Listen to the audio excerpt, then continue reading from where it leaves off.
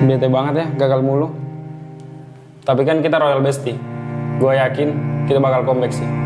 Terus kita bawa pulang Piala M Series deh. Enak lu kalau ngomong. Tim lu kemarin juara. Tim gua gagal MSC, MPL runner up 2 kali lagi.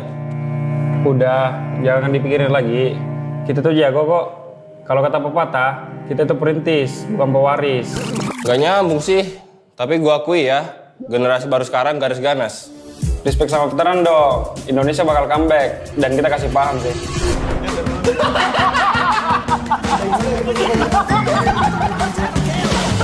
Kayaknya gue ganti nama jadi Rinetizi aja deh. Biar kayak kata Zi, buat jadi juara. Zima meta 2021. Lu kemana aja? Itu mah abang-abangan gue. Lihat aja, gue bakal jadi penerus kalau terus di tim Liquid. Tapi please, lepas Paniati. Sir, what's your command? Oh, what a play! Freestyle from Fabian. Pemanasan terlebih dahulu. Lolos playoff aja masih susah. Kegayaan menggantiin Kartizi. Iya nggak sih, Pe?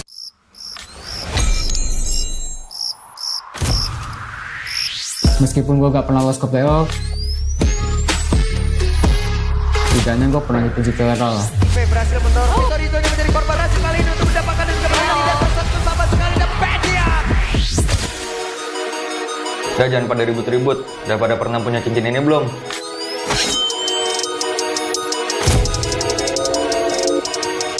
Misi dek. Gantian shift dulu ya. This is keyboard.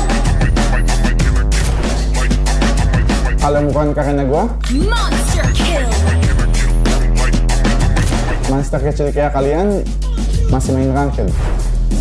Intinya satu, konsistensi. Tanpa itu, hilang tuh kayak mereka. Hah?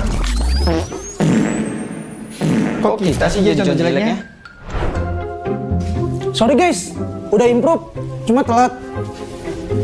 Sorry. Sorry kok, gue ngecewain lo lagi. Ah, bosen. Banyak mulu. Maniac! Sakti Hijume. Tapi sekarang kipan dari Shutdown. Oh my god. Maniac!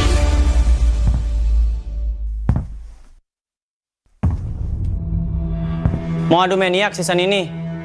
Pada saat daerahnya sendiri mereka bisa pisah. Tapi masih ada pergerakan di dan di mana diri yang dikeroyok. Namun untuk sekarang ada satu blessing Tuhan. You miss me? Tuhan belum kalah. Kita kasih paham bahwa era kita masih ada.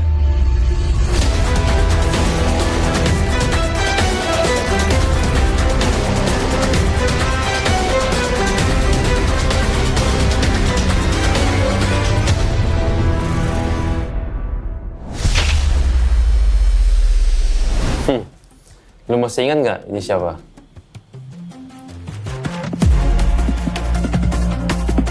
Boleh juga. Tapi lu tahu nggak di atas lu ada siapa?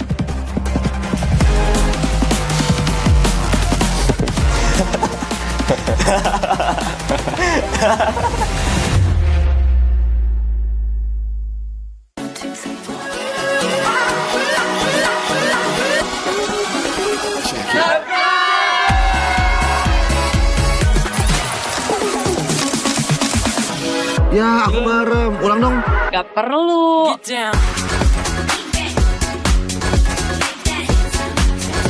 Guys, review.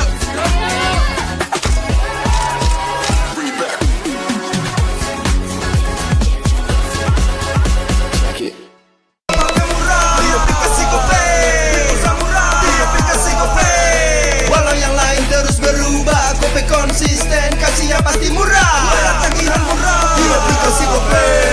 Transfer 100 kali per bulan. Download aplikasi Gope baru, nggak pakai lama. Dompet andalan gamers banyak damage-nya.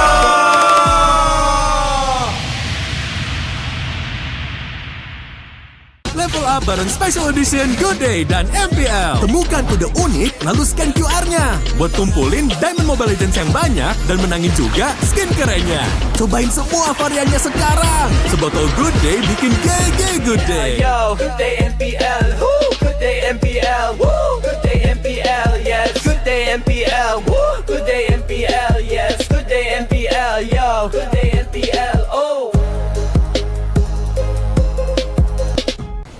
aku udah nonton. Fix, Hijin tuh jahat ke Minjun. Hijin kan emang gak mau pacaran sama Papamu, mamamu, biarkan mereka. Di granat! Boom! Ya, gue kena ghosting. Terus ditinggal nikah sama Hijin. Padahal mereka udah cium. Anak yang nakal. Saatnya kau dan aku. Pakai simpati buat nonton, musik, games, belajar, sampai belanja. Bisa pilih benefit sesuai keinginanmu. Tenang. Menang kalah, mabar bisa good time. Wah, good time Mobile Legends Bang Bang. Enak coklatnya, bikin semua bisa good time. Ini nih mainnya.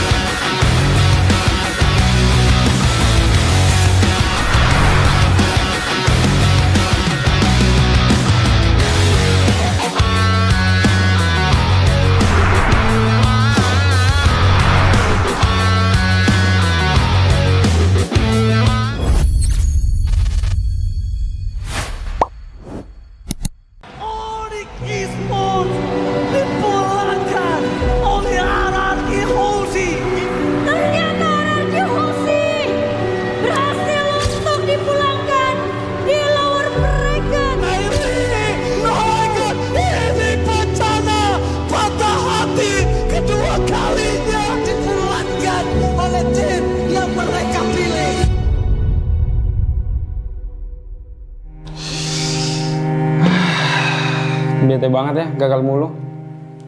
Tapi kan kita Royal Bestie. Gue yakin kita bakal comeback sih. Terus kita bawa pulang Piala M Series deh. Enak lu kalau ngomong. Tim lu kemarin juara. Tim gua gagal MSC, MPL runner up 2 kali lagi. Udah, jangan dipikirin lagi. Kita tuh jago kok. Kalau kata pepatah, kita tuh perintis, bukan pewaris. Gak nyambung sih. Tapi gua akui ya, generasi baru sekarang garis ganas. Respect sama veteran dong. Indonesia bakal comeback dan kita kasih paham sih.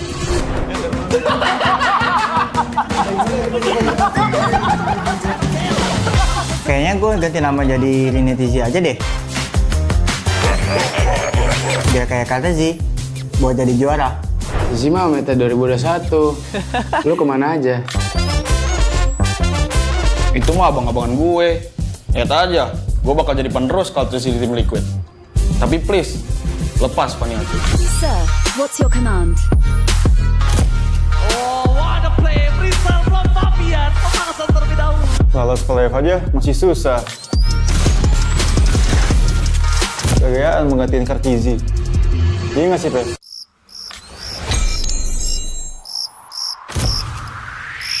Meskipun gue gak pernah lolos ke playoff, setidaknya gue pernah dipuji ke Eral lah. Berhasil mendorong Vitorino menjadi korban hasil kali ini untuk mendapatkan dan kembali di dasar satu sama sekali dan Pedia. Udah jangan pada ribut-ribut. Udah pada pernah punya cincin ini belum?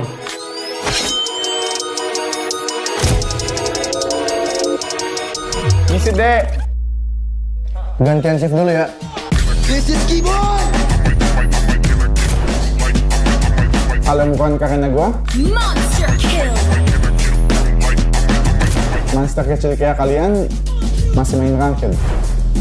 Intinya satu, konsistensi. Tanpa itu, hilang tuh kayak mereka. Hah? Kok kita sih jadi contoh jeleknya? Sorry guys, udah improve, cuma telat. Sorry. Sorry kok, gue ngecewain lo lagi. Ah, bosen. Banyak mulu. Maniac! Satu Juve, tapi sekarang lu kipan dari Shanja. Maniac!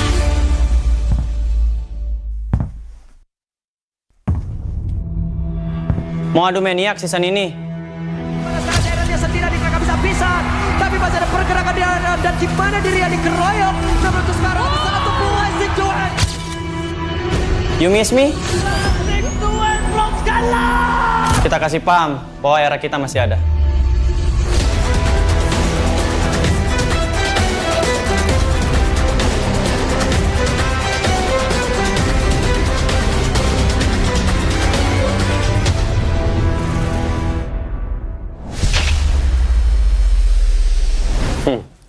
Lu masih ingat nggak ini siapa?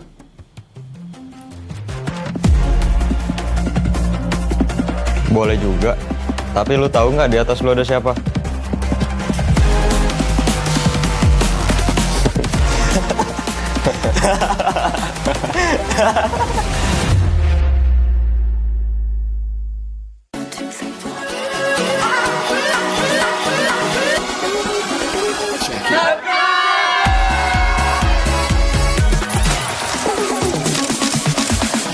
Ya, aku merem. Ulang dong. Gak perlu.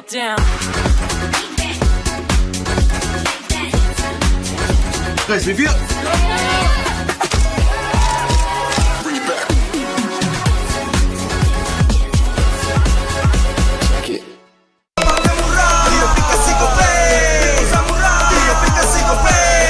Walau yang lain terus berubah, Gope konsisten, kasihnya pasti murah. Bayar tagihan murah di aplikasi Gope, gratis transfer 100 kali per bulan. Download aplikasi Gope baru, nggak pakai lama. Dompet andalan gamers banyak damage-nya.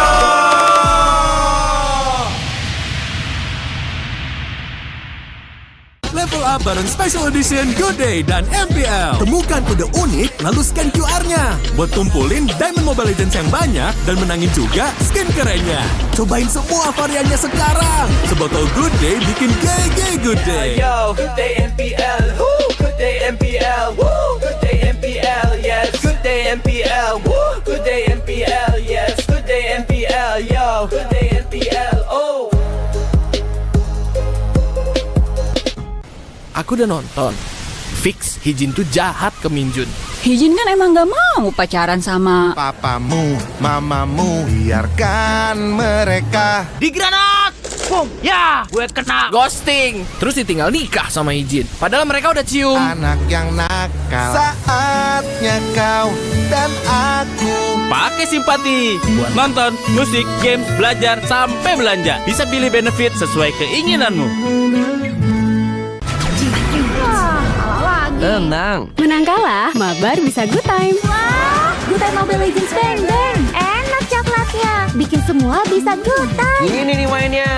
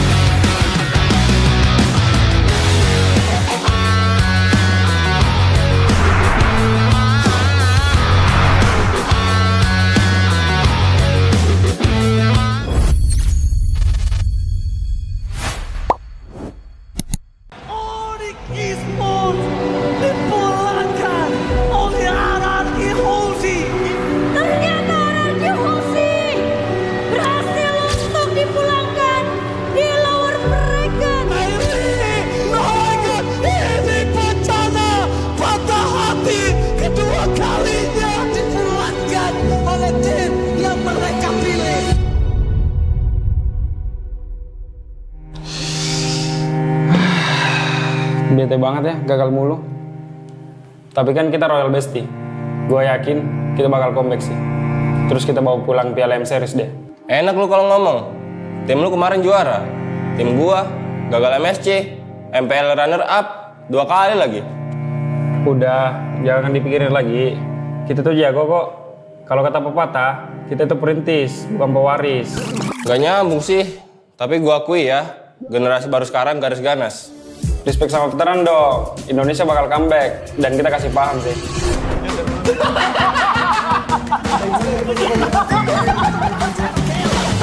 Kayaknya gue ganti nama jadi re-strategize aja deh. Biar kayak kata sih, buat jadi juara. Zi mah meta 2021. Lu kemana aja? Itu mah abang-abangan gue. Lihat aja, gue bakal jadi penerus kalau terus di tim Liquid. Tapi please, lepas Paniati. Sir, what's your command?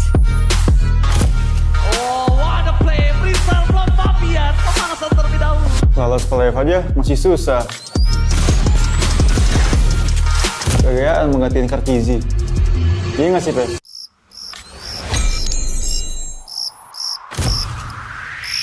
Meskipun gue gak pernah lolos ke playoff, setidaknya gue pernah dipuji ke RL. Berhasil mendorong Torito menjadi korban.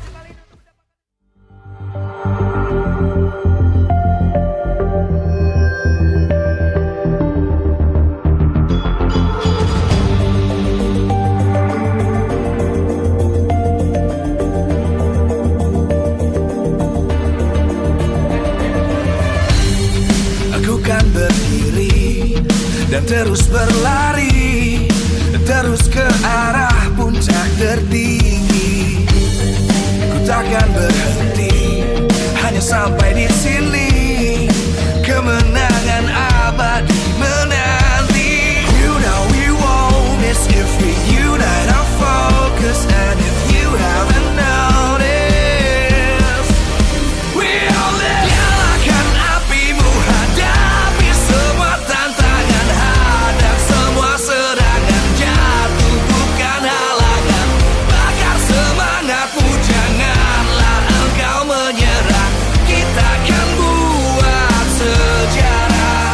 We all this, we won't miss. We all this, we won't miss. Saatnya beraksi, jalani ambisi. Aku kan menyawakan hari ini. You know we won't miss if we unite our focus. And if you haven't noticed, we all live. Nyalakan apimu, hadapi semua tantangan. Hadang semua serangan, jatuh bukan halangan. Bakar semangatmu, janganlah engkau menyerah. Kita akan buat sejarah. We all this, we won't miss. We all this, we won't miss. We all this.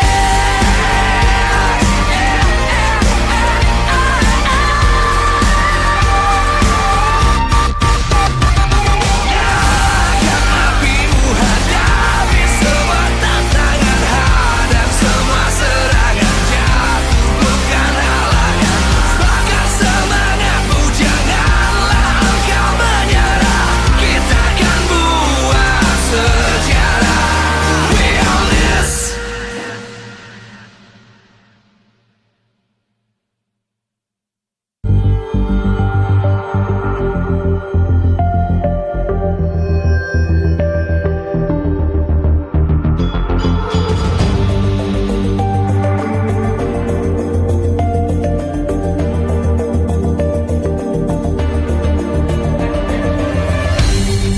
Aku kan berdiri dan terus berlari, terus ke arah puncak tertinggi. Ku takkan berhenti, hanya sampai di sini. Kemenangan abadi menanti. You know we won't miss if we unite our focus. And if you haven't noticed, we all live. Nyalakan apimu, hadapi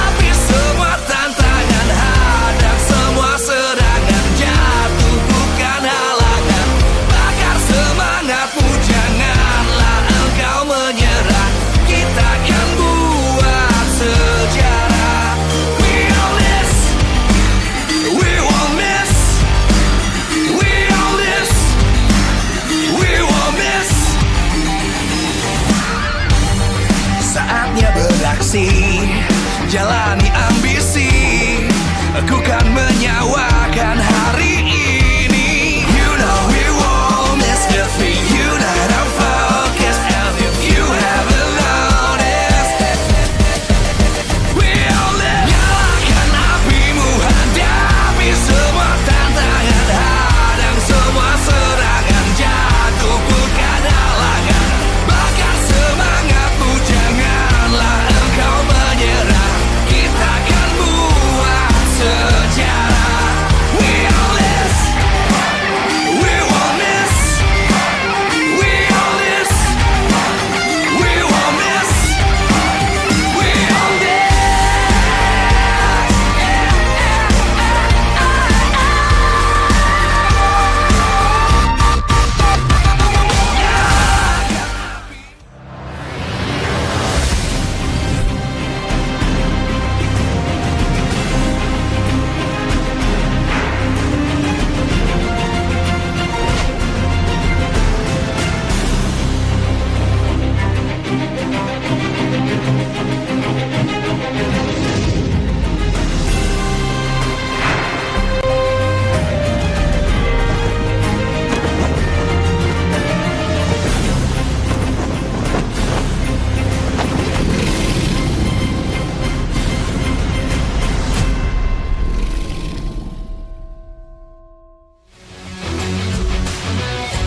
MPL Indonesia Season 16 is powered by Moonton. Supported by Esports Federation of Indonesia. Presented by official tournament smartphone, Samsung Galaxy. Official e-wallet, GoPay. Official coffee, Good Day. We own this.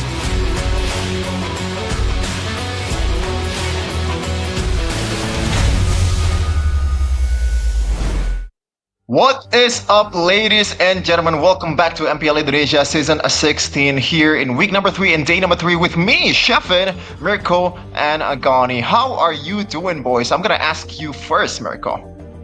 Hey, doing great. Again, BTR doing great as well. You know, unfortunately, some of the teams aren't doing too hot, but hey, that's the name of the game. You know, sometimes you have a really good week, sometimes you don't. And right now, BTR have a chance to prolong their win streak a bit longer, but they're up against pretty tough competition, something that we were talking about already, a very anticipated matchup in the XP lane. Ooh. Yeah, for sure. We've talked about this, right, Gani?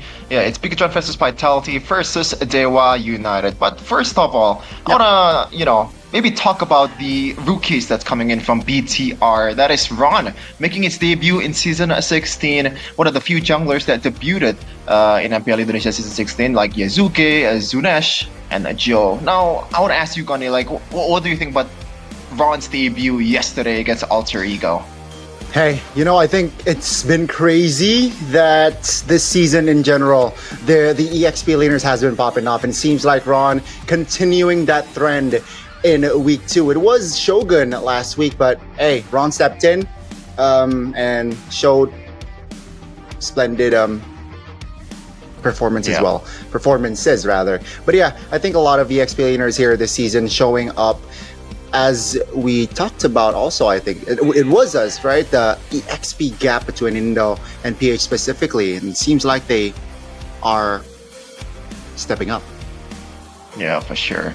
And hopefully everyone steps up in this week number 3 of MPL Indonesia Season 16. That is powered by Moonton, supported by PBSE, presented by official tournament smartphone, Samsung Galaxy, official e-wallet, GoPay, official coffee, Good Day, our partner in esports, Simpati, Dunia Games, GamesMax, and Good Time, our advertiser, Kacang Sukro, and Yoritos, our suppliers, Head and Shoulder, UBS Gold, Royal Guard, and also Imaginary.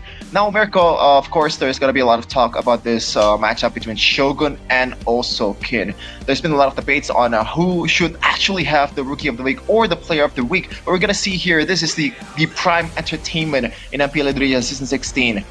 Battle between like the rookie EXP laner that's up and coming, I guess, for the future of MPL ID. Now, I want to ask you about their, how vital they are to their composition? Like, do you think Kin will be a much more vital player for Dewa United compared to Shogun that's a bit more complementary towards the team? Yeah, definitely. I think Kin is literally the main carry for the team. The main reason that Dewa has been able to get now a few wins under their belt has been through the XP dominance. Again, the XP lane winning it out, the XP lane also just rotating faster, the XP lane knowing how to zone, opening up positions for the rest of the team, and for Ray to get some solid red trees in. Meanwhile, yeah, I think it's kind of similar for BTR in a way. For the first few neutral objectives, they're very reliant on Shogun. If Shogun gets, you know, some of these big setter heroes, he'll be able to do, I would say, what all the other XPs have been doing, is including Nino on the Arlet, you know, open up and really take control of the neutral objective. But after that, yeah, BTR, they have many other ways to carry compared to Dewa, who are just very reliant on Kin making big plays. And we're going to see the Superfans pick here, though, from week number 3. And day number 3, RIQ actually leading in front despite them losing against Onyx. So there you go. The power of the kingdom is still very much strong in ID. But look at who's last, Gani. It's Dewa United. Not really big on the fandom, seems like. But hey, it can change. It can change, especially if they got a dub against Bigatron here. Perhaps it will shake things up. But Superfans pick leaderboard here. Similar. Very similar. Yeah, RRQ is still in the top 2, just like Onyx is right now leading the whole thing so far in this season 16. And Dewa United, just like the poll earlier, is still 1.55% in the last.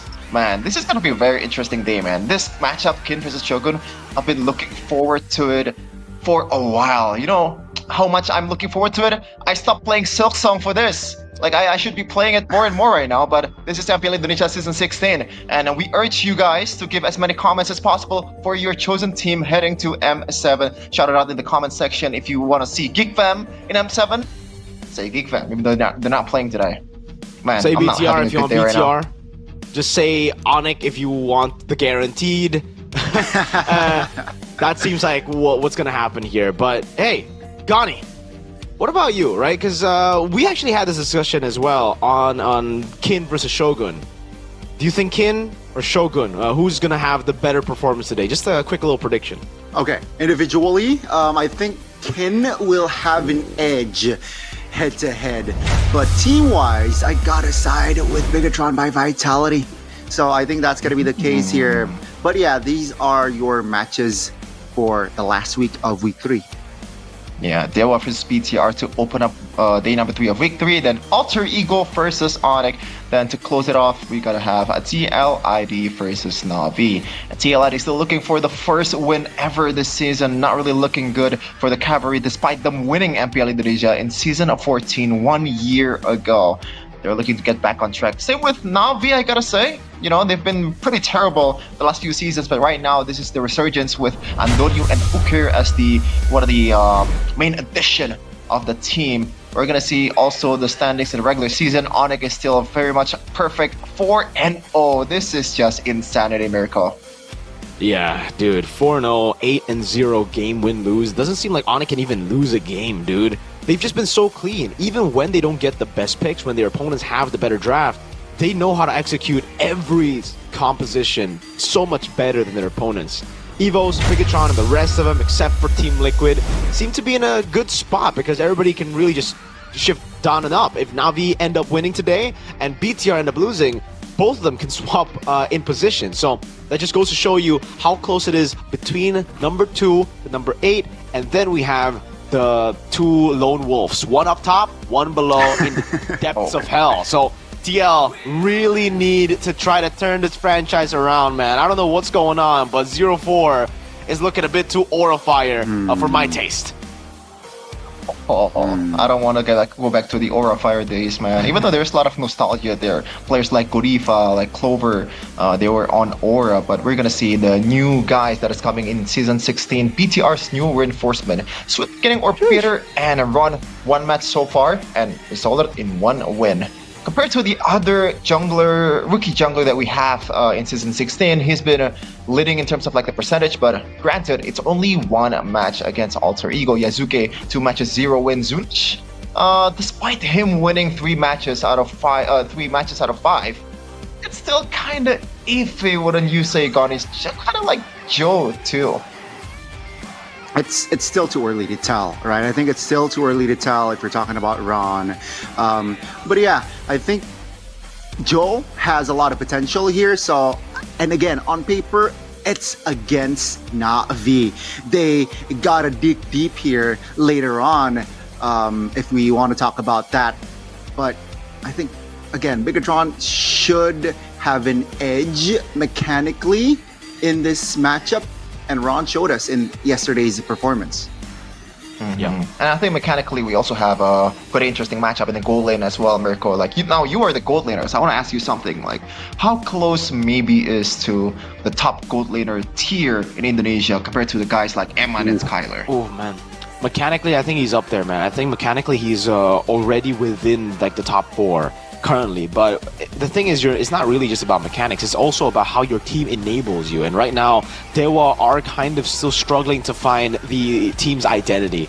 Are they a top-heavy team playing for the XP more? Are they still a bottom-heavy team? Because it seems like for the last 2 weeks, they've been cycling on that. Sometimes banking on the fact that maybe is a crazy Beatrix player, is phenomenal on that pick, and is trying, well, the whole team to play around it. But obviously it didn't work against Alter Ego. Then shifting again to playing for Kin after Kin's debut and actually finding a lot of success. I think this will halt maybe's progression in terms of how we see him in MPL ID for the MM category. But later on, if the team really needs him on these weak side picks, I think he can still shine. So it's just unfortunate for maybe because now he has to take a back seat and wait as maybe if the team goes to late game, then he can turn it up.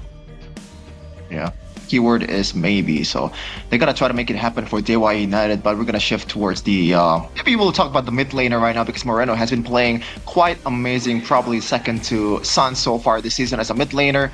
But against Octa, someone that brings up a lot of spice, a lot of variety in the mid lane. Let's see what he has to offer against Moreno. But Bigatron by Vitality, this is gonna be the lineup that they're gonna be fielding. It's Nile on the jungle. No more Ron, Shogun, Nile, Moreno, Finn, and also Eman.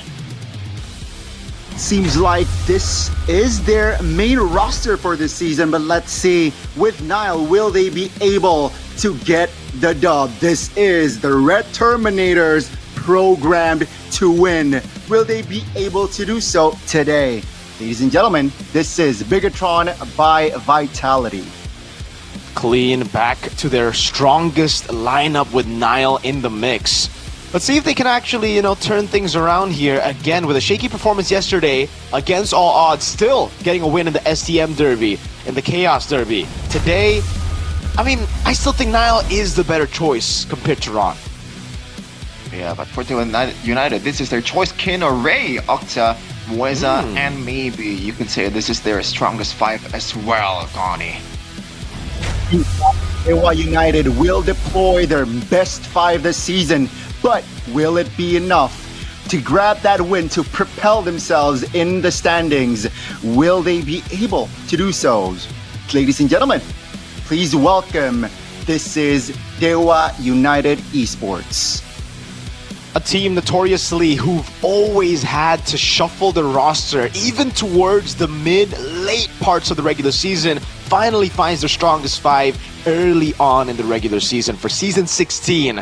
And Dewa, they're looking clean. With Kin, maybe these side laners are the future for this team, so they gotta really bank on them. Let's see the audience topic voting though. Dewa versus BTR, whose win streak will continue. Dewa continue to their dominance. Looks like it's actually not so far off from BTR extends their win streak. So Mirko, a lot of trust towards, I guess this is especially Kin here from the PH viewers. Yeah. Kin's really got a lot of these viewers thinking hard, and it does seem like, again, for Dewa, they can utilize him, right? A lot of times we see crazy players individually like Kin, and it's unfortunate because some of the teams just won't be able to fully utilize the player's maximum output. But in Dewa's case, they have been able to. Coach Wright, again, doing a phenomenal job after Kin's debut, and that will also help them. we got to remember that the draft right now is a big factor in how teams get a lot of wins in MPL Indonesia. So first pick, second pick, this is going to be a big contention point, especially against BTR. Yesterday, we saw in BTR vs Alter Ego in the Chaos Derby, it was heavily blue side. 100% win rate on blue. Whoever got blue ends up winning the game. So maybe a lot more trying to just start off the draft as good as you can with the first pick. But we're going to see. The first pick is going to be on Dewa United. BTR, so on the away team, will have the second pick. Same with their color. That's what they have in their store here. Gotta be honest with you, yesterday it was with Ron though. So is it gonna be the same with Niall being on that red, right? Seems like you mentioned it, Mirko, they prefer the blue. Will it change here? Yeah, it seems like Dewa United will open things up for that draft here. 1-1 and Moscow. And again, as expected in a way, they know how big the matchup is going to be in the gold lane. They know that BTR have relied heavily on Eman in the past, and they're trying to take it out of BTR instantly, but BTR have the same response. They think it's just Kin on the other side. Well, it is the two Filipinos, man. Yeah, they're just giving each other's stars a hard time here, and also the Jushin band to close it up for Coach right here. For Coach Bam, there's still a lot of heroes off on the table. They can ban something like a Baksha here, or maybe a Lancelot, and Yi Sun Shin is still up in the air for them. Let's see what they have in their mind here. But yeah, interestingly enough, Mirko, Granger, one of the Eman's signature heroes, has not been doing too good in this patch, or maybe just Eman and Bigatron themselves not really playing it to the best of their abilities. Do you know why that is? Especially that Eman is very notoriously known for the Granger. Oh, I think it's just because of how much dive the compositions in today's meta have. Again, the Fanny just gets picked up instantly there, so makes a lot of sense why they banned the Moskov. It's not only a good pick for Eman, but it's a counter pick to the Fanny too. And now BTR will have to make some drastic moves. Do they go for the ban? Or sorry, do they go for the pick on the Badang early? Or do they risk not having it? Lancelot obviously going to be the take here in the jungle after seeing the Fanny. But it's a Phoveus take instead of the Badang early here. So a possible Kalea still for BTR for that red 3 pick. Dewa, though, have a chance to snatch it away or to pick up Gatot Kacha that does well against both Phoveus and Kalea. A great anticipation pick as well, right? With the Gatot Kacha, it just denies a lot of potential picks from the side of Bigatron by Vitality. So I think Gatot Kacha is a good pick, but hey, this Fanny, man, it sometimes, especially in this patch, if you don't get that snowball, it's just such a risky pick, and seems like they will balance things out, right? If we don't get the early, if the Fanny gets too much pressure, at least we have a Harith that can go online after 2-3 items and perhaps equalize on the economy and on the map.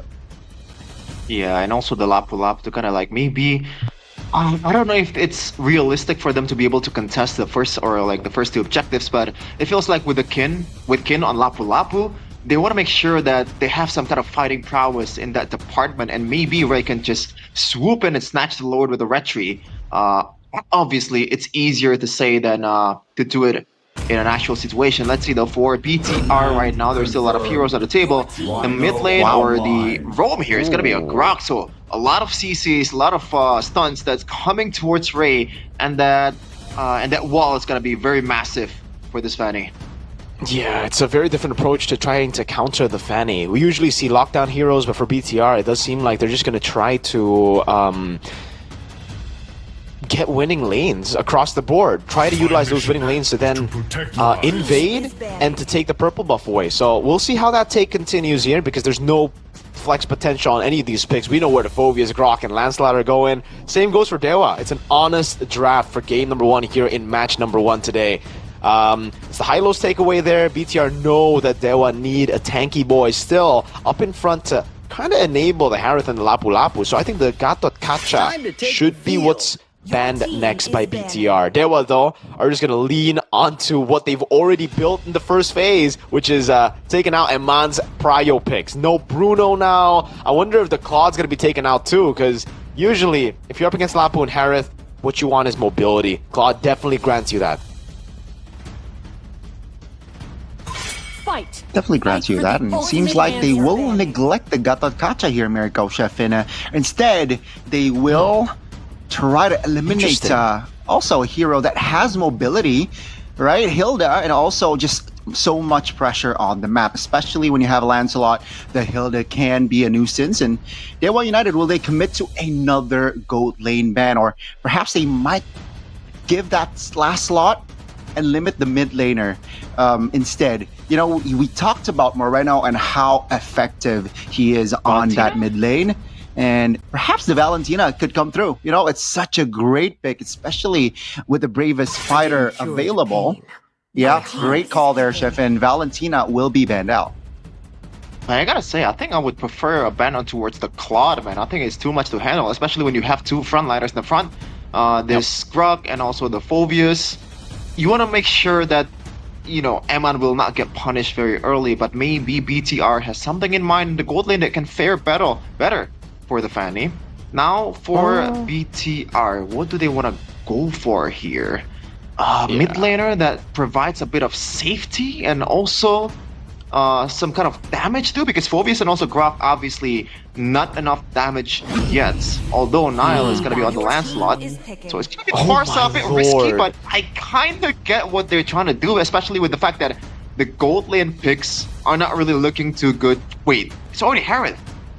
Yeah, this is a gamble by BTR. Again, like, it's good against the Harith, but you have to take into account the fact that Dewa have a Fanny already, right? So the Farsa is going to struggle. And it's not just a Fanny, it's Kin and Lapu Lapu. A lot of punish coming his way if he doesn't position well, or if the team doesn't get the snowball early. That's what BTR are planning for right now. They're trying to out-execute Dewa United.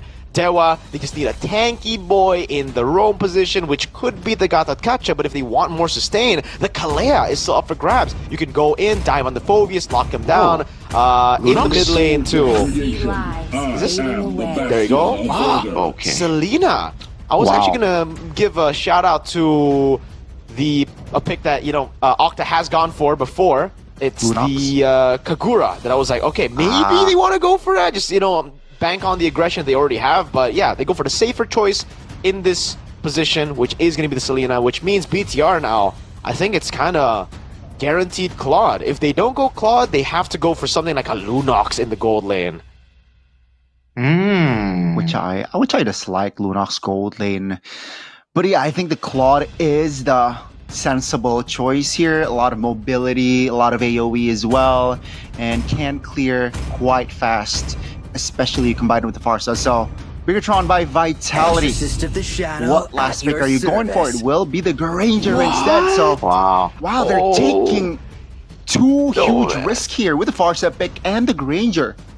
Okay, what they're looking for is a pure snowball here. Chef and Gani, we're looking at a possible snowball for BTR or a cooked situation for BTR. Hey, you could also argue the same with Dewa United, especially with they have a Fanny and also the Selena that kind of relies on the early game situation, how they can pressure BTR out of their own jungle. But let's see though, what the statistic has to say. It looks like the favors Dewa by a landslide.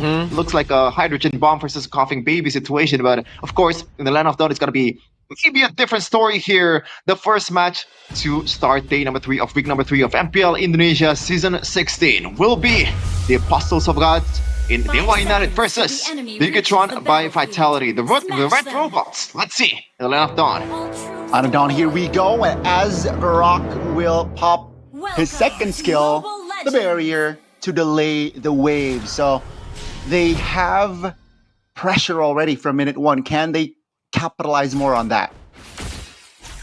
Let's see. The matchup as well is definitely going to be interesting here. 2 rookies, Shogun versus Kin.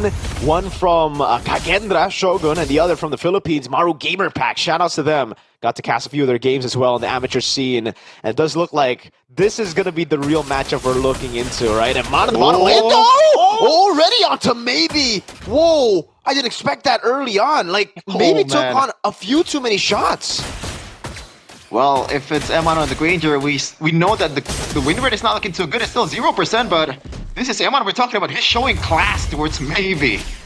So pull yourself together for Moreno. That's the safety in the Farsa. He knows that he's going to be ganked a lot of times. Oh man, that's scary. All right. for the rest, man, Grok, a lot of movement speed plus the concussive blast. So really about winning in the lane, rotating early. So what I'm surprised about is the fact that Shogun didn't go for concussive blast. I thought it would just be pure river control with the shoves in lane, but he's gone for Brave Smite, which means he will be going for the safer option later on in the team fights as Ray tries to look for an angle here. Knows Moreno doesn't have flick. Yeah, it seems like he will try to be a threat here in the mid lane. Wings by Wings pop, so that's also info and resource. Ray jumps in again, doesn't really find an angle, so he will not force it just yet. Turtle will be up soon. Yeah, a lot of respect from Ray towards the potential stun that's coming in towards from this Grok, man, and also the wall as well. You can see there, very, very dangerous even in level number 3. But level 4 is gonna be huge because that AoE ultimate that's coming in from the Grok will be very vital for them. Same goes though for Dewa United. They're gonna have some big AoE tools too. Kin mainly. Put your eyes on him with Moreno not having flicker. That's an easy target to go for Kin. So we'll have to wait on this. Moreno does get level 4 and Eman looking like to actually rotating. Uh-oh, that's going to the cables. Feather Air Strike pop, but Pin will be taken down. And both roamers going down. Shogun no flicker and he will fall. That's the pressure that Dewa United can bring to the table. 3 members off the board before touching the turtle.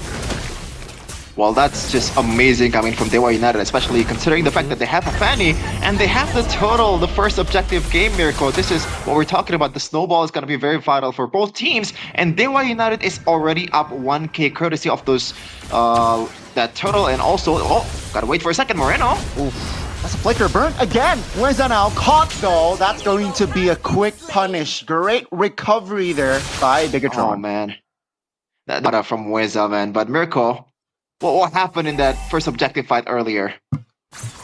Yeah, they were very, very decisive with it. They went in. They knew that BTR would have the advantage if they will let BTR go in first. Again, with all these CC tools, with the damage burst coming in with Moreno on the side, they really just have to make a move first before BTR can react, and that's what happened. Shogun, Finn couldn't handle the damage that was just placed on him with those big ultimates. Again, Kin on the bravest fighter as well, doing a whole lot of work as BTR will look to climb back. And yeah, as Gandhi mentioned, great recovery. That should have been real bad for BTR in the early game, losing out like that on the turtle and getting Nile down, so many of these Prio members down. If it was just Shogun and Finn, it's fine. But Nile got a kill, so he's back on track. Doesn't look like he's too behind. Ray? Careful, it's a 1v1, Nile taking a lot of damage. That's the first damage that Fanny can bring to the table. Almost got there with the wall, but Ray was able to get the orange and escape. Uh-oh. Interesting AOG, but that will lock Eman down under his own turret. The 4-man dive claims a life. Great. It really was interesting, Bonnie, man. Especially, I was just like, huh? What would you... So maybe like he was just trying to check where Eman is, but apparently he was still inside the turret, but it worked out anyway, Kendo. So 1v1, it's gonna be 1v2, 1v3, Moreno coming. They want the kill, they desperately want. Feather Air Strike popped, everything popped. It seems like they will get the trade, the gold laner for the EXP, but take a look at the jungle here, right? Ray and Maybe looking to cause more problems as the turtle is up. Good hold by Mueza there. Yeah, great gank by BTR. Was able to bait out the flicker too. You can definitely see those mechanics on Kin. He did get taken out, but those little moves to try to get away, the flicker out too. They've actually bought enough time, Dewa, to try to contest this time with Kin. But remember, no flicker on Kin means that it's going to be quite a big struggle for him to get close to Moreno and Eman, who are the 2 main components that BTR needs to keep alive in the big team fight coming in. Eman maybe he's still in the bottom lane, Gani, but BTR, they're 5-man strong right now. They are committing with 5 men. Oh, Mueza caught in the tectonic charge. That's going to be Mueza deleted. Turtle taken by Nile. It seems like they want this fight. Finn isolated in front, still able to get out with the Freezer Spider. Oh, Fanny jumps in. Ray looking to cross problems as Moreno was caught. No mid laner as Shogun wasn't able to escape, and Nile looking to find a kill, and he will find Kin in the mid lane. Octa very low as Eman was able to give out damage, but not enough. So it's still, I feel like a Dewa win, slightly. Oh man, I'm not sure about that. What do you think, Mirko? Oh, Eman might be in trouble, Ray. There you go. That should seal the deal. Oh, Eman going down. Finn isolated. Ray enough damage. Oh, still able to escape though. The Garok, but maybe will claim a structure. The first structure to go down in this game. Definitely see the holes in the game of BTR, man.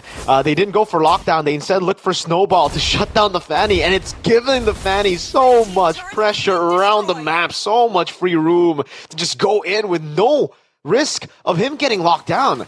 Yeah, that win, I think that teamfight win was for Dewa. BTR were able to stabilize though, and that was pretty solid. And then the nail in the coffin came in with Ray getting the kill on Eman. Really for BTR, again, I have to emphasize this and repeat what I said before the mutual objective battle. Eman and Moreno need to stay alive. These two guys need to keep on farming up, because if they want to have a chance against the Fanny later on, they're going to have late game damage. Right now, Peel, oh, hold up, Mueza. I don't think they should fight here. Finn, very low tectonic charge with the Purify in response. Maybe causing problems in the mid lane. That's the OOG locking Shogun down. Dewa United finding all angles to win the fight. And Naya, oh my goodness! Ooh, almost there, claiming Ray's life, but Ray was too slick with it. Yeah, that's a clincher for sure, but right now, Dewa United, they're up one member or two members here coming into the total, but it's Nile on the last one we're talking about here. Can Ray get this one? Or maybe Nile will steal it. Let's see, Nile very low. Will claim the turtle, but in the Mac line, it's going to be Ray. Stuck, trying to cause problems, but seems like no casualties from that fight. No, I might be wrong, Nile. Looking to find a kill. Mueza is going to go down first. Bigatron, will they pursue more? Bottom side, seems like they will rotate towards that lane. And that's going to be the Titanic Charge. Locking may be down. Ray almost isolated. Infernal Pursuit wasn't able to really connect. And that will be the equalizer. Technically, in the bottom side, Tier 1 taken down. Nile is a Chad, dude. Well played. This is the positive side of Nile's gameplay. You know, a lot of times when he's behind, you would actually just see these moves and you'll be like, man, why is he making these moves? But sometimes it just comes in so clutch. And BTR, the goal deficit for them that was looking real bad, looking to build for Dewa United, completely gone. I would say almost single-handedly by Nile. This guy, when it comes in, when it's needed, he's always so clutch. BTR now looking to extend their lead as Dewa are the ones forced back with the purple buff here. Going to be contested. Yeah, 4 members already around that purple buff. Will it get the purple buff with the retribution? Shogun now taking a lot of heat, taking a lot of damage. Will flicker away. And their airstrike to Toronto zone. That's a taunt. Big one. Finn flickers out. Ray jumps in, finds the kill. Shogun goes down as well, as that's a quick double from Ray. Blue buff or a purple buff is just a bonus for Ray, but Nile, he wasn't for it. Oh, what? Nile finds the angle and will find the kill. It's still 4-1, but wow, what a play from Nile. This Nile kid is ridiculous. Yeah. Uh-oh. Be careful. Uh-oh, no flicker there. Quickly punished by Ray. Seems like it's just a jungler showdown. Jungler, you got a kill. Nile gets a kill. Nile now isolated though. Try to juke. Will he be able to escape? No, not this time. Octa claims the shutdown. Big shutdown over to Octa. 4-0-6, by the way. So, man's been doing work. It hasn't been looking like it, but it's just the small traps he's been able to provide. Good arrows around as well to really just poke BTR down before the fight even starts. And it does look like with Nile down, Dewa want to try to blitz this, but they got to be careful. Even without Nile, it's a 4v4. Kin was taken out earlier. BTR looking to hold this one. It really comes down to Ray now. I think he has to wait for the purple buff, but nope, they're going to go for the blitz. Let's see. Shaman Force popped already. Committed under the Lord. That's going to be the Feather Airstrike trying to steal the Lord, but no, Ray too clutch with it. That's maybe though. Almost taken down, but that's going to be Mueza. Falling for Saman, very low. Still able to juke, but Ray, great cancellation! Oh my god! Shogun providing the right tools to peel, and he survives. That's going to be Kin isolated. 2 members of Dewa falling. So they got the Lord, but they lost 2. Yeah, they lost the purple buff as well, so Is this even a W for Dewa United and Isle though? Too clean with it. Really too clean with it. It was a win for BTR. Niall! Oh, no! Oh my goodness! Under the turret! And wow! Style points for Niall in this game. Do I even have to talk? I mean, what could I analyze about that? Niall just went ham. There was no real reason for them to go for it. They already had the win. Most of the members of Dewa had to fall back, but he made the play, and now it's Mueza. Okay, who has to take a chill pill? Oh man, I don't know where to start. Would love to see a replay there because not only did Niall do so well, the team fight. Oh man, another fight. Okay, I'm gonna hold on this. And man, what a phenomenal fight he had earlier up top as well, saving the flicker for so long, despite Octa already being on him, and then utilizing it to flicker towards the team, towards safety, and towards a place where even if he gets picked off, there will be a certified, a guaranteed trade. With Octa being on 4-0, it would have actually been worth it if it would be a trade there. But again, BTR are really just playing on their mechanics, banking on their mechanics. Oh my goodness, the Amman gold lead is actually insane. It gets maybe 2k. Wow, and that's wild. pretty much the tipping point for BTR's economy. They're up only like 1.2k, and 2k of them like is Amman. Oh my goodness, the damage, the angle. It was perfect for Moreno. Bullseye. Great though. Oh, very cheeky here. Finds the purple with the retribution. Now caught lacking there, but on the purple, it's gonna be two members of the Bigatron very low. Finn taken down. Shogun very low. That's Moiza though. Falling should be. Kin? Mon finds the kill on that Sky Piercer. Kin has no flicker, but will be able to dodge. Ray finds the connection, but Mon shuts him down. Niall, is this too greedy from Niall? Great call there to back away. 30 seconds on the clock for the Lord. Amon, this might be a solo! Amon shuts Octa down as he will claim the extra Sky Piercer points. Man, they're not beating the Brawl Silver allegations, and I don't care if we have this. Like, let's go for it, baby. Hey, Brawl server or not, you have to give him props, man. This is entertaining. This is some real good MLBB for us to watch. 3,000 gold lead, Octa down, Ray down, Kin still trying to force it out. Now be careful. 4 members on the Lord's Crit. Moreno trying to rotate towards that side. Kin. Shaman Force already popped. That's gonna be Kin. Trying to give pressure onto Amon and finds it. Shogun going down. Amon loses immortality. Kin buying time as that will be Ray taking the Lord. Niall failing on that take. That's going to be the Feather Airstrike committed. Oh, goodness, Ray very low and will go down through the lethal ignition. Mueza now, no skills on his kit. Will he be able to escape? That's to conceal everything, trying to escape. It's the same story. Dewa United getting the Lord, but they lose on the fight. Hold up. Octa. I don't think this is the right call. Shaman Force popped. And that will be it. Bigatron still able to find the team fight. Yeah, and that's the same story from what happened in the first objective or the Lord, man. Dewa United seems to get the Lord, but in terms of like the team fight, BTR has been dominating Mirko. The windows that Dewa United has to work with is super, super small, and have to make it work with the Spanny. Oh my goodness, maybe! Isolated there! The setup, the pick-off potential there was utilized. Bigatron by Vitality, man, connecting. Dude, okay, where do I start? Which question do I answer first? Seems like every time there's a question thrown, there's like a billion more before I could answer it. Real-time victory rate here, and again, all right, let's go back, slow it down, real slow. Okay, Lord, right? Let's talk about it. Tier 2 gonna be taken. All right, you know what? Never mind. Let's just give Gani the place to play-by-play. Shogun under the turret. Barrier, tectonic charge. Landing on towards 1, but Kin looking to cause problems in the back. Enough peel though, and Kin will be taken down surely. That's a stun! Kin will not be able to escape this time as Mueza was isolated as well. 2 members, the tanky boys from Dewa, eliminated. Sheffin, I don't think I need to talk right now, man. They're not trying to let the analysts talk at all, man. And they're still sieging right now in the mid lane. They will continue to apply pressure. Nile now looking for an angle.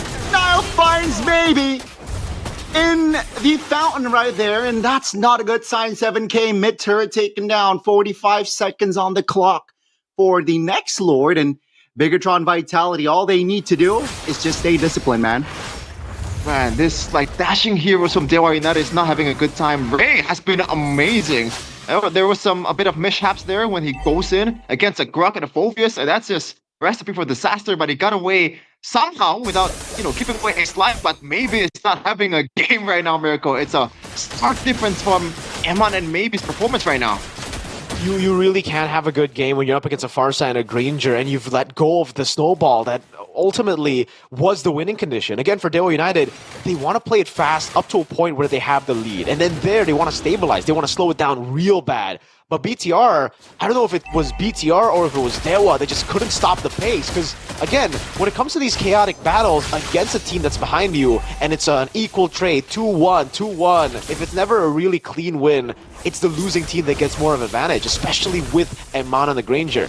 This was possibly the angle that Bomb and Airpound saw when they picked up the Granger. They possibly, I think, man, every time, whoa! I don't even know when to throw the Gani right now. It's just, okay, BTR. That's what Bam and Airpound saw in the drafts. I think they kind of predicted that Dewa would be very messy as we get into the mid to late game. That's why they picked the Granger, knowing that Eman would get a lot of Sky Piercer stacks. Ray! Wait, he wants him on. That's gonna be him on. Oh, flickering out of danger, but Ray. No way. Wasn't able to connect on that secure kill. Just a flicker to survive, and that will be all. What the heck? Man, he was like, buys the Rose Gold, dude. Energy away. What? I feel like I'm cheated of a kill if I were Ray right now. Kin. Nile's trying to read it. That's Kin. Spotted by Nile. Nile looking to cause problems perhaps here. Skin will back away. Bigatron with 5 here. Also Dewa around the Lord. Bottom side, it's favoring Bigatron. So I think they can take their time here in this Lord push. Yeah, they'll definitely try to take their time. Again, for BTR, this is a time for them to slow things down. They've been really just all-inning every single team fight. And it shows. Now they have the lead. Ray's in the bottom lane. He finally shows on the map, and BTR have an angle to attack. But Dewa are playing this Lord dance really well too. They have held down on the Lord, not giving BTR a chance to actually commit to it. Uh-oh, that's gonna be Quinn rather committed and will lose his life now with a man up. Bigatron by Vitality looking to have more control. Ray is in the vicinity though. Looking for a possible angle. That's a AOG. On towards Eman. No flicker by Eman, remember. But not enough damage as Mueza will fall. 5v4 no, 3v4 now. As Shogun wasn't able to escape that time around. Lord still up. Ladies and gentlemen, mind you, this is the Evolved Lord. Man, no matter what happens, Eman is always performing, man. That 2 times by now, Mirko, the immortality by knowing that he is almost certainly is gonna die, and he didn't even end up giving away his immortality at a time. Yeah, I don't know what he sold though to buy the immortality. It might have been a core item there to just stay alive in the fight, knowing that he kind of needs to be in the fight. He actually ends up selling it again. Oh, no, I think this time he sold boots for the War Axe. Uh-oh, gotta be careful here. Below 50% HP on that Lord. Coming for a spot, Feather Airstrike as well. That's gonna be Kim jumping in, but Niall claims a retribution. Will lose his life in the process though, as Finn is very low and Ray finds a quick 1-2. That's gonna be up to flickering out, but Eman really wants that kill, and he will and should find 2. A quick 1-2 by Ray and Eman with the Lord. Bigatron by Vitality has an angle to end game 1. They do. They have Eman. They have 2 frontliners. They might want to delay here with Nile and Moreno up about 20 seconds, but do they even want to delay? It's only Ray, Mueza, and also maybe Mueza though. Mueza from the flanks. Mueza doesn't really connect with the taunt. That's a great peel, but maybe does enough burst damage to shut Eman down. That's gonna be Shogun isolated now, just trying to hold on. Will not be able to, as maybe again claims his life. Oh wow, Dewa United, what composure on that defense. Ray is absolutely mesmerizing. This is against Phobius, against composition you're not supposed to do. Wow, and you're still right now.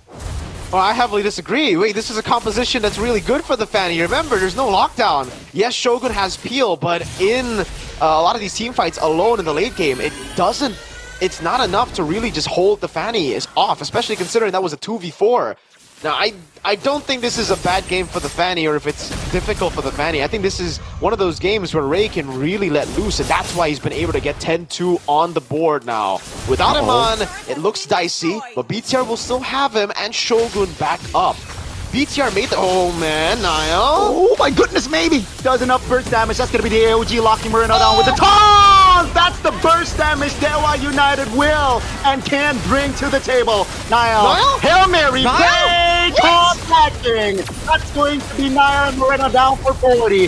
Now, Bigatron just with 3. Will they be able to defend him under the turret? Will be able to take a couple of turret shots. But again, the situation completely 180 now. Oh, Niall, man. To quote again, Genaro Katuso, Mirko, sometimes maybe good, sometimes maybe subpar, and that was less than subpar from Niall. He should have just backed off, knowing that he has little HP to work with. Hey, those are the margins he plays with every single time. Whether he's ahead, whether he's behind, he'll always try to make the clutch play, and sometimes it gets him back in the game, sometimes not. Look at the way in the bottom lane, though. They were deciding to let this one go in the bottom lane, giving it all to the Lord. I think they will get it. No angles from Bigatron to contest, and again, Evolved Lord now, not for Bigatron by Vitality like a couple of minutes ago. It will be for Dewa United. Will it be enough for Dewa United to close this one out, though? Guys, 23 minutes in, and we have a total of 50 kills. That's crazy. This is just MPL ID at its purest form. But Mirko, is there anything that we should look out for the items? No boots for Iman. He sold it. He bought the War Axe. That was what we saw earlier. He actually sells the Winter Crown and goes full glass cannon too. Wow. And trusting the rest of the team to peel for him instead of having an item. For the other side though, concentrated energy with the Oracle too. This is peak Harith late game coming into the 23rd minute of the game with an Evolved Lord. Everyone's fully itemized. There's really not much to talk about, and it just comes down to how Dewa United strategize around this Lord. Do they go for the one straight push in the bottom lane? Do they try to manage the waves? Is the big question here, because BTR have many ways to deal with the side lanes just through Niall always being there.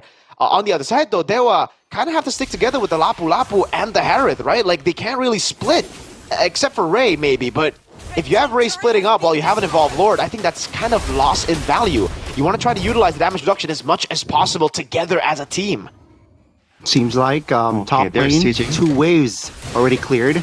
Now, they will sacrifice their inhibitor turret in the bottom side. Bigatron now trying to take care of that Lord with Feather Airstrike. AOG though, trying to lock in. Perhaps that's, oh my goodness, the break damage! Where's that going down alongside now? That's a 4v4 now on the map. Lord taken care of, but Dewa United will not be able to claim more structures, I believe. Bigatron, will they defend the mid? That's going to be the big question here. It seems like they will. So they will just lose out on the bottom base turret. And that's not bad, considering that's the Lord Evolved marching earlier. Yeah. This is building up towards a 30-minute game. I feel like, Miko, the amount of high ground defense that BTR has is immeasurable with the Farsa and also the Granger. And I feel like for Dewa United, unless you land a good AOG from Mueza, it's super hard to crack this defense coming from BTR because they kind of lack range. Agreed. Now it just really has to be between the two teams as how they utilize the waves in the bottom lane. Because for both of them, they've lost the base turret. Now it's up to them to form up these slow pushes again. It's not an auto for BTR anymore. Niall is down though for another 4 seconds, and that's why Dewa are just gonna go all in, even with the Bond Force. Gotta be careful here. Finn taking a lot of heat. That's a flicker below 50% HP reset, as well. Though. That's a reset. Coming in with a conceal now. Will they be able to find the angle? Bigatron by Vitality trying to claim the river. That's going to be the stun. The Winter Crown popped. That's going to be the damage though. Moreno bought the immortality. Can take them down. Dewa United now with maybe will have enough firepower. That mix profile is insane. As Shogun and Ken, both the XP laners off the board. Will they go for more? Finn very low. Amon now connecting again. Mueza. Below 50%. That's going to be the winner crown, but Ray now jumps in, looking to cause problems. That's a stun towards Moreno, but Niall finds an angle to kill Mueza. Amon has immortality. Moreno flickers out of danger. Maybe now. Very much healthy. And will find the solo. That's going to be Moreno trying to deal damage. That's a stun on towards maybe, and will be enough to take him down. 2 members, respectively, left to fight.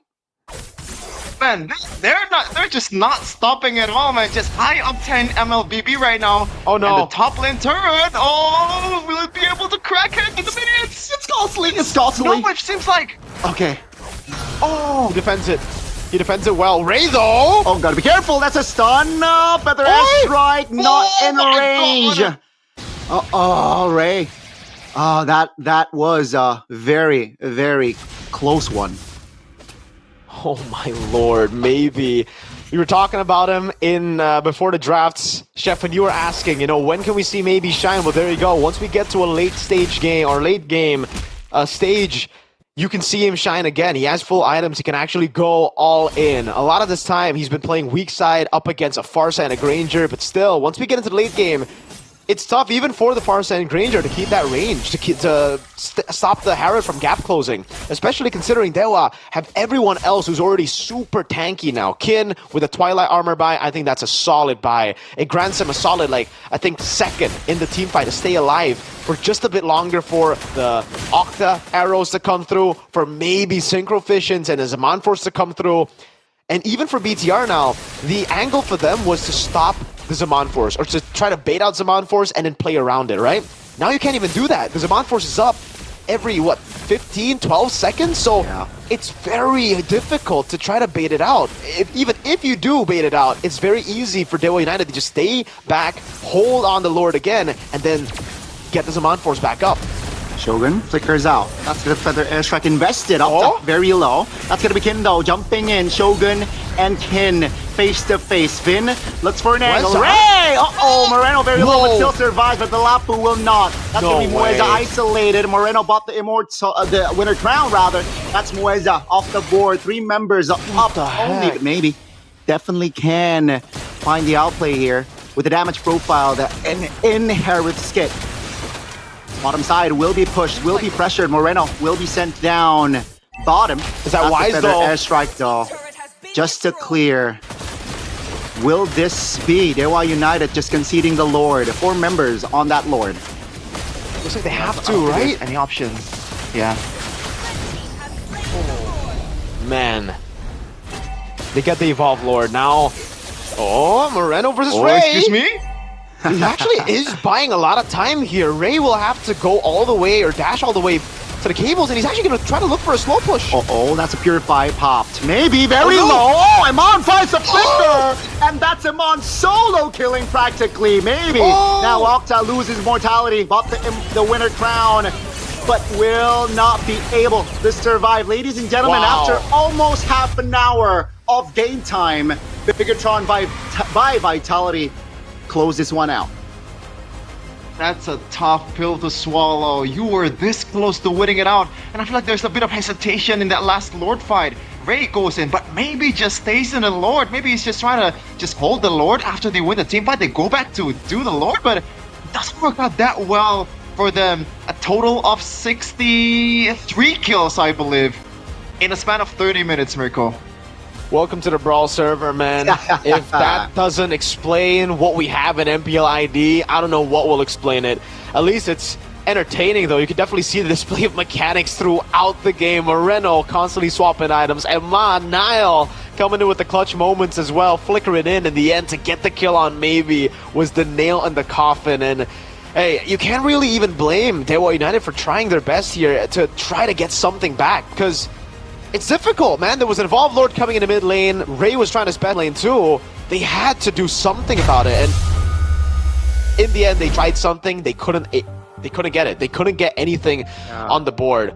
They were slain one by one, but at that point, it was GG. Again, there was an Evolved Lord coming in mid lane. There was no way the Harith and Selena would be able to defend all alone, especially seeing the composition for BTR being that tanky in the later stage of the game, Shogun being able to peel. Oh man, there's just so much to unpack in that game because we didn't get to talk. In the late game, and I gotta say, for Dewa United, props to them. I feel like with the Fanny, with the Selena, and all these heroes, the window that they're working with in the late game is much smaller than BTR. BTR can just cycle all they want, but Ray has to go back and get the energy back. Selena, Octa has to land the arrow for it to make it for the team fight to work. But Moreno, like, he can just stay in the team fight as long as he wants to with Defender Airstrike, which is crazy damage in the late game. And I didn't expect Dewa to kind of like prolong the game to the like 30-minute mark. But yeah, that was a game for sure, an Indonesian game to be exact. That was an Indonesian game for sure, and I feel like the vocal point as well, right? It seems small, but I think it's very crucial when they lose, or when Dewa United lose the innovator in the bottom side. I think that's just already somehow 75% secured already win for Bigatron if they play it right. And seems like with that innovator, that's why, folks, I think if you were able to get the side lanes, innovator, it's just much more expensive comparing towards the mid lane. That's why you see a lot of teams or high level game play, they just sacrifice their mid just to save their side lane innovators, because it can definitely cause you problems, especially if it enters towards the late game. And Bigatron by Vitality, it wasn't convincing, but they got the dub at the end of the day. Yeah, and to be fair, it's all that matters for them, right? Like, they could care less about what it looks like, how messy it looked like, because for me, especially, that draft wasn't really the best coming in from BTR. They ignored the strengths of Dewa United, and they played well to execute, or out-execute rather, Dewa United. For me, it's more impressive that they got the game than Dewa United actually, I don't know. I'm just lost for words right now because I have so much to unpack later on once we get to the highlights. But the point is, BTR should not have been able to withstand that early snowball. So Dewa United a lot of times as well overextending, going in for unnecessary team fights to give BTR a way to come back in the game. Again, gotta give props though to Bam and Airpunk because they saw the Granger pick when we didn't. We saw it, we were like, okay, this is too risky for a Granger. It has to be a Claw, it has to be something that kind of lives in the chaos instead of a structured pick like a Granger. But I guess the angle was, they knew Dewa were gonna be very, very messy. They knew that they were gonna give a lot of Skypiercer stacks unnecessarily onto Iman, and that's inevitably what got BTR the win. Those executes came in clutch. Look at how tanky the boys of Dewa are in the late game. If it wasn't for the fully stacked Skypiercer, it would have taken a whole lot longer to deal with these boys, man. Yeah, and I feel like it's just a trust towards Eman too. The fact that he's only working on multiple layers for him to make himself safe with all the peel. But we're gonna talk about the player of the game first, though, presented by official tournament smartphone Samsung Galaxy S25 series, which is Nael with a crazy 13, 6, and 16 KDA, a KDA that only happens in MPL Indonesia. There was some very questionable moments in the game, but overall, Nael, with his heroics, with his mechanics, he was stellar for BTR, Mirko. Really was, especially in the early to mid game. Late game, a few mishaps here and there that for me costed him his player of the game. Eman though stayed consistent throughout. Yeah, so many times Nael came in clutch, got the Lord as well in this position. But I'll have to say again, for me, the standout was really Eman, clutching every single time, getting these kills when necessary, and being able to outplay a lot of times Octa, outplay Kin even with the flicker out, staying alive. Yeah, this was the reason I had to, take Nael out of my player of the game list a couple of times, way too aggressive, putting himself in harm's way for no reason. After the whole team decided to disengage, there was no real reason to go back in. No one was really that low. But I can't blame him either, he's trying to win the game. That's all he's trying to do. He has that hunger, and it definitely shows, even towards the later stage, because what's good about Nael is he can make a really bad play, but then he could recover instantly. He's just trying to win. That's why I keep on saying it's all about that winning mentality for Nael. It doesn't matter if he makes a couple of blunders, he will still be the same guy coming into the next team fight. And ultimately, that's what led BTR to winning this, right? The mechanics and the mentality. I guess we gotta give them props for the stamina too, to be able to be focused, locked in like that, swapping items left and right for a whole 29 minutes isn't easy, dude. The mental gymnastics, the stamina Endurance. necessary, the mental stamina, the endurance necessary is quite mind-boggling. You guys try to play a rank game, locking in for 30 minutes, it's tough. And then you do it in MPL, oh man, it's so tiring. Which also makes me think, like, how will this game affect game number 2? Because obviously losing this way is already a nail-biter from Dewa United. It sucks, man. You were this close to winning the game, but yeah. And you were playing Fanny for a whole 30 minutes, just micromanaging every cable that you take. Ray, I don't think he wants to play Fanny anymore in game number 2. He might be tired again. That's why the win here gives BTR a breath of fresh air coming into game number 2. This is why usually when we see a close game like this go 30 minutes, next game is going to be a stomp from either side because one of them gets a bit too tired here. And oh man, let's take a look at the itemization. The War Axe buy, I believe, for Eman, the later stage of the game there, didn't actually swap it out for anything else. Moreno was swapping through everything, bought the winner crown in the last team fight, went to Rose Gold Meteor even here to get some more safety. And it did well for them, man. They did a good job cycling those items. Better than Dewa United. I think for Dewa United, the only time I saw those item juggles was Octa in the final moments. The other members weren't really able to swap their items fast enough a lot of times, and unfortunately, that was the small margin that Bigatron had over Dewa United that got them the win too. Amazing stuff here from... I gotta give credit towards Dewa United as well. It's just unfortunate they weren't able to find that win, especially knowing their conditions, knowing their win cons as well. Maybe they just needed to slow down after getting the snowball, dude. That was very winnable for them after getting the early game pretty solid with Turtle 1. They got caught with the tempo, the pace built by Bigatron. But wow, take a look at the stats here. It's crazy. It's such an Indo stat. 36 kills on one team and 27 on the other. That's crazy. Hey, I mean, it's like 340k. What's the highest kill count for a professional match, dude, in MPL? Like, generally sure, speaking, but this should all be MPL like... or MPL ID? Let's say MPL ID. Is this the most? Because 63 is man, it's so much. It's a lot. Yeah. Just 6 away from the magic number, but yeah, we're on to game number 2 here. Oh man, and it's just such a worthwhile experience for me because I've been hyping this game in my mind for quite a while. King versus Shogun, but we ended up with a Mr. Ray against Nile showdown, which is no less entertaining than that. Mechanics and also the cables, the punctures, the how ballsy Nile is playing. Over the course of 30 minutes, it is just a joy to watch. It is. But yeah, game number 2, maybe we're gonna just take it a bit slow here. Play a bit more, I guess, strategic Mobile Legends instead of the mechanical ones. But yeah, if you want to play mechanically, Gani, Miracle, you can have something that kind of supports your phone or your gameplay, which is Samsung Galaxy S25. Amazing. S25, again, just check it out. You can claim a voucher code here, MPL S25F, and you might get a chance of free travel adapter, 25 watts, guys. So check it out. It's a great phone. I haven't bought it though, so I just checked it and it's amazing. Well, I have the specifics for you, Gani, for me to convince you to buy it.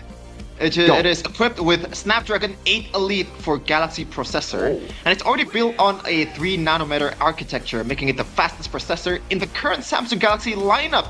With this amazing specs, gaming is going to be incredibly smooth and lag-free, and that's a tilter, especially if you're playing Fanny like Ray. You want to have something like this that really supports what you have in your fingers.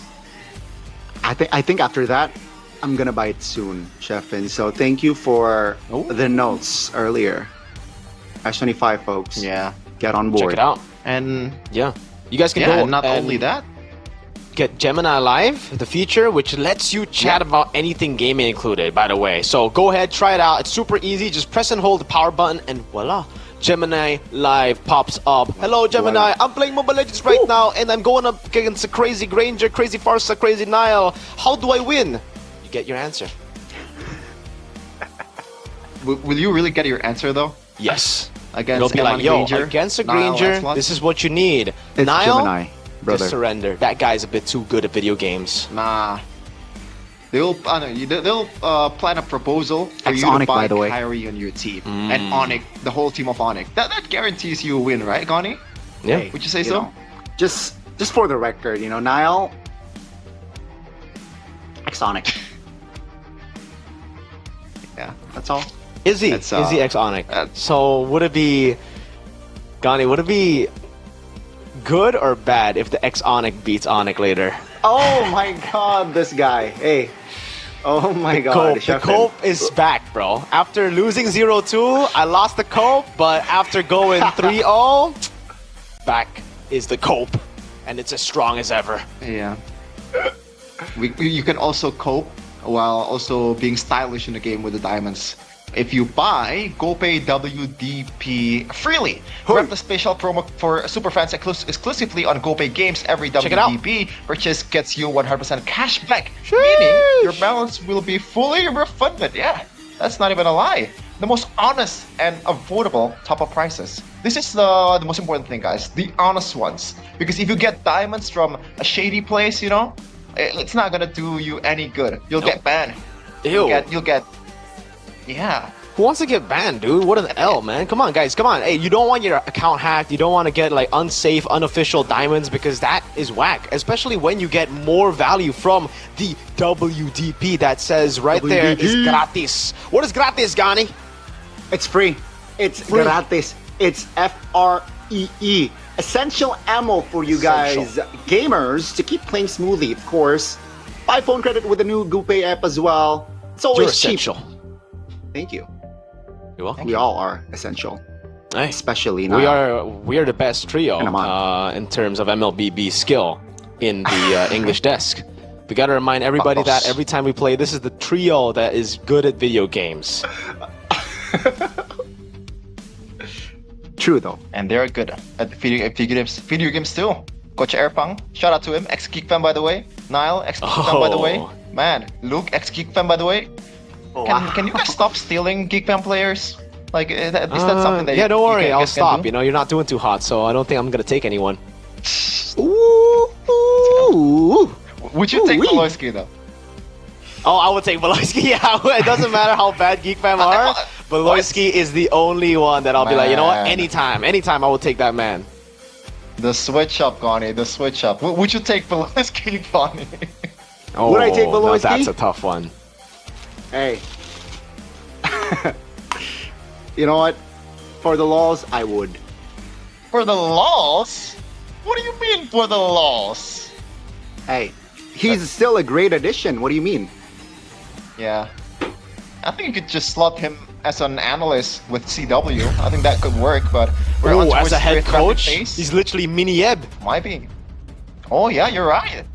So we're on to the drafting phase though, presented by official tournament smartphone, Samsung Galaxy S25 series. It looks like BTR does not want to deal with Race Fanny anymore. So is Coach Wright with Niles. So proper respect from both coaches here, Mirko. Yeah, solid stuff from both coaches. Really reading into the game from game number 1 to game number 2. Adaptations being made. 1-1 Lanceman though means that they're actually going to double down on the Eastern Shin. So Juice Sin is up for grabs here for BTR. Baksha as well. Few good picks here for BTR.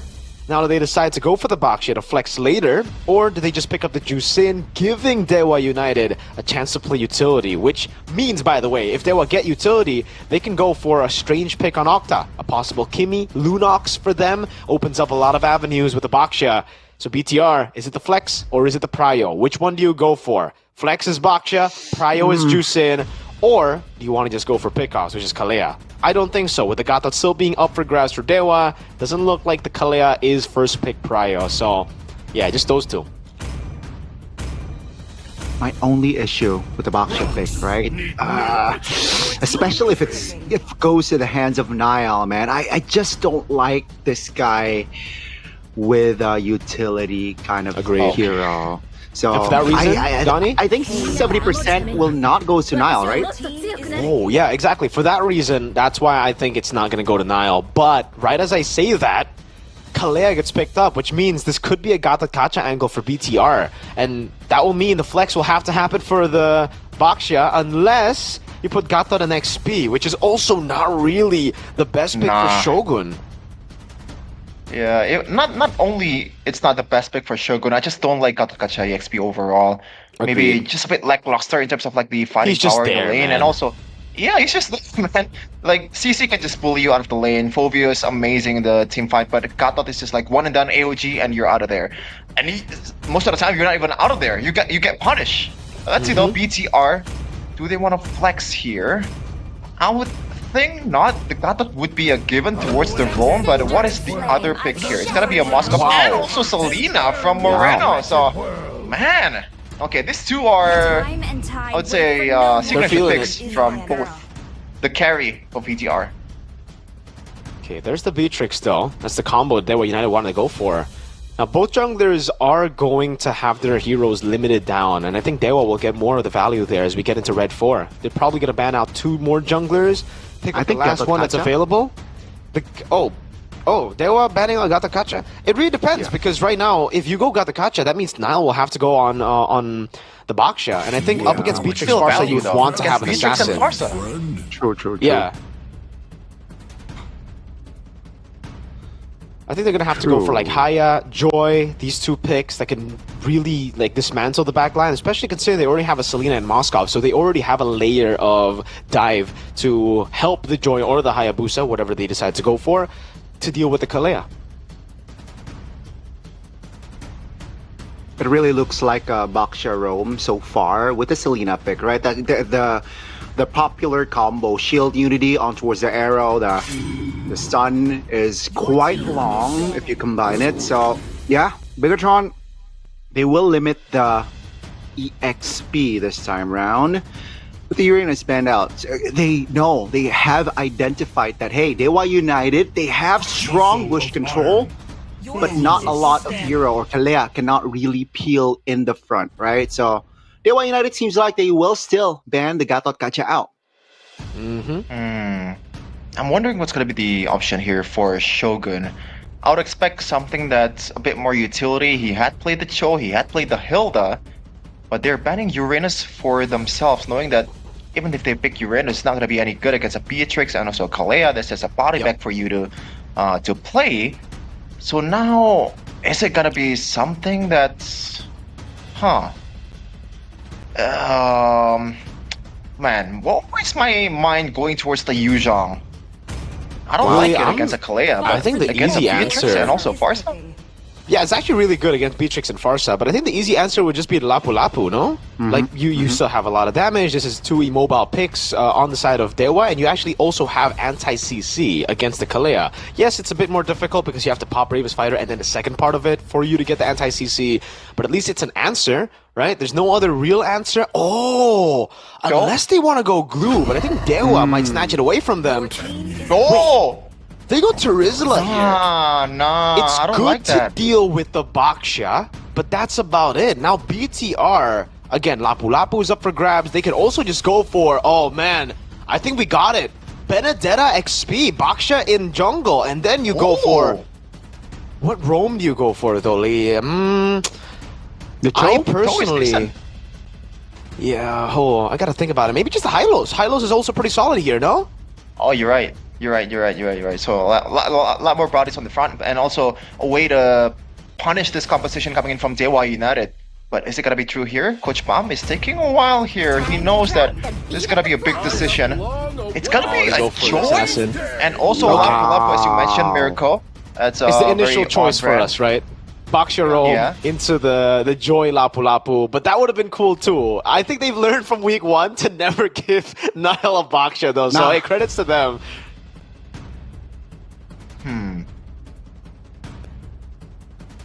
This has to be Haya. I think Haya is great, by the way. Like, it's a good matchup against the Joy. You're pretty solid against Selena, I would say. The Moskov, yeah, pretty troublesome.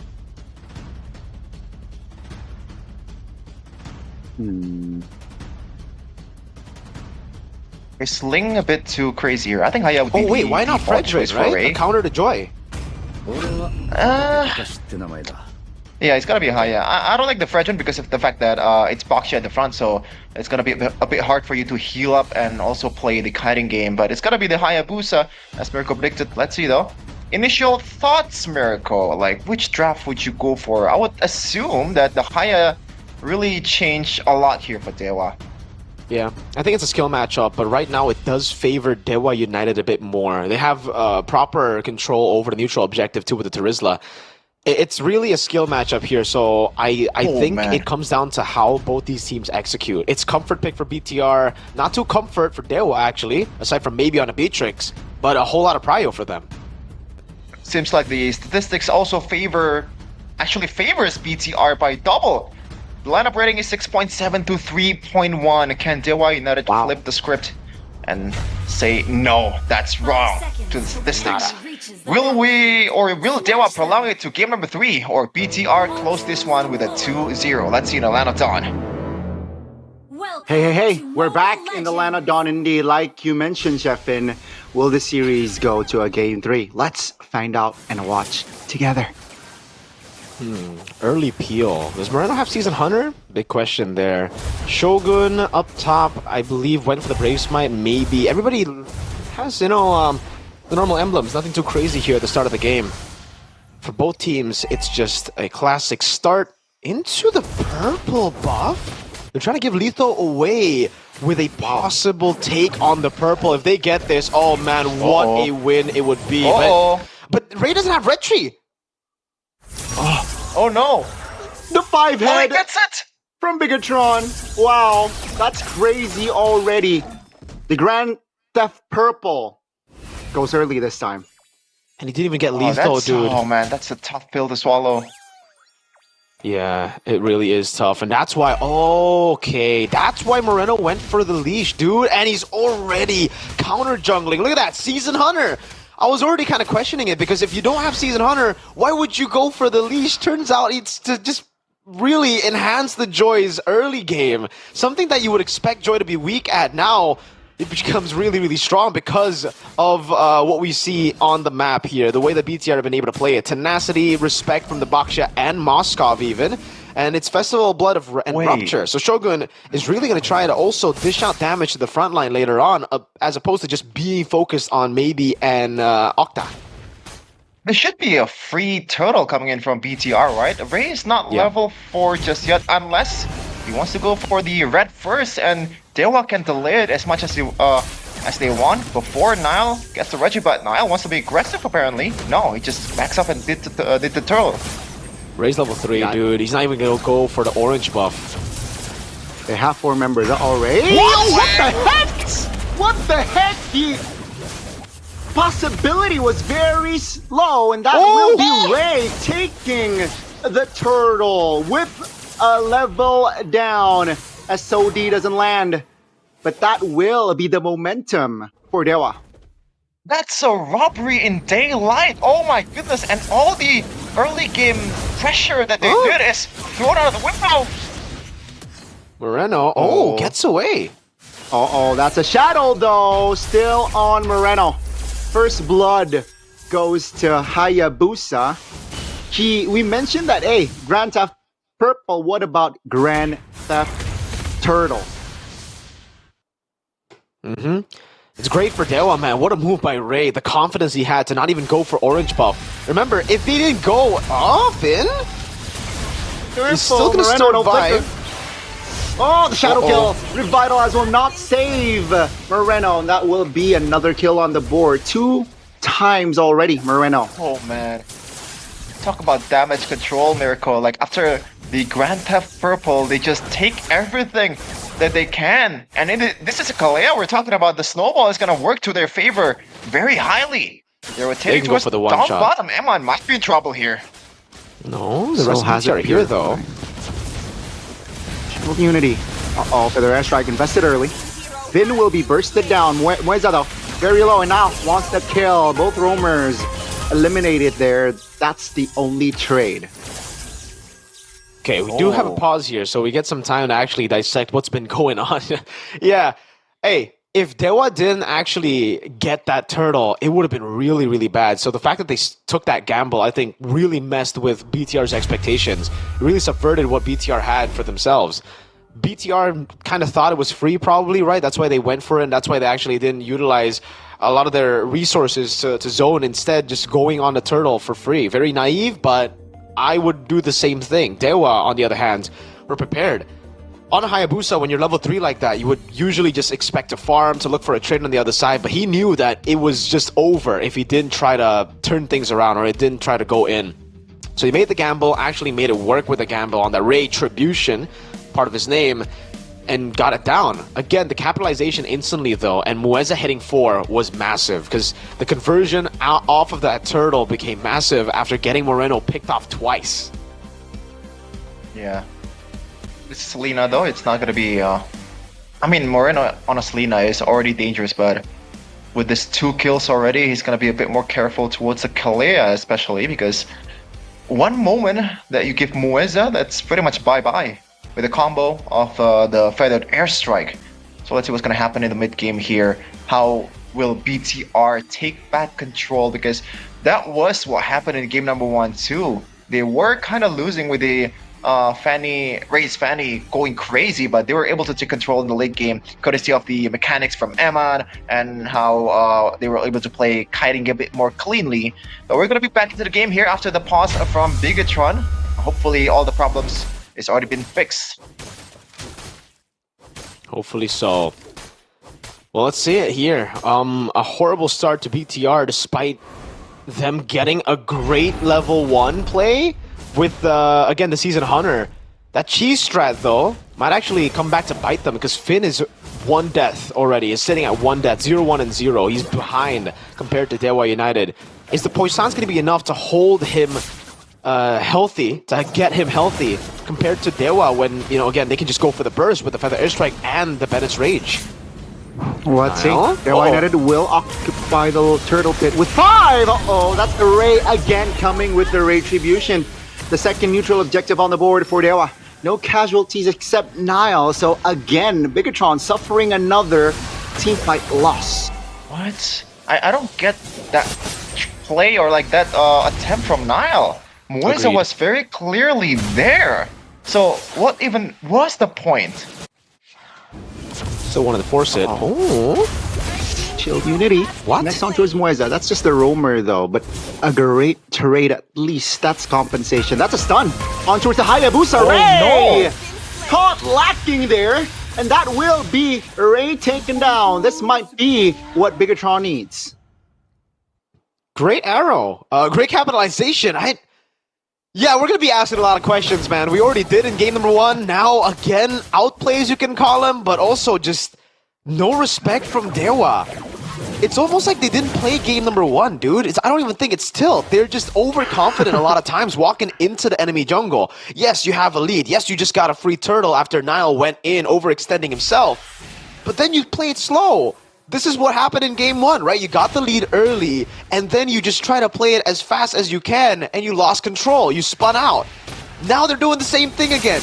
Calm down, Dewa. The lead is not against you. You have all the time in the world. Oh, a prediction from Moreno that fails. That is a flicker burnt.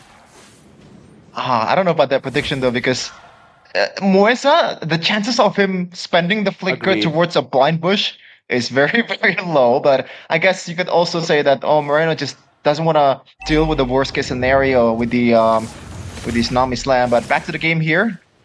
Oh man, Nile or Eman. Thankfully, he hasn't died just yet as a Moskov, and we know that he's gonna be very, very lethal. But look at that. Uh-oh, the sandbag pin taken down. A lot of resources were spent though. The Tsunami Slam, the feathered airstrike was used. So will that affect the turtle take? King in a very effective area. Oh man. I think they have to give this one. Don't really think they can actually contest this with Finn down. And there you go, Dewa. Playing it slow now, learning from their mistakes. Nice steal by Kin, and now they're looking for the top turret. Oh, SOD lands on towards... Oh, Octa! Isolated there with the SOD, but still survives. Feather airstrike pop, but that will be the end of Octa. Ray actually was caught as well. So no damage dealers left except maybe for Dewa. They want the dive, they want the commitment. That's going to be just Shogun holding on strong. Dude, what? And that will be still 2 members off the board for Dewa. Don't compliment them. Don't compliment them. This is... Dude, Dewa is you not gotta gonna- stop your curse, Mirko. You gotta stop. One time they do well, and then they just... What is going on, dude? Why are they overextending so hard on Shogun of all people up top and Finn? Eman's getting so much off of these, man, on the Moskov. He's getting mid lane turret, bot lane turret, and a kill earlier. I'm at loss for words. Dewa, they've got the mechanics, but it seems like they've only got mechanics. Yeah. Moeza though, don't go for it. Don't go for it. Just back off. You have 1.k gold lead. Just set up a proper engage, a proper pickoff with your Kalea because she owns the bushes. Like, it's quite unbelievable. Dewa United has been messing this stuff up with this much pressure that they have with these 2 frontliners in the front. And, you know, the margin of error is actually pretty high, but they messed up real bad to the point where BTR is right now is quite back into the game. They're so back, dude. The gold lead should have been 3-4k by this point for Dewa, but it's instead just 1 lower. Yeah, they have a proper setup too for the next neutral objective. Perfect turtle for Dewa should again mean that they have much more map control, much more to play with. But right now, it's BTR who have more map control due to the mid lane and bottom lane tier 1s being taken out. They have a structural advantage despite the early lead for Dewa, and now an arrow landing too. They want to fight though. Tsunami Slam committed. That's going to be Shogun this time, not Finn, who is the casualty. And that will set the tone down, both for Bigatron and Dewa. 5v4 with the Lord up. Uh-oh. Did they spot him on though is the question here. No, they don't. They're actually just going to go for... Oh, Iman's going to stay too. He's going to walk all the way down. Finn. Oh, he wants to connect. 3v2. Revitalize pop too early. Right now, will reset the Lord, and seems like both teams will rotate towards that Lord. Half HP already. Now, Bigatron, oh, that's a knock-up. That's an arrow landing, but that's going to be the Lord. SOD landing him on, jumping in, maybe. Very low, but he's able to find the kill. A little too aggressive by Emon. And that will be a 5v4 as Finn now eliminated. Shadow kill in the mid lane. Array very low. Will be punished. In the mid lane now, Moreno looking to hold on. Will be able to escape as the Lord marching top lane. Okay, in the mid lane. Gonna hold on. Oh, that's a brave spider though by Shogun. Will not be enough to cause problems. Clutch positioning by Octa and friends. Wow, it looked pretty good coming in from Shogun there, but apparently they had to pay the price. Dewa United is up 3k right now, and they got the Lord too. Soon to be maybe ballooning up to 5k after this one. Yeah, alright, so they're back on track. This is where we were expecting Dewa to be from the early game.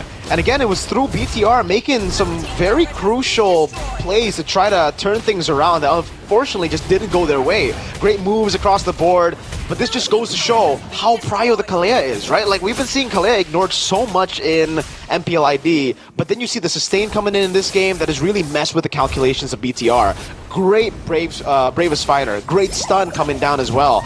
But with the additional sustain, they were able to survive. With all these picks as well from Mueza, they've been able to stay afloat. What? Okay. Mueza with the zone. Yeah. You don't know what they have in their store, man. You gotta brace for all mishaps here. Octa. Be careful, Octa. Wings by wings pop. Now. Caught isolated with Finn. Not a good side, but now also able to find an angle to escape. Shadow kill in the mid will clear the wave and deal damage. And that will be maybe finding the kill, locking Shogun down, claiming another structure in the bottom side now. Oh no, no holy shield for the inner bitter. No holy shield indeed, as Nile now will clear the mid. Seems like this time a slight misplay because they will sacrifice their bottom tier instead of the mid. Oh man, that timing is impeccable coming from Dewa United. They got a free turret in the bottom lane out of that. The holy shield just pops up in the right timing 12-minute mark before the minion hits the turret, Mirko. Yeah. So they get the base turret with the first Lord technically, right? They got the siege down that really just halted BTR. They tried their best to walk up, but every time they do walk up, Dewa United just has so much more to play with the Kalea. Again, something we mentioned in the draft itself, you know, these matchups individually playing a big role in Dewa's win here. And they're going to start to suffocate BTR, taking away the resources, unless now walks up with the retry here. But even that will be risky. I don't even know what BTR need to do at this point. They just have to hope that Eman carries them, right? Like, Nile needs to continue to farm, Moreno needs to look for these arrows to try to turn things around. But in the end, it really is up to Eman to carry this game. Yeah, for sure. How to stay safe also, because Nile does not have a Purify, so he is very, very vulnerable in the team fight, especially when the Kalea still has the Tsunami Slam. Eman has to land a solid SOD from the far lane if he wants to really carry BTR at this point. He's recalling though, he doesn't want to take the chance, and it was a good call with Ray rotating down bottom. Now, they have a decent up to good wave clear with Eman, but other than that, the mid lane, the jungle, doesn't really provide a lot of wave clear here when everyone is crashing out, Mirko. It'll be really, really tough for them, man. Again, Dewa also don't really care about the Lord. They know that this might not be an end angle. Mweza! Uh-oh, they're looking to create the end angle themselves. Shogun eliminated 5v4 now with the Lord, 50% HP. They will claim all the structures on the board. That's going to be Nile eliminated. Ladies and gentlemen, game 3 is in their sights. And Dewa United has done it. They will force this series onto a game 3. And you know what? That was, especially in the late game, that was quite clean. But before that, there was some mishaps.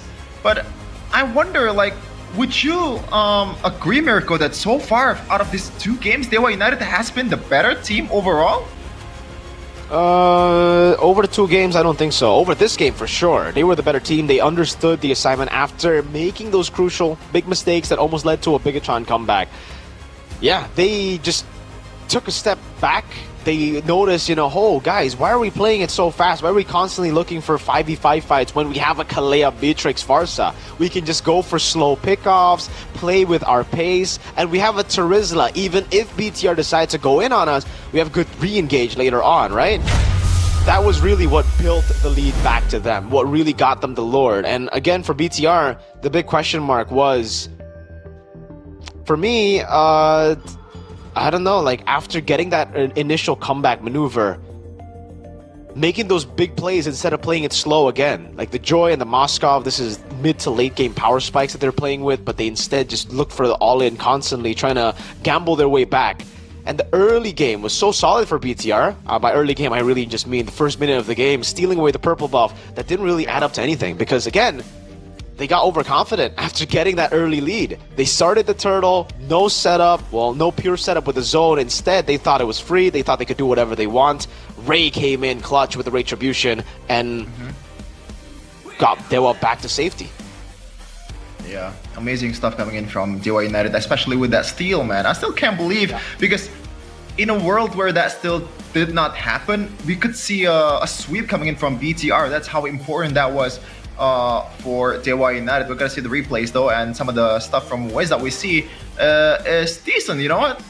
The frontliners, they were able to punish with the Beatrix Kalea combo, but it's just it needs to be a bit more clean in certain parts. You know, that also goes to some of the stuff from Nile and Shogun here. The calculations are just a bit off for them to make it work.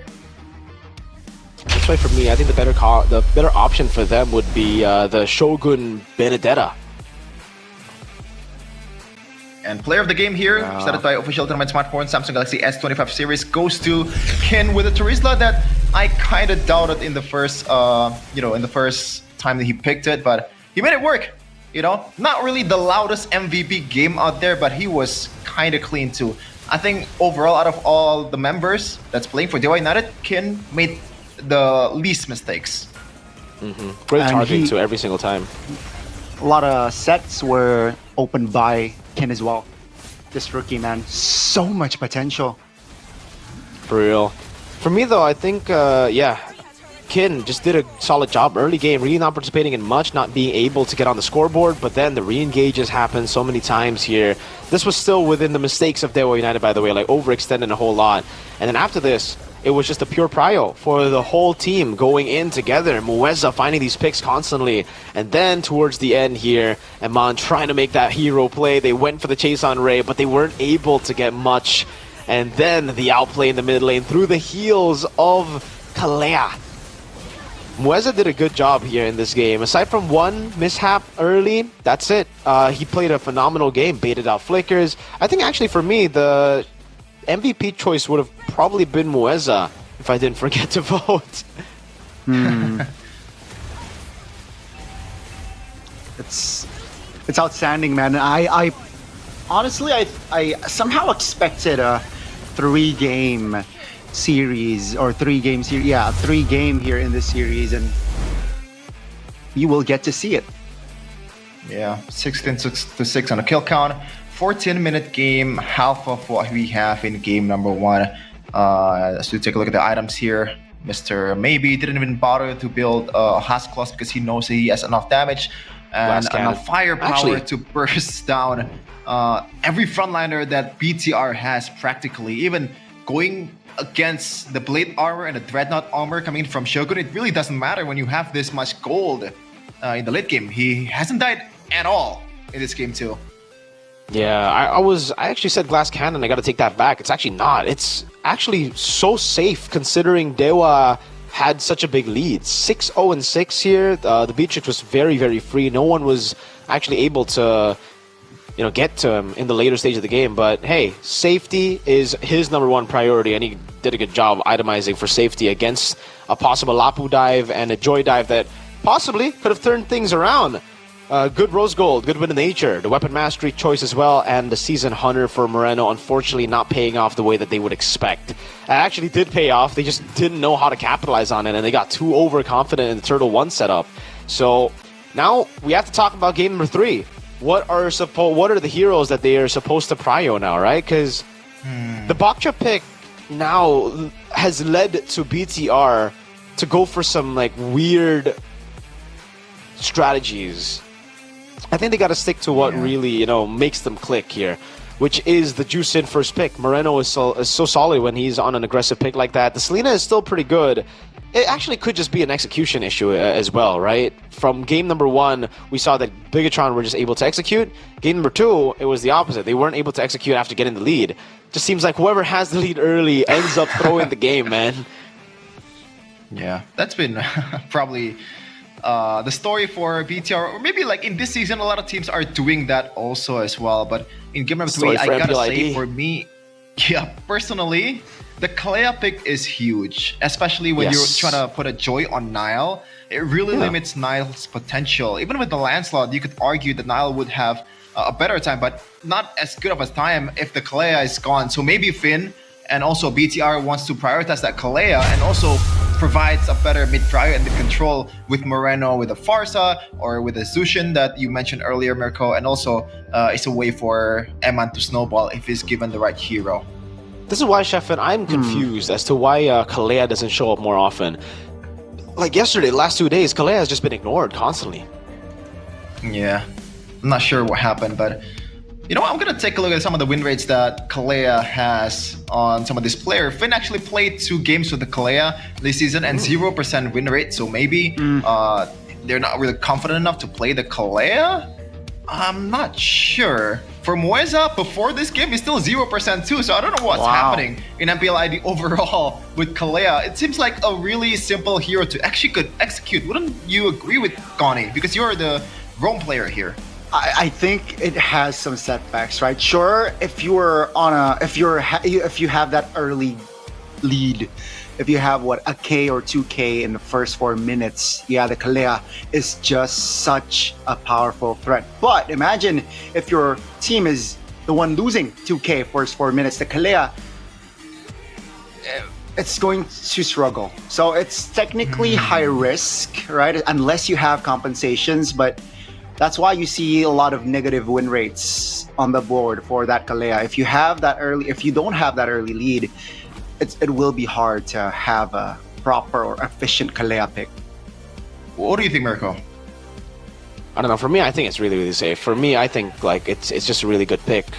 The only way you would counter the Kalea would be the Gatakacha, but again, BTR really didn't care about it. I think the Gatakacha would have been a solid option to go for there, but we have I don't to like go the back Selena to the pick point. early, honestly, I from think Gigatron. the Selena is actually fine because we saw the Farsa early, right? So the Selena was a way to take the Farsa out.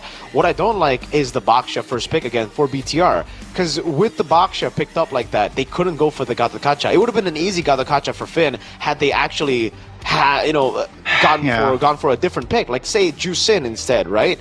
Yes, maybe the Baksha would have shown up on the other side, but then you would be the one to take the Kalea, and it would be tough for the opponents to go for the Gatakacha.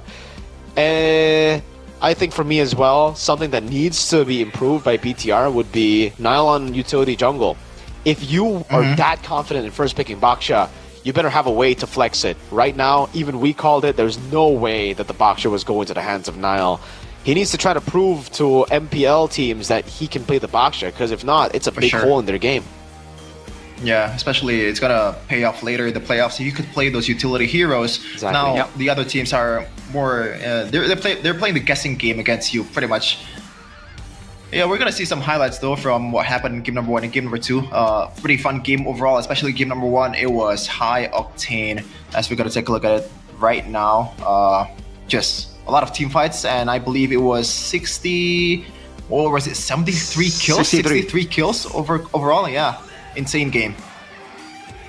Insane indeed, dude. 63 is a crazy number. I don't think we've ever seen it here in Season 16 just yet. Not even the last 4 seasons. And again, it was just high octane from the start of the game. Both teams really wanted to go in. To repeat what I said, it was also kind of like Dewa letting go of their lead. They had such a good lead in the early game, but then they constantly went for fights that ended up being really good for BTR. They had Eman on a Granger that can rack up stacks. They had Nile who can attack from different angles too. So, hey, if you choose to go for these random fights, it's BTR that can capitalize. Again, we actually got to see that in the late game that Dewa was the one that could hold down the late game with the Harith. But it has to come through a clean team fight. They have to play it together in the box of Dewa United. We got to see that steal from Ray. Amazing stuff. What a decision by him, man. Pulling off that gamble that was win or lose. Because imagine that situation being the same, but Ray having lost the red tree battle. Easy orange. He wouldn't have red tree, he wouldn't have orange, he wouldn't have that topside jungle, and he'd be done. But he still went for it. It just goes to show you the confidence they had, that BTR would not set up, that BTR would get overconfident, and that Ray would land that retribution. Okay, question though. Like, do you think overall, of course he did it, but overall was that, thinking it in retrospect, is that a good decision coming in from Ray?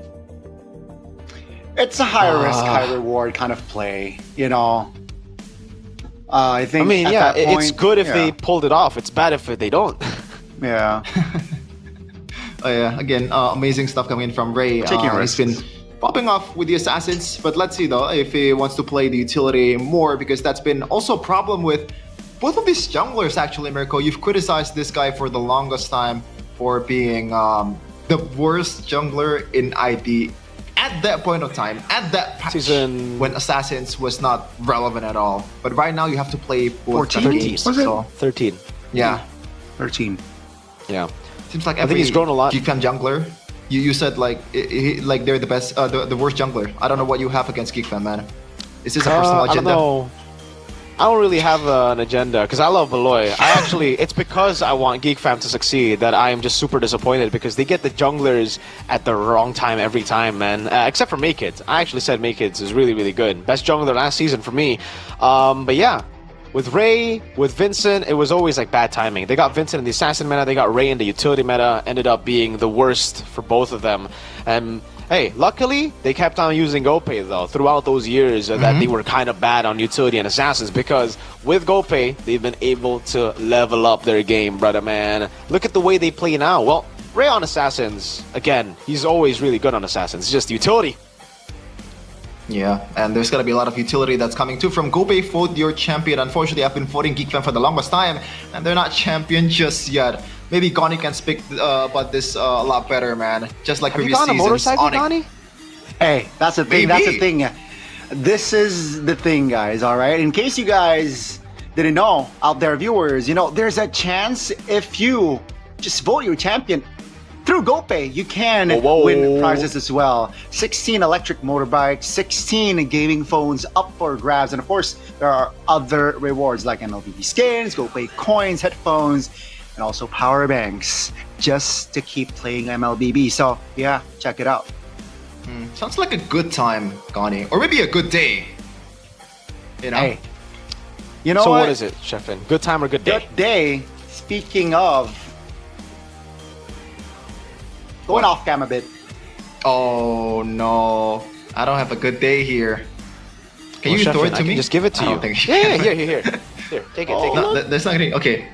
No cap. Wait. Wrong side? Okay. Grab Okay, it, grab it. Here. I got it. Take it. I got it. Okay. I'm putting it down. Where I'm is it? putting it down. Right. What? I'm putting it down. Yeah, drink. Give it back, dude.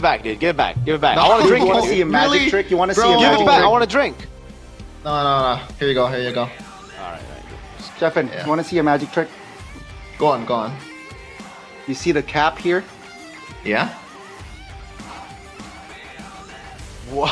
Wow. Wait, that's actually pretty cool, G-Man. Where did you Yeah. learn how to do magic, dude? Damn. Oh, do it again. The cap, The viewers back at home. Wow. Some Gani magic. Oh my god. Insane. If I can do Oh that. god. It's back. It's back. It's all, I it's can all do it good. too, Gani. It's I good can do day. it too. I can do it too. Look. You can do it too? Bah. Oh, no, I can't. Nah. No. You're not him, Mirko. You're not him. Oh, no, nice try though. You can Nice only try. hope to be Go Gani. higher.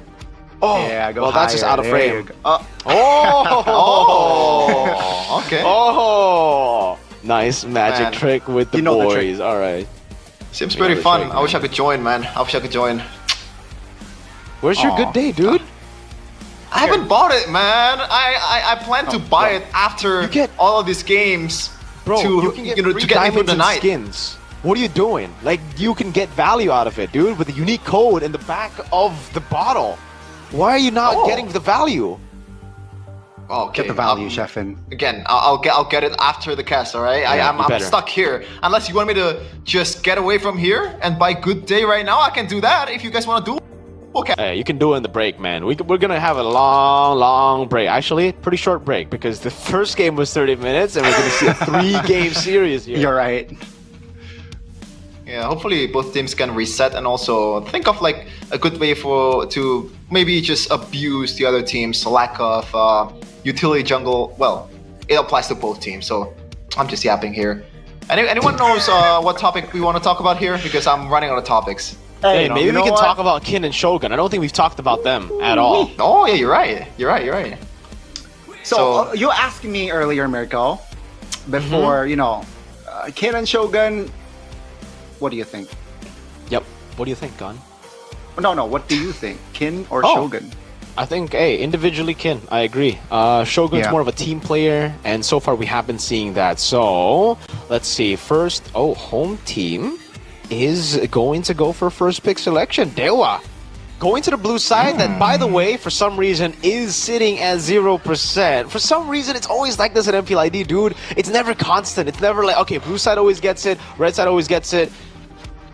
I don't know. Do teams on blue just... Well, for BTR, they are on their comfort side. For Dewa, it's actually their bad side if we look at the win rates. Interesting.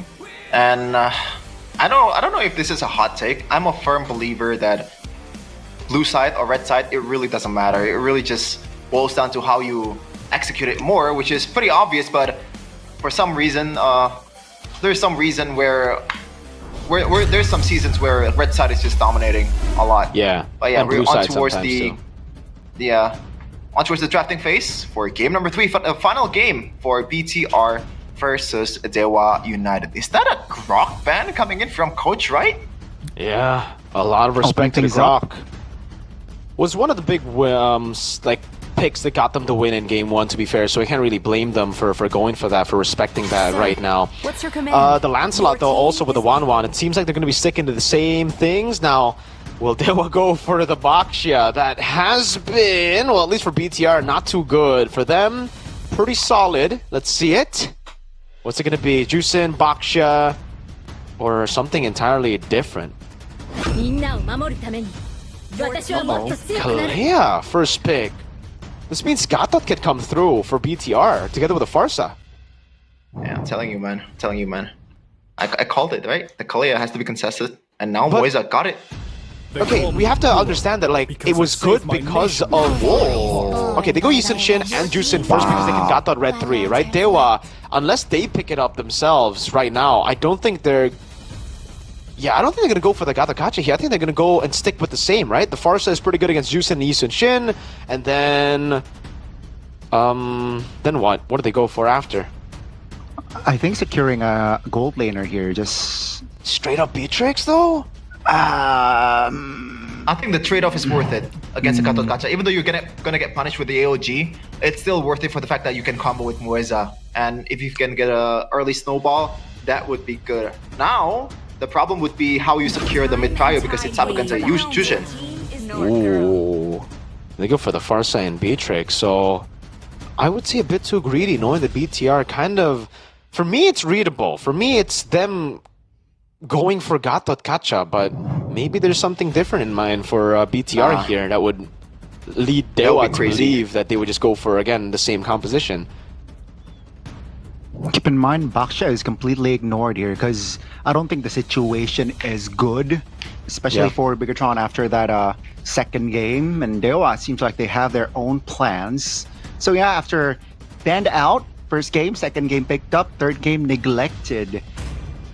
Should be the Gatot Kacha, right? Seems like Bigatron are just discussing a couple of things or two. Oh, wow. They will steer away from the Gatot Kacha. Instead, they will lock in the Phoveus.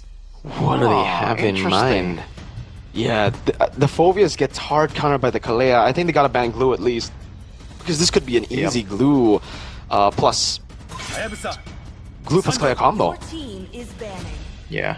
And you can pretty much slot in a lot of heroes in the jungle. Hayabusa still works. Oh, already banned right away for Coach Bam.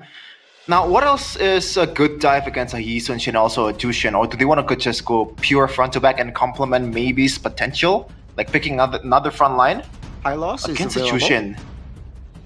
Oh, I don't know about high loss though. Oh, for BTR? Muscle of iron. Oh, yeah. Against the Kalea Beatrix Farsa though, that... I don't know, it again I mean, just what else? relies on them winning early. Yeah, I mean, there's not much else. I would, with them not having utility jungler, it's also tough to call the Benedetta this time around. So yeah, I guess there's no other choice here except for the kid. The Hylos is the kid, by the way. It's a signature pick for Finn. All right. Okay. Okay. So last ban for Bigatron, will they lock in or will they go for another jungler ban? That should be the sensible move here. Another dive that I can think of is Kin with Lapu Lapu. That would be the same route that they went in the first game after the opponent locked in like 2 backliners. But it's gonna be the Uranus for some reason. I guess it does quite well against the Phoveus in the lane. And the Choban coming in, it's a flex ban too towards BTR, so I'm on board with that, especially with the fact that it's a Beatrix, a hero that cannot use a Purify. It should be the right ban here. BTR though, is it just Hylos there? Is there other heroes? Yeah, it's just Hylos. Yep. Okay. Banking on the Hylos. See how that works for them, because Dewa United now in XP will probably just go glue. They've ignored the glue, and I think it just comes through here for Dewa United. Then the jungle for them would probably be... Okay, they kind of took away the joy. The joy is no longer going to be like a choice for BT or for Dewa, right? Because of the Phoveus and Hylos. No protection from They go Baxia. There you go. All right, Baxia glue. Should be glue. I guess Lapu Lapu would be my preference because they lack a bit of damage in the early game, I guess? Let's see though. Because like when you're playing a Baxia, I guess that kind of falls in the same line. Oh, against a Jushin also Hylos though, that's just asking for you to get put up in the air. Huh. Okay, last pick here for BTR to be the gold lane, and I think the Granger actually makes a lot of sense here, right? They can obviously still go for the Moskov, which will be better this time around compared to the Moskov last game, just because Dewa don't really have any side control. So once they're fully all in for the team fights. If they don't get the team fight that they want, it's done, right? Granger, they want to replicate what they did game 1. Will it be Hanabi. locked in though? They want mobility, right? Claude is BTR. Big Hanabi. Exorcist of the Shadow The- at your okay. service. Okay. Granger.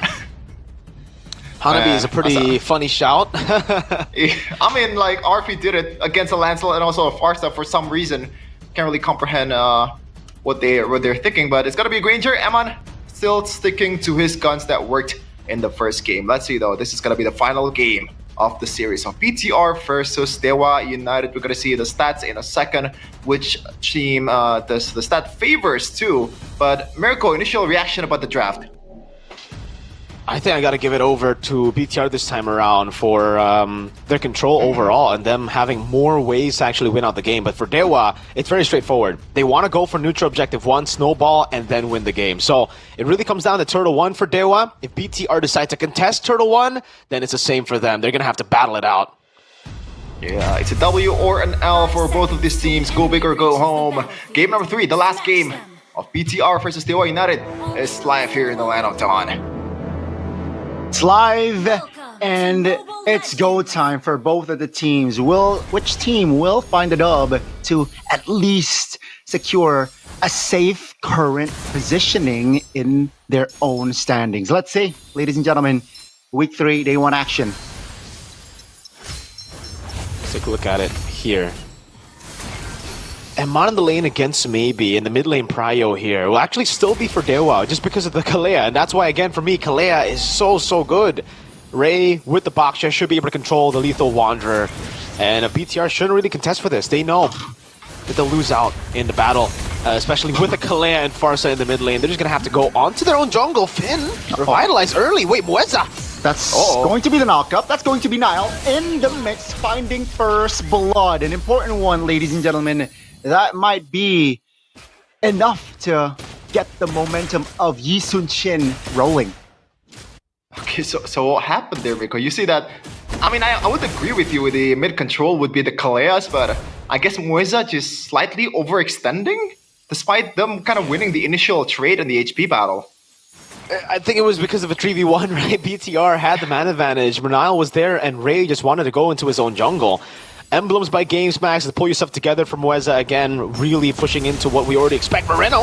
Oh, that's going to be the recovery though. Law and Order connecting. Mueza going down the second time. Not a fun game on the Scalea, but Bigatron by Vitality here. Just covering grounds perfectly so far. That was the same mistake in a span of 1 minute. Are they pulling a Dewa again? Mueza! You had the script in game number 2. Just do it again. It's a bit different now. Oh, so good. Their airstrike cancelled. They lose out on the turtle, but it seems like they want to fight Kin now. Uh-oh, that's Shogun. Taking a lot of damage, will be the first one to fall here in this fight. Finn very low. Gotta be careful. They reposition as Kin will flicker out of danger as well. Amon is in the vicinity alongside Maybe, so... Uh-oh, that's the shield unity. Great reaction there, but that's just the tsunami slam locking Nile down. Dewa United now, just controlling more on the map. BTR got extremely lucky in the hold up. Ray has Red Tree, won't be able to get it. Uh-oh, 3 members now. Already. Oh, shield unity. That's a knockup though. Canceling the rotation. Glorious Pathway also committed, so that will be a short kill. Moreno takes it. Dude. Moreno sees Ray rolling and they're hating. Eman though, Lethal Ignition will not proc, or at least it's not enough to take him down just yet, so maybe that's a lot of plating, Mirko. Taking a whole lot there. Man, BTR got extremely lucky getting 2 kills early. Oh, solo kill? Oh, looking for the shield! Ken! We talked about the showdown and we get to see it action live. Ken versus Shogun. Ken wins it. Let's take a look at the items here. He gets a solo up top. Steel leg plates rush to deal with the physical damage of BTR early. A quick one for him. Tough boots instantly too. And it does seem like for maybe he's going to get a quick BOD here. Hunter strike done for both Eman and Nile. And that's it. Yeah, again, to go back to my point, BTR got extremely lucky getting 2 early kills on Mueza based off a mistake. And then they decide to all in on the neutral objective, which just doesn't work. Mueza! Summon a Tsunami Slam on towards the Hylos. Still able to survive there with the Glorious Pathway and Revitalize popped. But now comes the real fight. Turtle is up. It's a 5v5 here. Who gets tempo? Now Kin stunned up. Again knocked up. That's going to be the Turtle taken by Nile and friends. Kin taking a lot of heat there. Will be the sole casualty from that fight. Oh man, a slight miscalculation there on towards Finn's engage. I think Kin should have just pulled the trigger on the penalty zone despite them losing out on the ultimate in the next objective battle. He did? He did. He actually popped the penalty zone. It came through Ray though. Oh no. Oh no. Isolated there. Again, just mispositioning from Dewa United, causing a lot of issues from their side. Really tough stuff. Oh, wait a second. Good dodge from the Mountain Shocker. Terizla should be able to go for the turret up top, but it'll be traded for a turret down below. And again for BTR, I'm actually really surprised that Finn was able to survive that all in. Now it's going to be really tough because Finn should have, with more assists on the board, a lot more gold to play with to get those defensive items. So maybe he's going to have to get the Milfic gun quick if he wants to go for the burst down on these front line.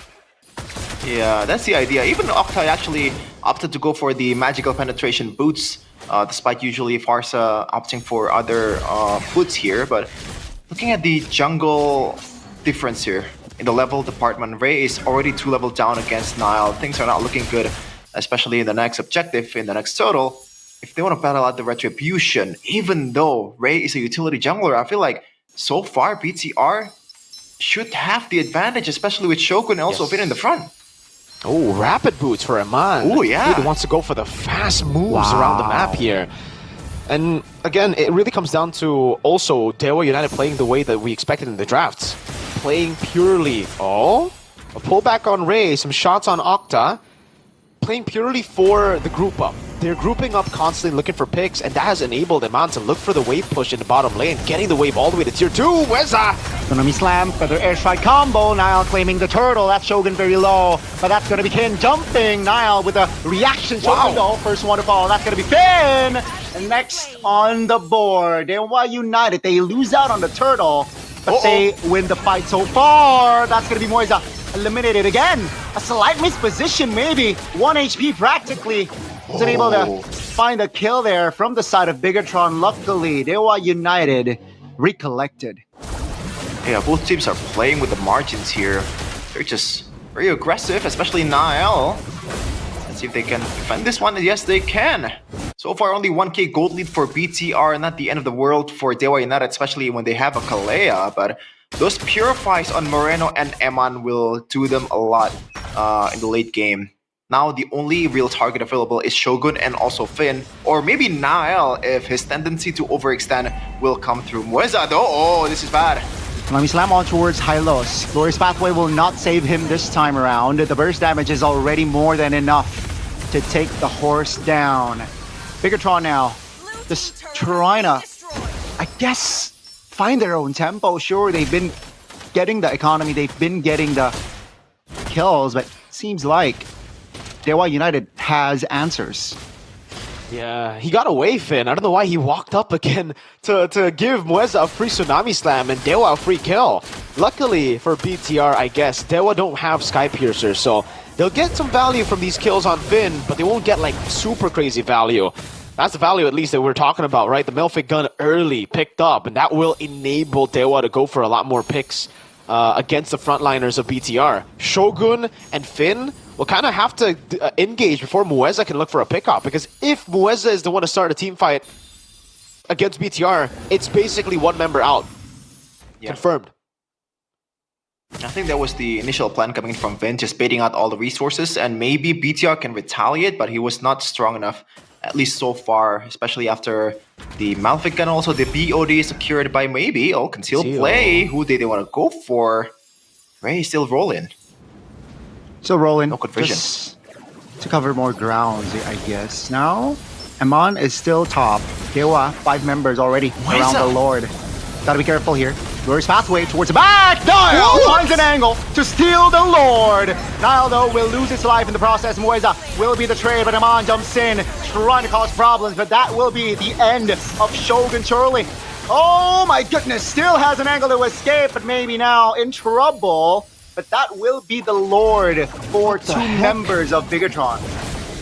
Oh man, that Mueza jump is quite unnecessary. I think you should have saved that when Nile wants to actually contest on towards the Lord. It kind of costed them BTR getting the Lord, man. He has to be a bit more clean with his approach. They were getting messed up by the chaotic engages of BTR. Again, you can see different angles of attack for BTR there. With Hylos popping the ultimate, it was tough for Mueza to make a decision. He was kind of choosing between peeling for the team or going in. In the end, that got Nile enough of room to actually walk up and get the Lord, and that has resulted in BTR now building into a 2,000 gold lead for themselves, and Mon getting structures left and right. No, gonna get the Holy Shield, I think, up top too. No, Kin's there to hold it off right before it lands onto the Holy Shield. But yeah, BTR are back on track, despite Dewa being the ones to win out these team fights. BTR just stuck through the clutch retry of Nile and got the dub. Yeah, and I think the fact they have 2 marksmen and also a Jushin is a proper way to retaliate when Finn and also Shogun potentially is going down to towards this Nami Slam. So BTR has a solid way to win out the team fight, although so far Dewa United has been getting the better of them. 2.3k gold lead for BTR right now, going into the 12th minute mark. The long lane, that last turret that Eman got was really huge. Now that the Lord is on the bottom side, so they don't really have to play the long lane quite often here, BTR. They have all the advantages in the world. See what it is for BTR that can take this lead into a win, because for Dewa, it's again straightforward. They just need to play with a pickoff. Mueza needs to be very decisive with the way he engages, and if he does get a decisive pick, it should be a guaranteed one. I think everybody... Oh, Shogun buys the Twilight armor and actually might stop the all-in kill over the Shogun. It really depends on how they... Okay, that's an interesting buy. I think the Immortality should be next for Shogun, because he knows he's just playing for utility at this point with Phoveus, right? He's kind of like a bait to Dewa United. If Dewa don't check items, this could actually be bad for them. If they randomly go for Shogun, the Twilight armor... Oh, he actually doesn't go for the Immortality. Instead, builds more onto the steel leg plates and robe. So, trying to just survive the burst instead of using the Immortality to get a big fight. Gotta be careful, that's a shield unity on towards Amon. Rapid boots doing work. Oh, Tsunami Slam on towards Shogun. Oh, this time it will be enough from Okta. Finn now isolated, technically taking a lot of damage as well. But Amon, Amon dies from that jungle creep, I believe. A slight mishap there, and that's gonna be Bigatron losing out on tempo while the Lord is up for Dewa. Amazing way to just pretty much locked Eman down to the ground, and that retry is just chef's kiss coming in from Ray, man. Eman didn't expect the retry to deal that much damage, and that's the power of that purple retry. And they're cruising through the mid lane here. Dewa United. Straightforward again for Dewa. You just have to engage first, and then they get a guaranteed pick. Despite Shogun having Twilight armor, leg plates, and robe, it wasn't enough to, help him survive against Dewa's pickoff. So that's why for me, again, it really should have been the Immortality for BTR. I think after game number 2, they should have adapted to it, but again, they find themselves in a tough spot, and Mon tries his best to deal damage there, but Dewa, especially in the early game with Poissons, with the damage reduction from the body of Smith of Kin too, is too much for BTR to deal with. They have only physical damage. You gotta remember that right now. They don't have a lot of magic damage. Moreno is more of a utility pick compared to a damage pick, so there's not much retaliation they could do just with the Granger and the Yi Sun-shin up until they get items like, well, Eman needs to get on the board with the Sky Piercer. Niall needs to get those penetration items. And I think Niall already has some kind of penetration right now, though. Oh, Muesa! On towards one, Shogun burst it down, man. out it down. Ladies and gentlemen, Dewa has an N angle with the Lord now above 50% HP, but it seems like Dewa United, they will take it slow here, not being too greedy, not getting too greedy, as they will look for the jungles of Bigatron by Vitality. And I like that. They can go again. I think the ultimate should be up pretty soon for Muesa. He has the fleeting time, and it should go time for Muesa again. Yep, now it's going to be Moreno popping that Purify. Gotta be careful though, no. they will lose out on that inhibitor. Now Shogun's is in the picture. Glorious Pathway, quite effective there. Oh, Moreno pops the Lantern Flare! Knocking two people up and eliminated by Amon. A quick 1-2 by the gold laner from the Philippines. Okay, so they got the inhibitor turret in the mid lane, Mirko, and losing that much hero. And I think that's not really that bad of a trade for Dewa right now, right?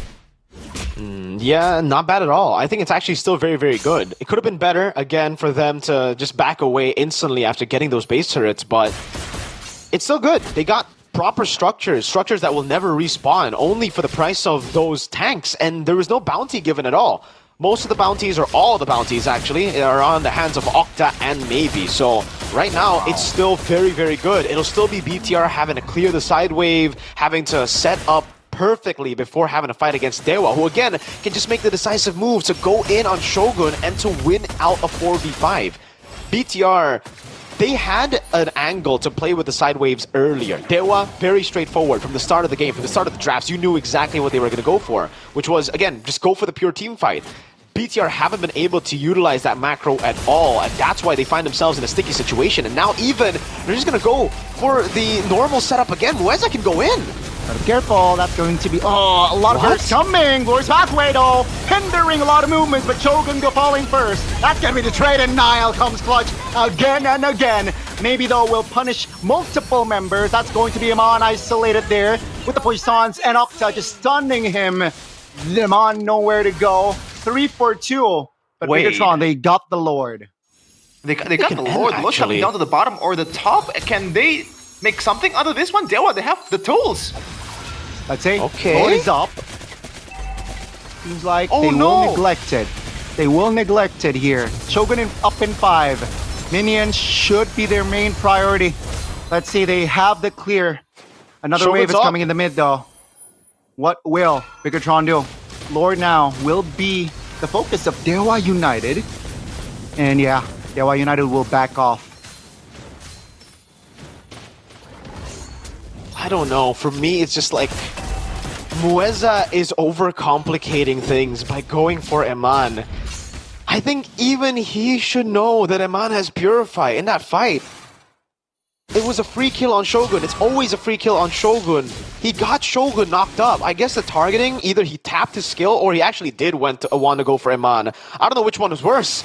Tapping your skill against, BTR, or actually going for Eman who has Purify. You basically made yourself kind of useless in that team fight because you go in, you get the Tsunami Slam, but it's purified out of, and you're just standing there alone.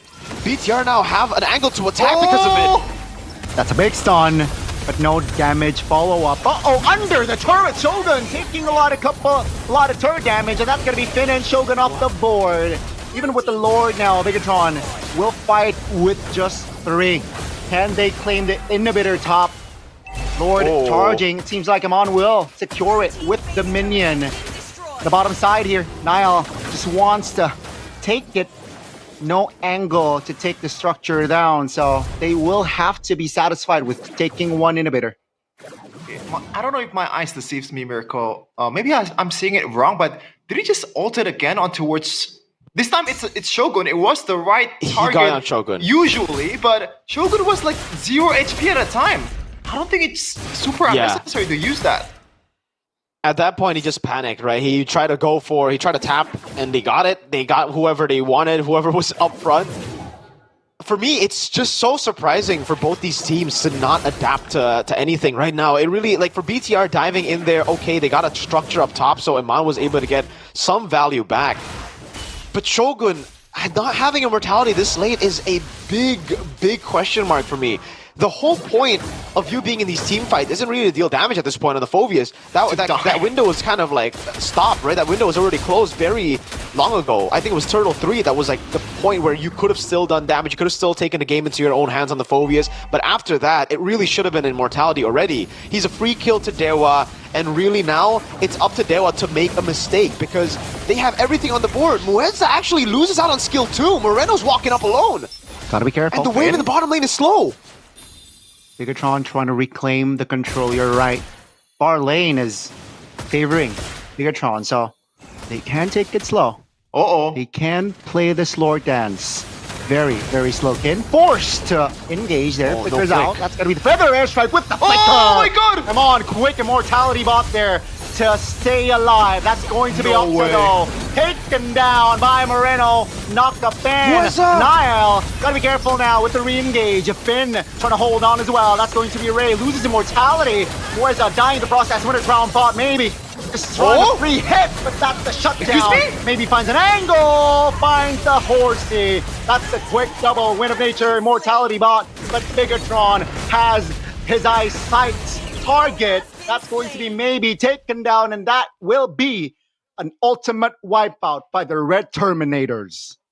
Eman is inevitable, man. You can only hope to contain him.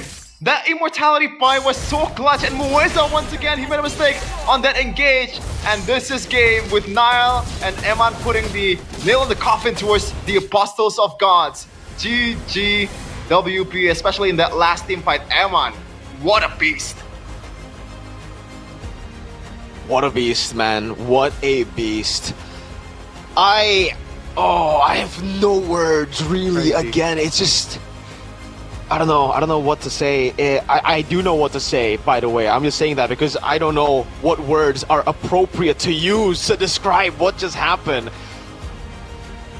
I can't believe it. I actually cannot believe it. How do you fumble so hard with a composition that had all the winning conditions on...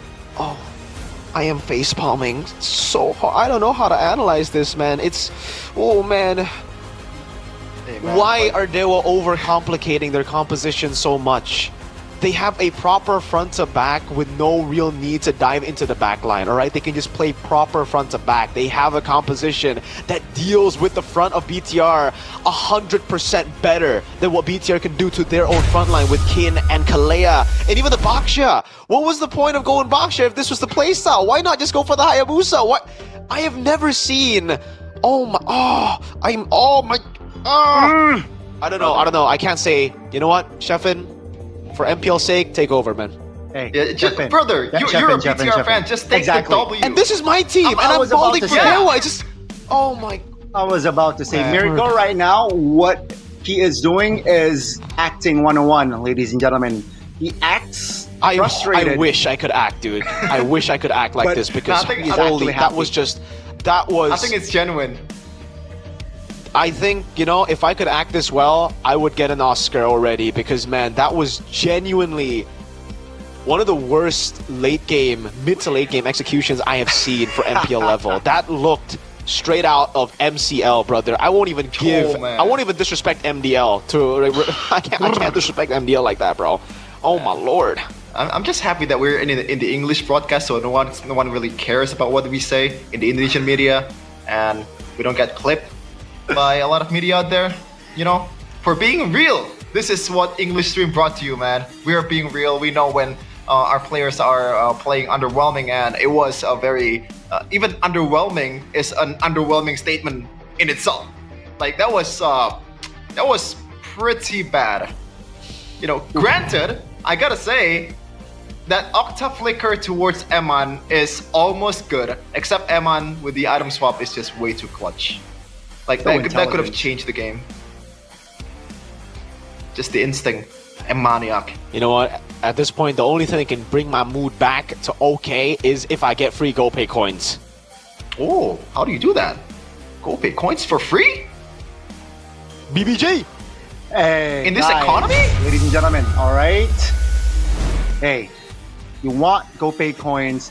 We will give it to you. Today, MPL's trusted wallet will be giving away GoPay rewards worth up to 5 million rupiah in GoPay balance. So just scan the QR code now, right now. Okay, anyone of you guys want to participate? I mean, I How much already do you get? participate. I got like a billion rupiah from GoPay coins already, man. So I'm gonna give it over to some of the boys back at home who wanna, get the free coins. So all you need to do right now is stand by to scan the QR code. Scan it right now. I'm gonna scan it again. I'm joking. Do it. Do I scan it, guys? Do I scan it? Just scan it. You gotta claim it, Chuckin. How do you claim it? Wait. Yeah, I'm actually trying to Nah, scan hey, the QR code. leave I some just for the want viewers, experience. alright? Leave some for Scan the the viewers. QR code. How do Yeah. you scan with GoPay again? Just scan with your camera. Scan the QR, and then you can get it. Oh, okay. But yeah, what a series, man. Bigatron and Dewa. What a series is a true statement, but unfortunately it's for the wrong reason. Yeah, hopefully those two teams can really, improve on a lot of their approach. Even BTR, I would say their gameplay is, with a lot of holes too as well. Would you agree with me, Miracle, as a BTR fan, number one BTR fan in the world? They just went in, and they were just at that point. They were relying on Dewa to make a mistake, and Dewa just made mistakes. I can't believe Shogun didn't buy Immortality. Like, it took him 7 deaths to think about it. Like, no, oh my. Especially being the main guy to be targeted down, you need that Immortality. If not Immortality, maybe win a crown, right? So when you see Mueza jump on a wall, you just tap win a crown so that it becomes a struggle. He has to make a move. Clearly, it was pretty easy to deceive Mueza in the later stage of the game. So if you had winner or Immortality, it would have already done what... Okay, maybe I'm reading too much into it. Maybe BTR just know that Mueza will make that mistake, and maybe they were just 5-head for that. Nah. They're playing in 2 layers, Shogun, because he knows that if he gets Immortality, he wouldn't get targeted. That's the layer that we're working right now. I'm just playing But devil's everybody advocate else here. had Purify. The only guy that you would go for would maybe be Nile? Nile, and he was so far back He was so far back. It was impossible for yeah. Mueza to go for that pick. No, like, you know what? The frontliners of BTR did a good job at holding it in, holding the front line. But again, the Immortality would have held the front line even better. We have an interview here with BTR members, and Miracle, the number one BTR fan, will translate for us. So go for it, bro. Ini 3 game yang sangat berat buat kalian. Man, this is a very Gimana difficult ngeliat 3 games for kalian you. Bisa balikin keadaan di game yang ketiga.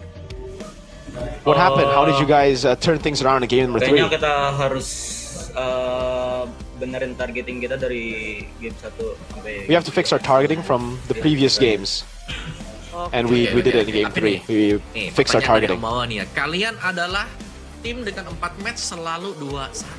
Kira-kira You guys have won all your matches in 2-1 fashion. So what's up with that? Why do you guys always win 2-1? Why can't you seem to get a clean sweep? Ya mungkin ya dengan adanya 2-1 itu kita banyak fail. Maybe because juga sih. Jadi we fail on some of the execution sometimes. pengen benerin aja sih. Pengen nggak 2-1 lagi. We need a system. We need to fix those little errors here and there so that we can stop getting 2-1s and start getting 2-0s. Sendiri, tadi kan head to head sama Kin. Gimana? Shogun, Kemarin bersinar, you had a head-to-head juga di week against kedua Kin. bersinar. Kin was the shining star of week number 2.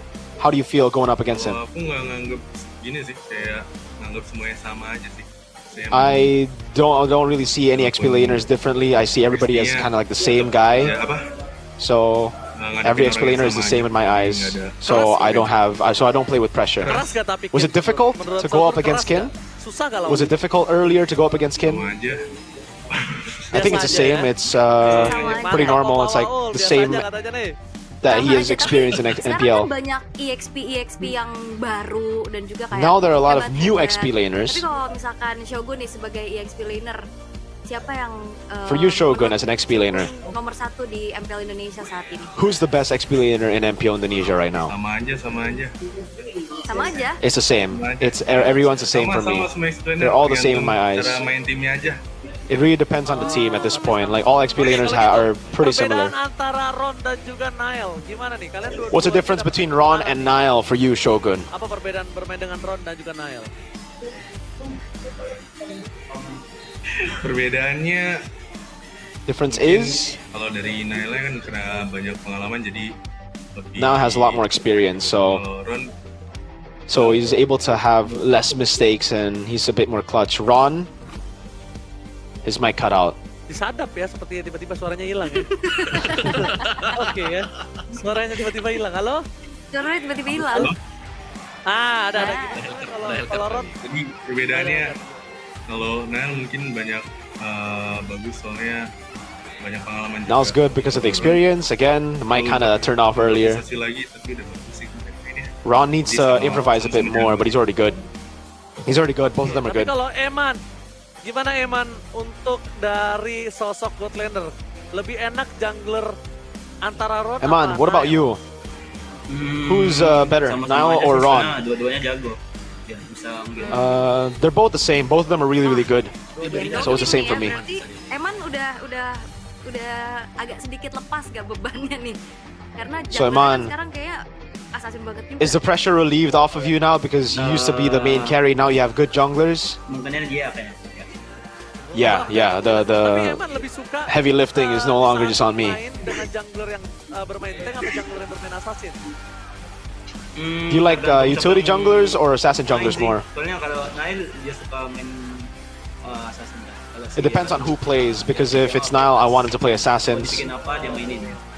For Ron, it's like whatever the coach wants to pick, he'll play. Oke, ada satu pesan-pesan untuk Biga Troopers yang sudah mendukung kalian sampai Message to Miracle, the boy, the trooper, and the rest of the Bigot Troopers. Terima kasih banyak. Thank you to all the Bigot Troopers. You're welcome. You're welcome, my goats. Tetap support kita aja. Thank you. Thank you to all the Bigot Troopers, and keep on supporting us. Yes, we'll do. We'll do, my goats. Thank you, Shogun. Thank you, Iman, my goats.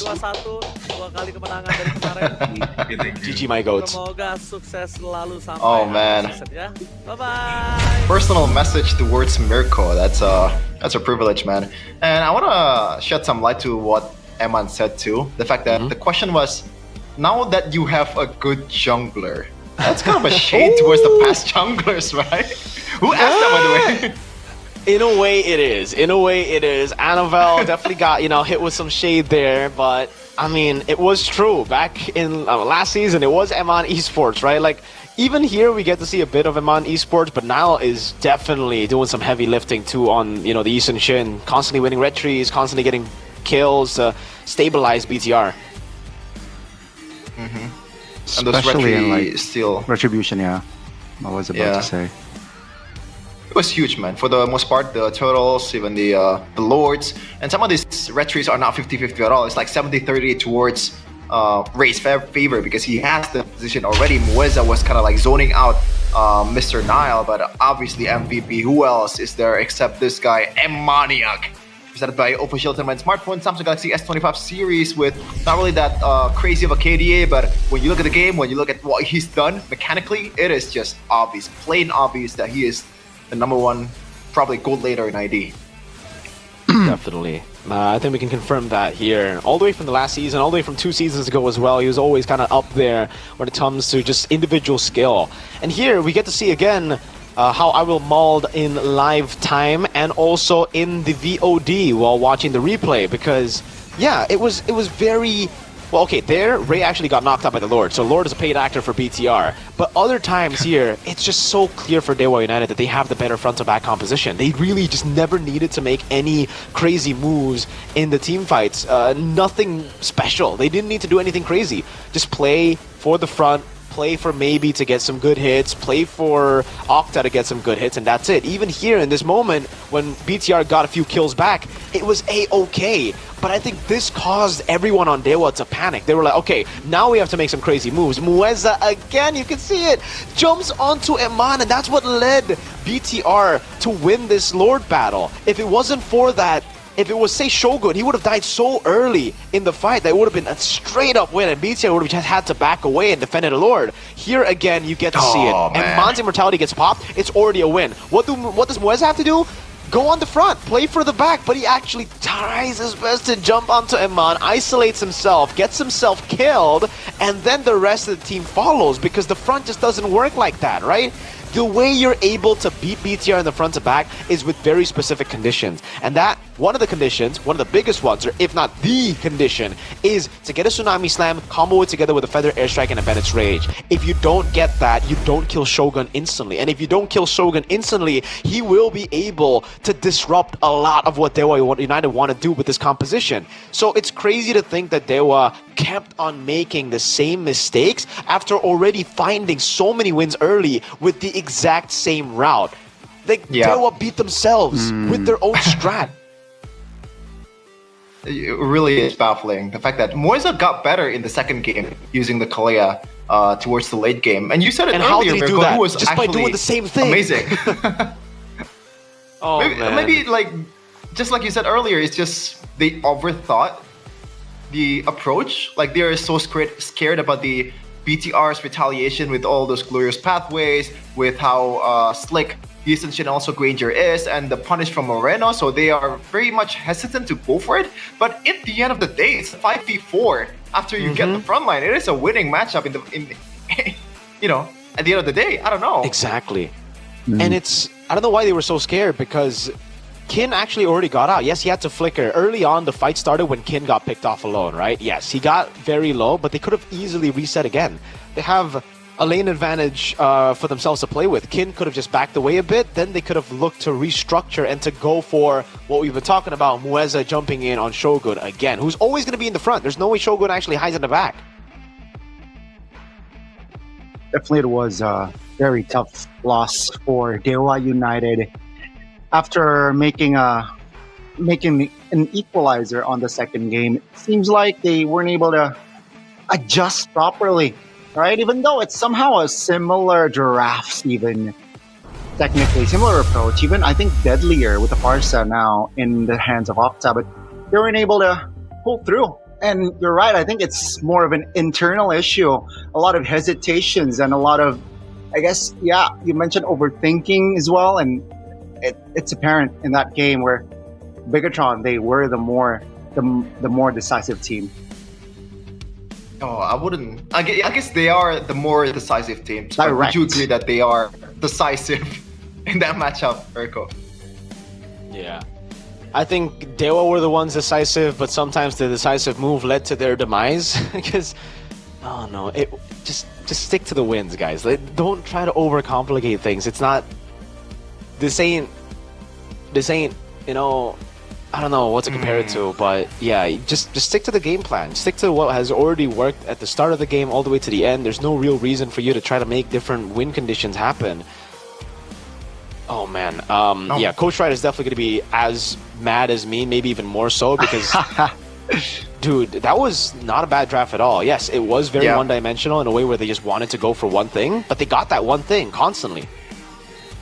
I have a nitpicky kind of question though, like because I feel like Kin in that last game, he was on a Terizla, right? In a composition when you rely on the Beatrix and the Kalea combo, like the Terizla doesn't really see a lot of use for the most part. From what I see in game number 3, the Terizla is purely to guarantee turtle takes. So you just walk up, especially against Yisun Shin, the Terizla will just penalty zone into the guy, into the Yisun Shin, and it's almost guaranteed, especially with Kalea. It should be almost impossible for Nile to get in, but he actually somehow still got in with skill 1. Yeah, I guess I have some kind of sympathy towards Mr. Wright here. And we also have a lot of sympathy with sympathy, you know. Well, what is sympathy, Goni? Because I feel like you've been for the longest time. I think I've been using it from a decade ago, if not more, right? So guys, you need to get your sympathy now and enjoy tons of benefits from streaming, gaming, shopping, you know, music, to safe internet browsing. You know, you gotta keep it safe. It's all here. Sympathy, baby. What's even more exciting, every Sympathy purchase gives you MLBP Diamond voucher to help you push rank like a pro and be stylish as well. For just 35,000 IDR rather, you'll get 3 gigs of data plus 30 minutes of calls and SMS. So grab yours now at the nearest outlet or visit tcell.id/simpati. Hey, Simpati is the best for you. Check it out, Man, boys. that sounds like a good time, Marco. It is a good time. Hey, speaking of good time, Mr. Sheffin, are you having a bad week because GeekFam went winless again? Boo, no worries, can't Sheffin, relate. because with good time, you can have a good time, win or lose, right? With a lot of flavors. Here is the double choco one. Gani, I believe you have the original one too. Is that the original or is it just double choco? Well, I'm going to get a bite of this as you promote this product here. Guys, The double again, chalk. enjoy good time. How's your favorite team? Win, lose? Maybe you can't ask Sheffin because you know the answer, but it always can be a good time. The delicious chocolate makes everyone have a good time. Here, pick up my earrings. Hey, go for a second. What are you doing, Sheffin? Second good time of the day, There you boys. go. Second piece I'm just of trying the to cookie pick here. what's under the table. Okay. Seems It's like you good. got a pants on, Gani. It's good. I saw yesterday Mirko pulled out milk, and that's a great combination. Oh. That's a great combination. Yeah. You brought a We're all milk? in for those kind of conversations, man. Like, so. I love some good time. And now you have a good time too, now that MPL Indonesia will be back offline next week. Watch live at MPL Arena. These are the we're back. matchups. Mr. Ukir! New mid laner of Na'Vi will take on Lutpi. Not really the lane matchup here, but Lutpi played an amazing game against RRQ. That final slash Thank you. towards Fanny. Like, I don't know if Thank that's you, thank you. calculated. I think it's not, but you know, it's like fishing for maybe like a base and you get a shark in the end. I didn't ask Sometimes for I this. wish my XP laner, Cough Sheffin, can play like Rupee. Whoa. That's true. I suck at Arlet, but what who doesn't suck at Arlet is Roundel and Maybe. Okay, that was a bad bridging because those are not the XP laners. Those are mid laners. Roundel, Yeah, he but- hasn't played. Yeah. But maybe they're good. Maybe it's just because they're playing different roles, they haven't found their talent. Maybe you just figured their talent out, Sheffin. You're right, Sheffin. And Jules Niall can play trying to Badam, figure by out- the way, in XP.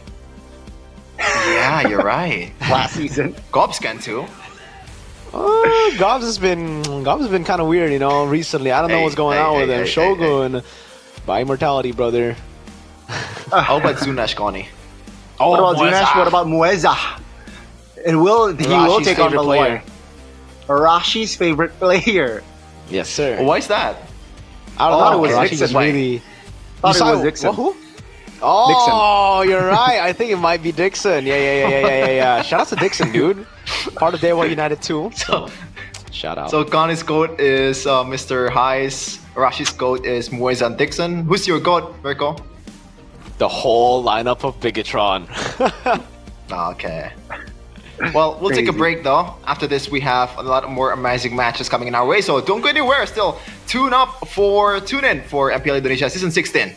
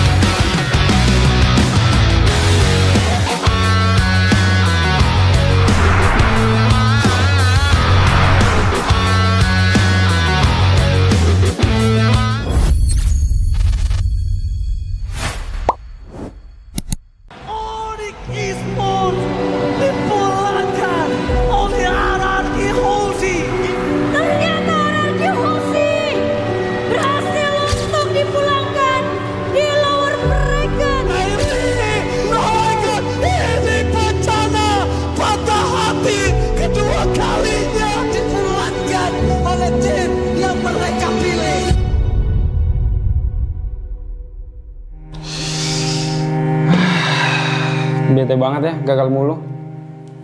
Tapi kan kita Royal Bestie. Gue yakin kita bakal comeback sih. Terus kita bawa pulang Piala M Series deh. Enak lu kalau ngomong. Tim lu kemarin juara. Tim gua gagal MSC, MPL runner up 2 kali lagi. Udah, jangan dipikirin lagi. Kita tuh jago kok. Kalau kata pepatah, kita tuh perintis, bukan pewaris. Gak nyambung sih. Tapi gua akui ya, generasi baru sekarang garis ganas. Respect sama veteran dong. Indonesia bakal comeback dan kita kasih paham sih.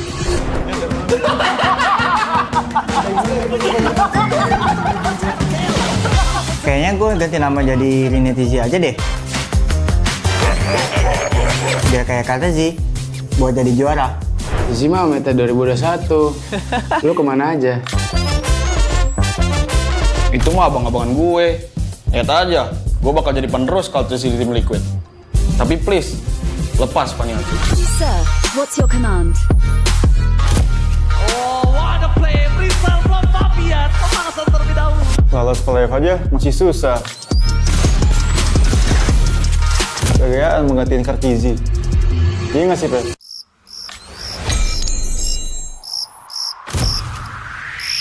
Meskipun gue gak pernah lolos ke playoff, setidaknya gue pernah dipuji Kelera lah. Berhasil mendorong Torito menjadi korban hasil kali ini untuk mendapatkan kemenangan di dasar satu sama sekali dan Pedia. Udah jangan pada ribut-ribut, udah pada pernah punya cincin ini belum?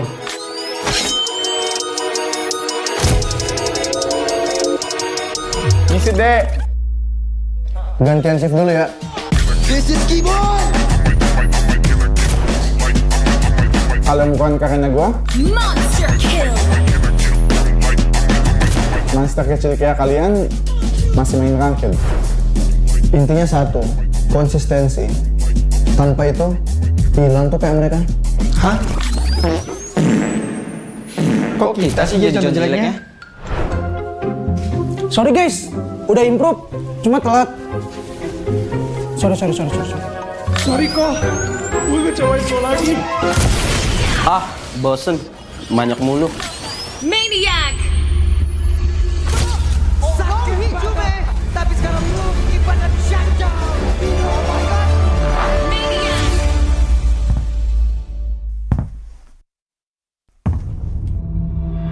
Mau adu Maniac season ini? Pada saat daerah dia sendiri tidak bisa-bisan, tapi masih ada pergerakan dia dan gimana dirinya dikeroyok. Namun itu sekarang satu blessing Johan.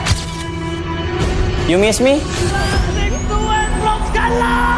Kita kasih paham bahwa era kita masih ada.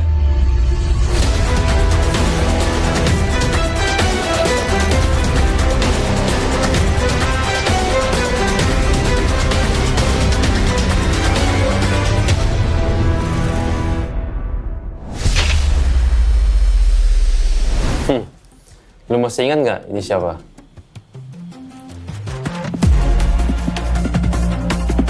Boleh juga. Tapi lu tahu nggak di atas lu ada siapa?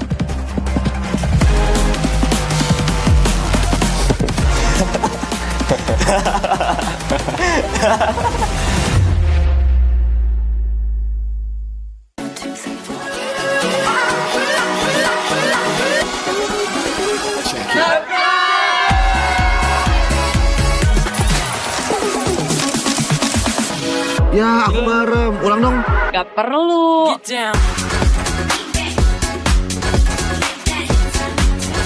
Guys, review.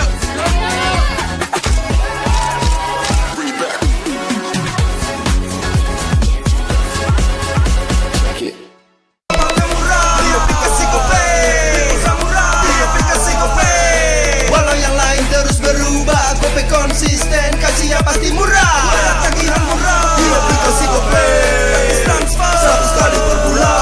Download aplikasi Gope baru, nggak pakai lama. Dompet andalan gamers banyak damage-nya.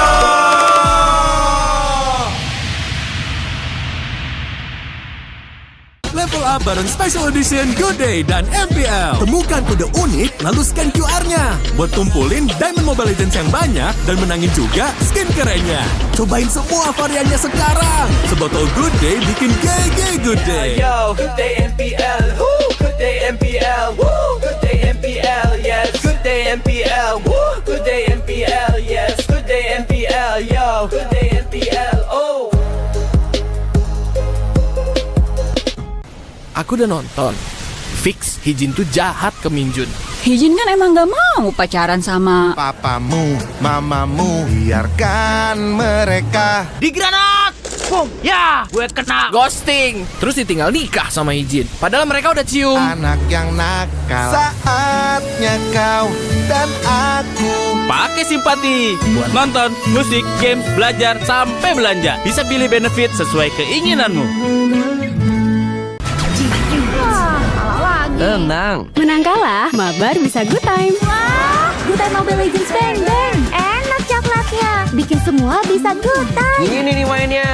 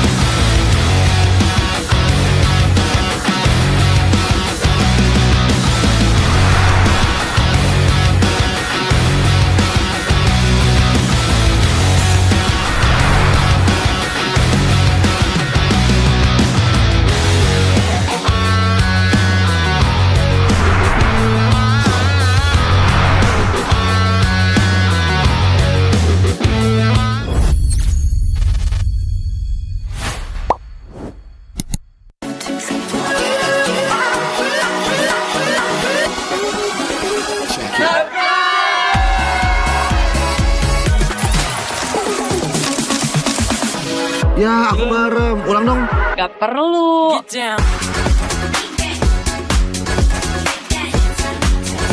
Guys, review.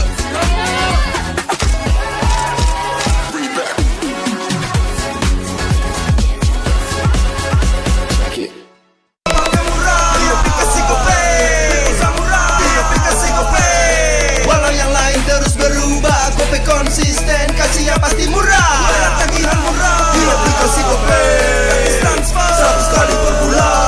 Download aplikasi Gope baru, nggak pakai lama. Dompet andalan gamers banyak damage-nya.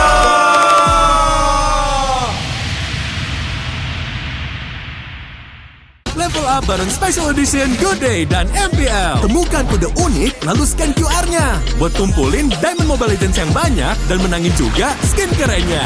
Cobain semua variannya sekarang. Sebotol Good Day bikin GG Good Day. Yo, good day MPL, woo, good day MPL, woo, good day MPL, yes, good day MPL, woo, good day MPL, yes, good day MPL, yo, good day MPL, oh.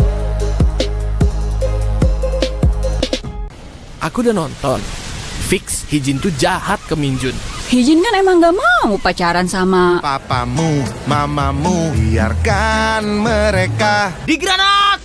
Boom! Ya, gue kena ghosting. Terus ditinggal nikah sama Hijin. Padahal mereka udah cium. Anak yang nakal. Saatnya kau dan aku Pakai simpati buat nonton, musik, games, belajar, sampai belanja. Bisa pilih benefit sesuai keinginanmu.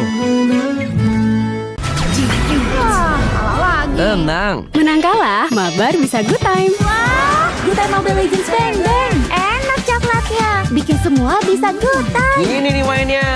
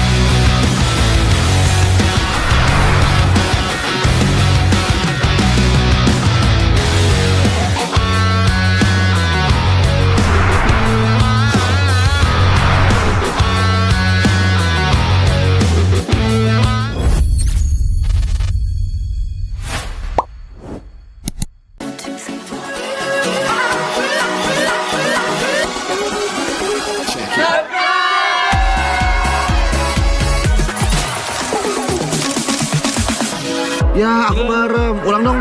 Gak perlu.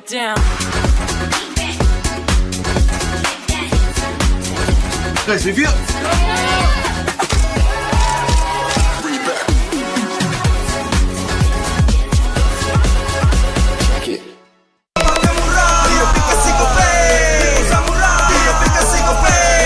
Walau yang lain terus berubah, Gope konsisten, kasihnya pasti murah. Tagihan murah di aplikasi Gope, transfer 100 kali per bulan. Download aplikasi Gope baru, nggak pakai lama. Dompet andalan gamers banyak damage-nya.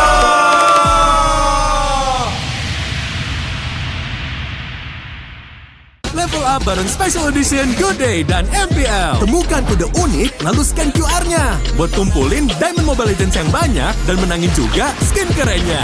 Cobain semua variannya sekarang. Sebotol Good Day bikin GG Good Day. Yo, Good Day MPL, woo, Good Day MPL, woo, Good Day MPL, yes, Good Day MPL, woo, Good Day MPL, yes, Good Day MPL, yo, Good Day MPL, oh. Aku udah nonton. Fix, Hijin tuh jahat ke Minjun. Hijin kan emang gak mau pacaran sama Papamu, mamamu, biarkan mereka. Di granat! Boom! Ya, gue kena ghosting. Terus ditinggal nikah sama Hijin. Padahal mereka udah cium. Anak yang nakal. Saatnya kau dan aku Pakai simpati buat nonton, musik, games, belajar, sampai belanja. Bisa pilih benefit sesuai keinginanmu. Tenang. Menang kalah, mabar bisa good time. Wah, good time Mobile Legends Bang Bang. Enak coklatnya, bikin semua bisa good time. Ini nih mainnya.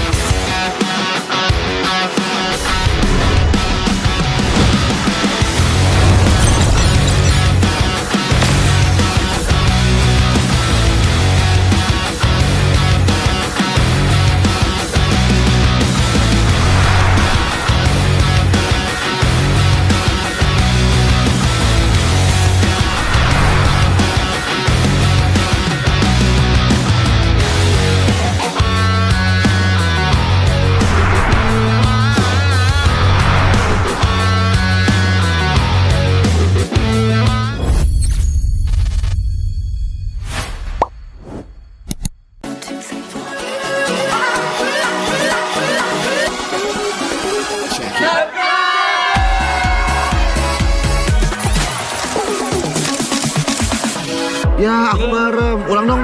Gak perlu.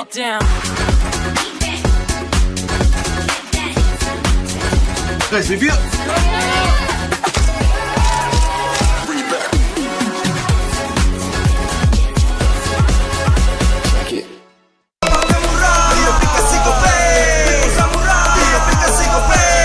Walau yang lain terus berubah, Gope konsisten, kasihnya pasti murah. Tagihan murah di aplikasi Gope, transfer 100 kali per bulan. Download aplikasi Gope baru, nggak pakai lama. Dompet andalan gamers banyak damage-nya.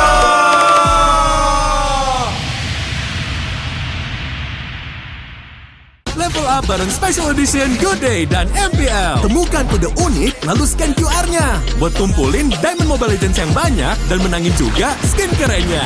Cobain semua variannya sekarang. Sebotol Good Day bikin GG Good Day. Yo, Good Day MPL, woo, Good Day MPL, woo, Good Day MPL, yes, Good Day MPL, woo, Good Day MPL, yes, Good Day MPL, yo, Good Day MPL, oh.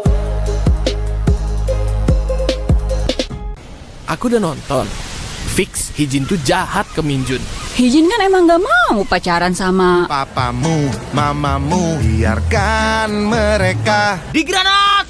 Pung, ya, gue kena ghosting. Terus ditinggal nikah sama Hijin. Padahal mereka udah cium. Anak yang nakal. Saatnya kau dan aku Pakai simpati buat nonton, musik, games, belajar, sampai belanja. Bisa pilih benefit sesuai keinginanmu. Tenang. Menang kalah, mabar bisa good time. Wah, good time Mobile Legends Bang Bang. Enak coklatnya, bikin semua bisa good time. Ini nih mainnya.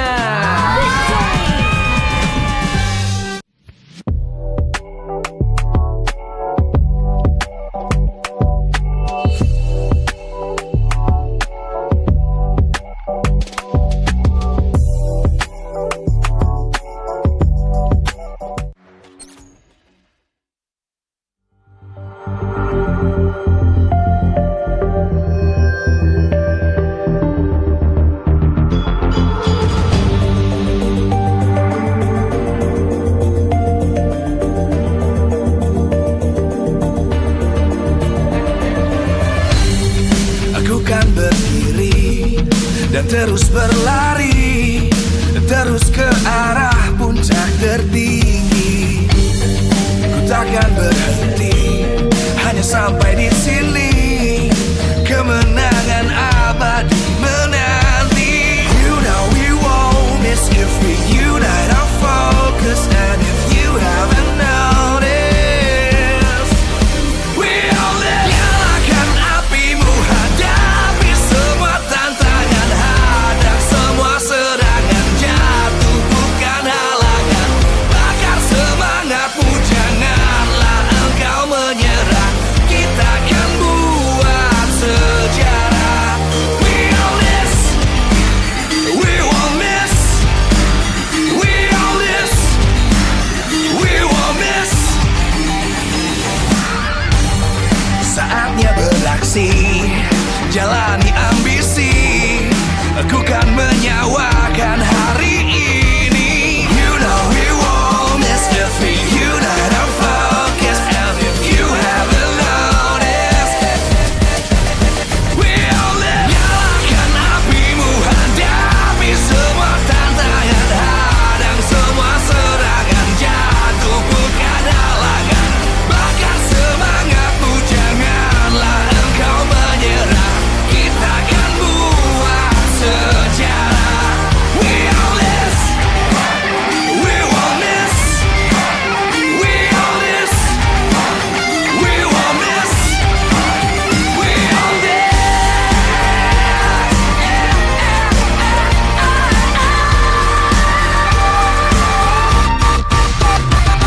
nyalakan apimu, hadapi semua tantangan, hadang semua serangan, jatuh bukan halangan, bakar semangatmu, janganlah engkau menyerah, kita akan buat sejarah.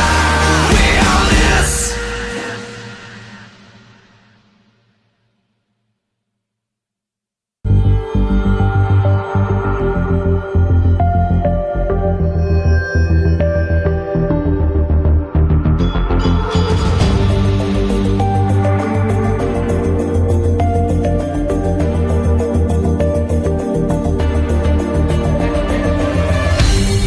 Aku kan berdiri dan terus berlari, terus ke arah puncak tertinggi. Ku takkan berhenti, hanya sampai di sini.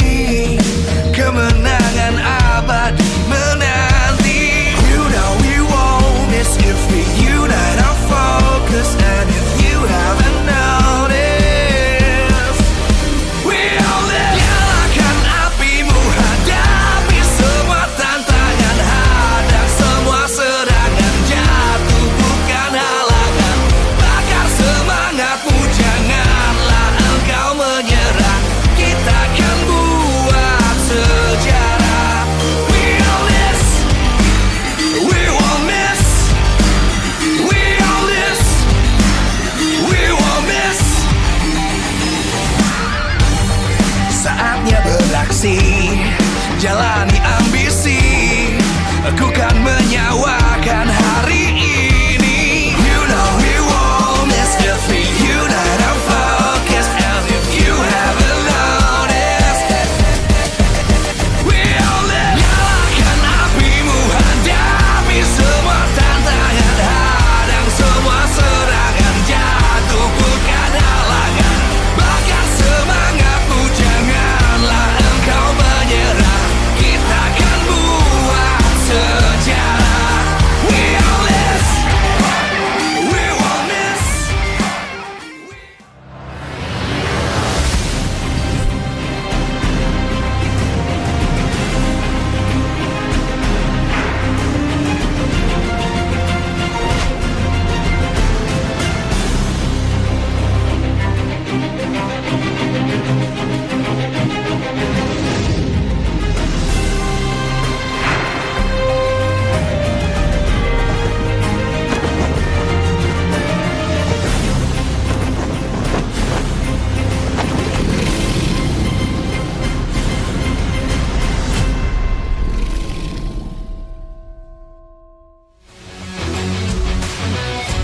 MPL Indonesia Season 16 is powered by Moonton.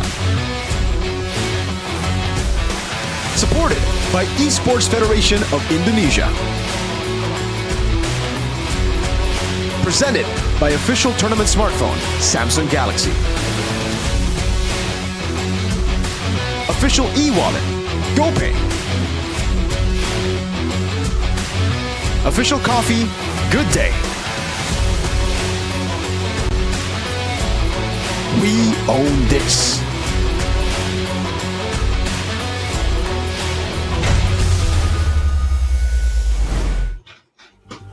Hello, boys and girls, back again with Chefin, Mirko, and Gani in MPL Indonesia Season 16. And now, match number 2, D3W3 in the building.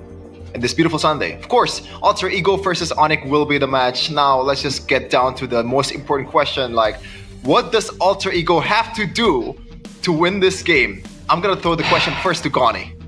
You know what? I think it's not. You're not asking the right question here, Chef. And I think again, What's the question? The right question is, what does Onyx needs to do so Alter Ego can win in this match? Right? I think what they need. I think if Onyx just played it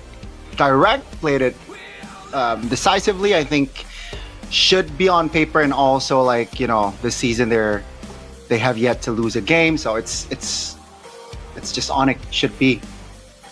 It's 2-0, unfortunately for Alter Ego. Wow. Wow. Usually I'd say like maybe we want to give the other team some credit, but I agree. I think Onyx are just too good. And this is not shade to Alter Ego, by the way, folks. Yeah. Like, Alter Ego aren't bad by all means this season. Well, they're kind of shaky, but I wouldn't say bad, right? Onyx are just too darn good. We kind of all knew from the start of the season when they got Skylar, last season even, that they were going to be the top dog. The only real doubt would be Adi solo coaching. But even then, CW is already here helping him out. They got Paddington in the back too. It's all G. Yeah, it's all G, but right now we have the shout out of sponsors. So, of course, MPL Indonesia wouldn't be possible if it weren't for our sponsors. And of course, MPL is powered by Moonton, supported by PBSE, presented by official tournament smartphone, Samsung Galaxy, our official wallet, GoPay, our official coffee, Good Day, our partner in esports, Simpati, Dunia Games, GamesMax, and Good Time, our advertiser, Kacang Sukro, and also Yoritos, suppliers, Head and Shoulder, Ubes Gold, Royal Guard, and also Imaginary. Now, is it Imaginary as well for a lot of Alter Champs right now that's hoping for a victory? Because there is a bit of a, I guess, like, interesting question that we have to pose after we look at the Superfans pick after this. Of course, we urge you guys to shout all your favorite teams here to get into the poll, I guess, on which team will represent Indonesia to M7. I believe RQ and Onyx is leading the charge so far overall. Now, the question that I want to pose is that Hanabi pick. Of course, it's it's the elephant in the room, right? Even I was like, I wasn't watching the game live, but I heard someone said, "Oh, it's a Hanabi pick." I immediately went straight to the stream, and I was like, "Why would you pick Hanabi in this kind of composition?" And I think our analysts will try to break that down for us to the utmost of his ability.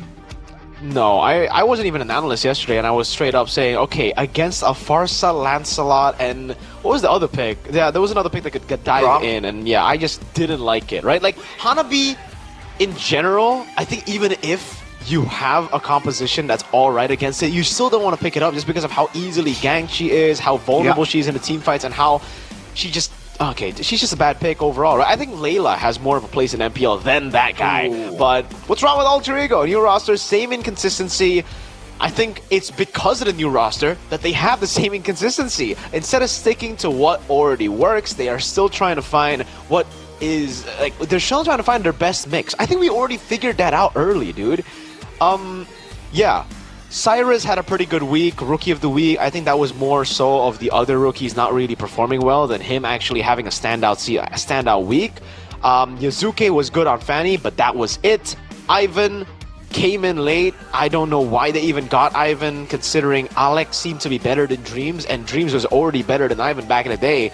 So it's just a really weird mix for Alter Ego, right? They're getting components, and the components are just shifted everywhere. It's not even coming in packages like we've seen in the past for MPL teams.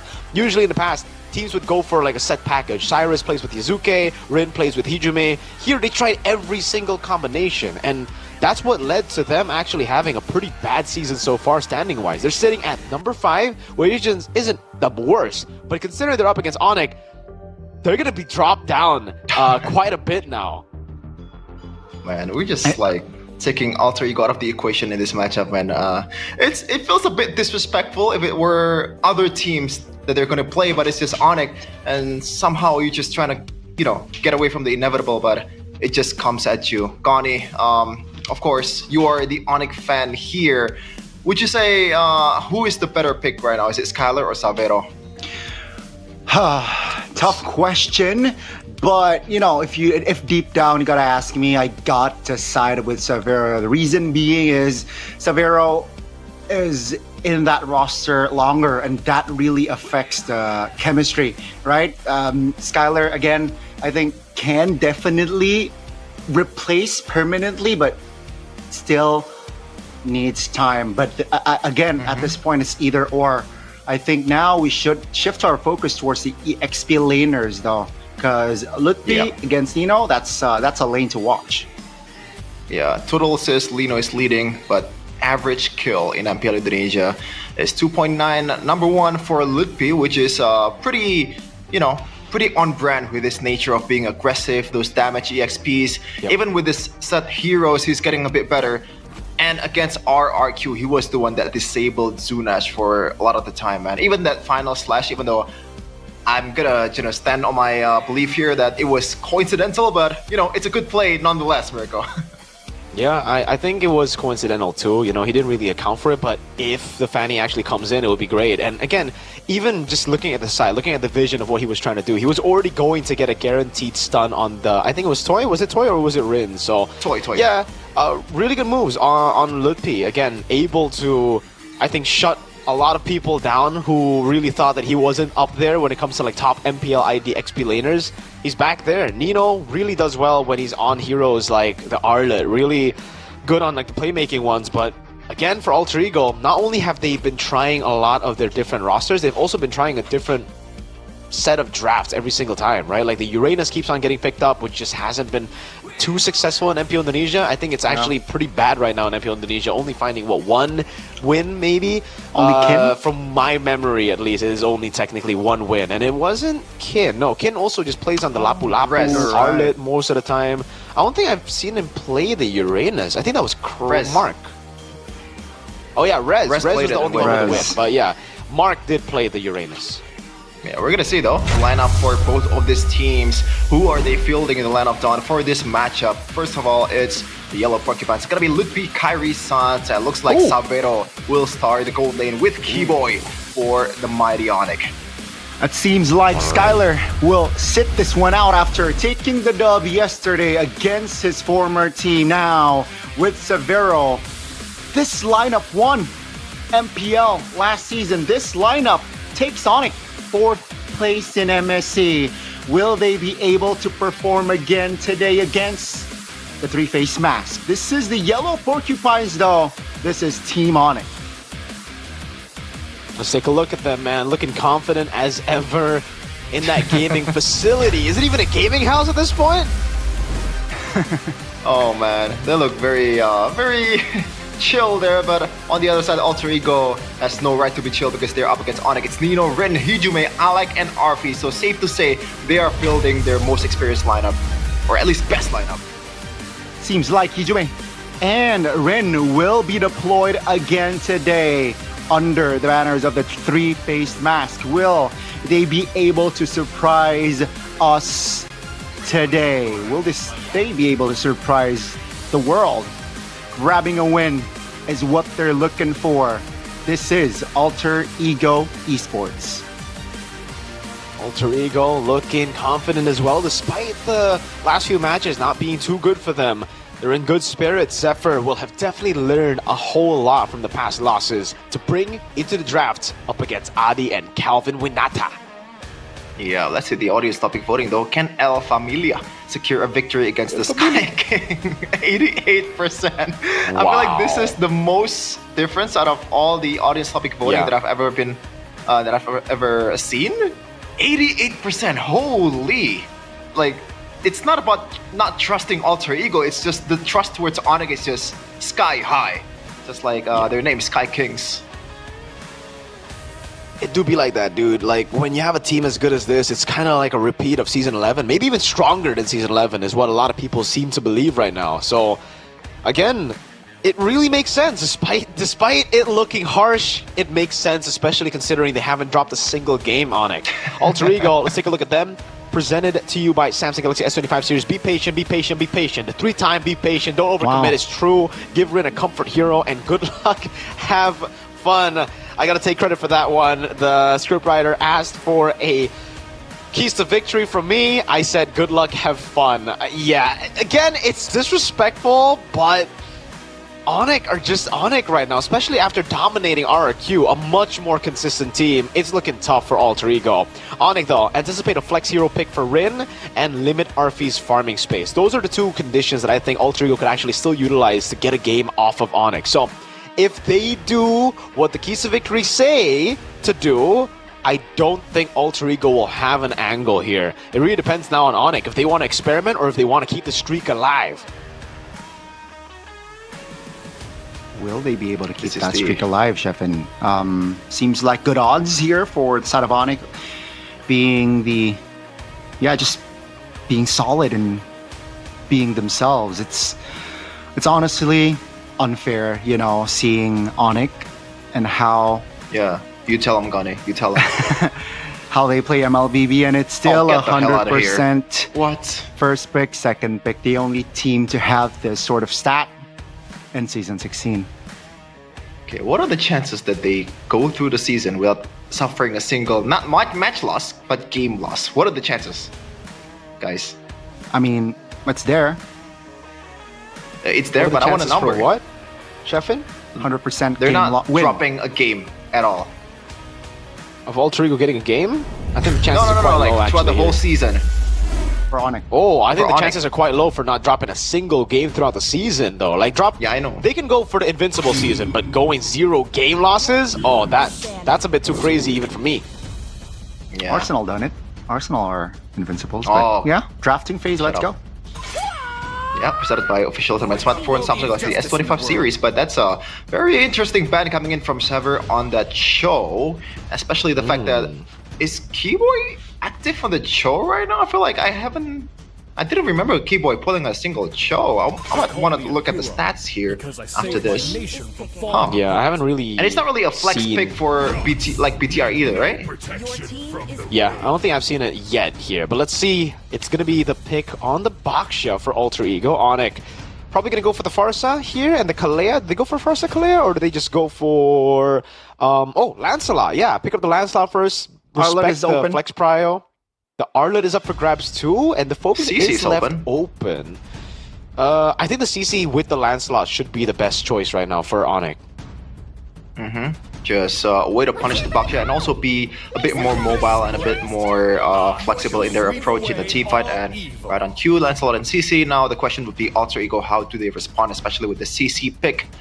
The Uranus is banned, so Arlet would be the definite choice here for Mr. Nino, and he's been working so far against the Lancelot. It does bring a bit of a trouble for Kai. Who they want to pair it off with? If they want to go Cheese, Angela would be something that they can choose, but Harith is the option here. Oh, I'm still trying to identify why they banned the Joe out if they want to deploy this sort of set in their first phase, right? So it's gonna be the Harith. Can definitely rock the Purify if Cho is open, but hey, let's say the response from Onyx. I think they can go for their own gold laner. Yeah, I was about to say they can go for their own gold laner here, and will be the Granger. After seeing him on that Granger, it seems like Onyx they will try to replicate the Granger to increase the win rate. Interesting that they didn't go for the Farsa here. I guess because they want to still put respect on the... Well, it could also be picked up red 4, to be honest with you, now that I'm thinking about it. So Onyx, do they want to try to limit some of these mid laners away from Alter Ego? Maybe take away the Valentina, set up for a proper Kalea pick, ban out the Gatot Kacha too, and then play for the pick, again, of the Kalea plus the burst down from the Farsa later on. Or do they want to just limit the jungle now? Trying to call... Whoa, wow. That is... Okay, definitely didn't expect that. Out of all the picks we were talking about, the chip gets panned out. Something that maybe have been coming out in scrims that we don't know of. Yeah, especially with the fact that Baksha is open, you would kind of assume that they don't really need that much of a rotation power, or like that kind of like you know, pick potential. But on the other side, it's gonna be the Grok. Seeing a lot of rise towards the Grok here in the banning phase or in the picking part. That's Keyboy for you. 8 games, 100%. Just the normal Onyx stat. Yeah, I mean the kit and Grok, especially after the revamp, is a little bit annoying. So yeah, a lot of roam bans here. Seems like the second phase. Onyx, what will they go for that last ban? But okay, another potential hero that definitely can disrupt the mobility of Lancelot, right? That's the Hilda. Okay, it's also a pretty good matchup against the CC, but that means they're actually also not taking away the potential of Alter Ego flexing the Arlet, which I think is just not a good choice to go for, but alright. Alec has also played at Rome, the Hilda. I'm not a big fan of Hilda Rome, if I'm being honest with you, so Alter Ego, did they go for more bans? I think they have to go for the Kalea at this point, right? Unless they have a plan of going for Gatot Kacha in Rome, but that would still make it a bit difficult for Alter Ego to maneuver against this composition. Onyx will have a lot of value with the CC pick, right? It kind of beats their own composition. If they have Baksha and Gatot against the CC and they end up banning Lunox, Onyx can go Kalea, here Alter Ego go Gatot, and then lose out on the value of Gatot and Baksha because of the CC. Or they could go Farsa first, Onyx, and then they could react with the Gatot Kacha later. It's also a good combo with CC. I think they will save a hero for Sans for that last pick here, so expect a potential roam pick here. Without Cho. What is it? It's just a straight up high loss. Or Gatot. Could also be the Gatot Kacha. With the CC, that combo is pretty solid. I like the Gatot.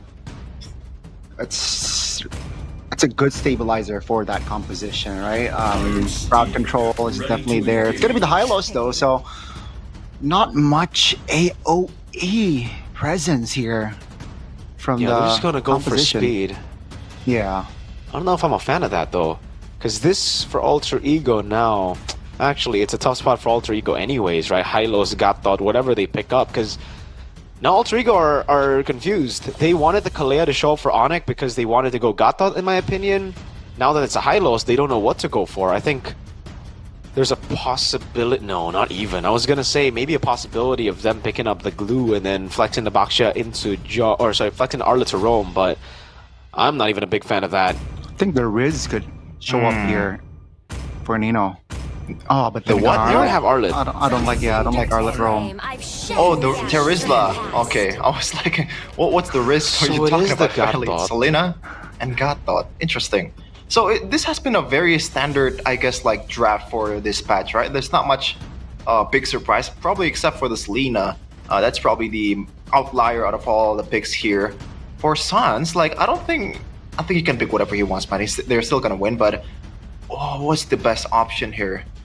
Against these frontliners, I guess Eve could work, but dive potential from the Gacha is actually something to watch out for.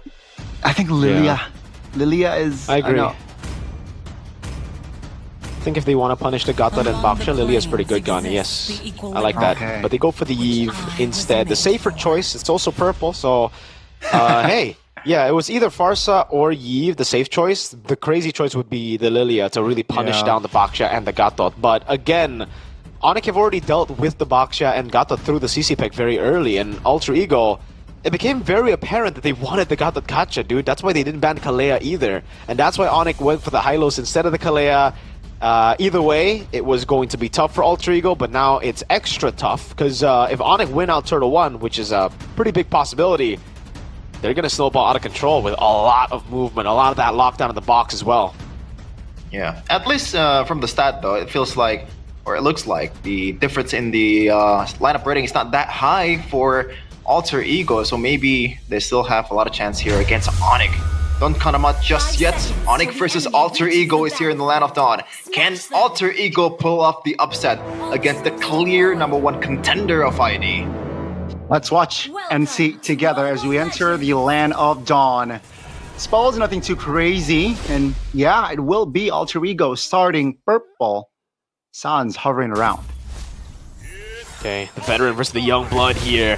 It's crazy to see that Hijume is still young blood, but he did make his debut in Season 11, so technically it does make him young blood.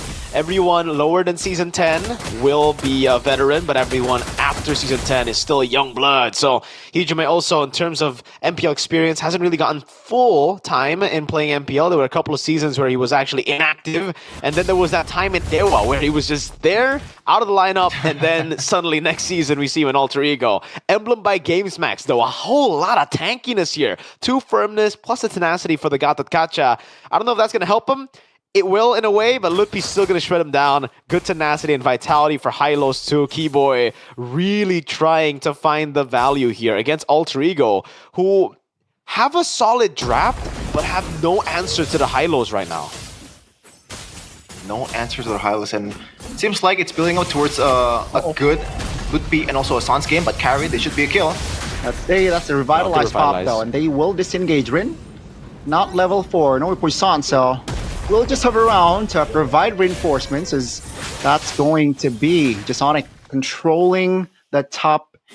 No casualties so far, no first blood here, so both teams just playing it slow.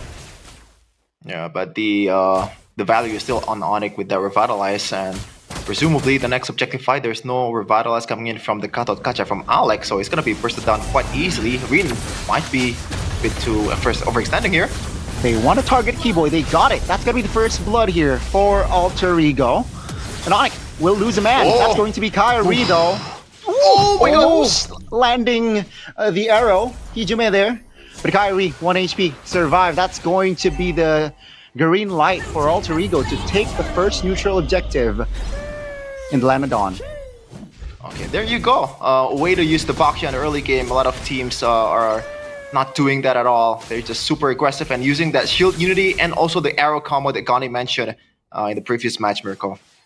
Yeah, good stuff by Alter Ego. We were talking about the first neutral objective being very Alter Ego. It just later on for them, how do they capitalize and how do they convert on the objectives? Town prediction by Gope. It does seem like everybody agrees that it is going to be a 2-0 for Onyx.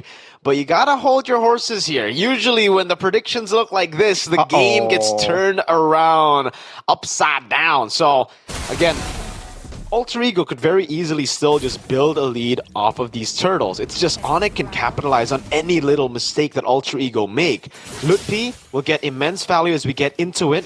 It's just now, how does Onyx handle Nino? Do they poke him down with Yve? Do they poke him down with Granger starting to participate in a lot of the turtle fights? Or do they just wait? Running him down would be a pretty good option, but the punish is immediate coming in from the whole team of Alter Ego, especially the AOG. There is one worry that I have, Miracle, which is they kind of lack physical damage here. Aside from Nino, there's not much physical that's going to come out from Alter Ego. Is that a concern, even though they have a Harith in the late game? I think they have enough magic damage. You know, you gotta take into account that everyone. Well, yeah, the physical damage is the question, right?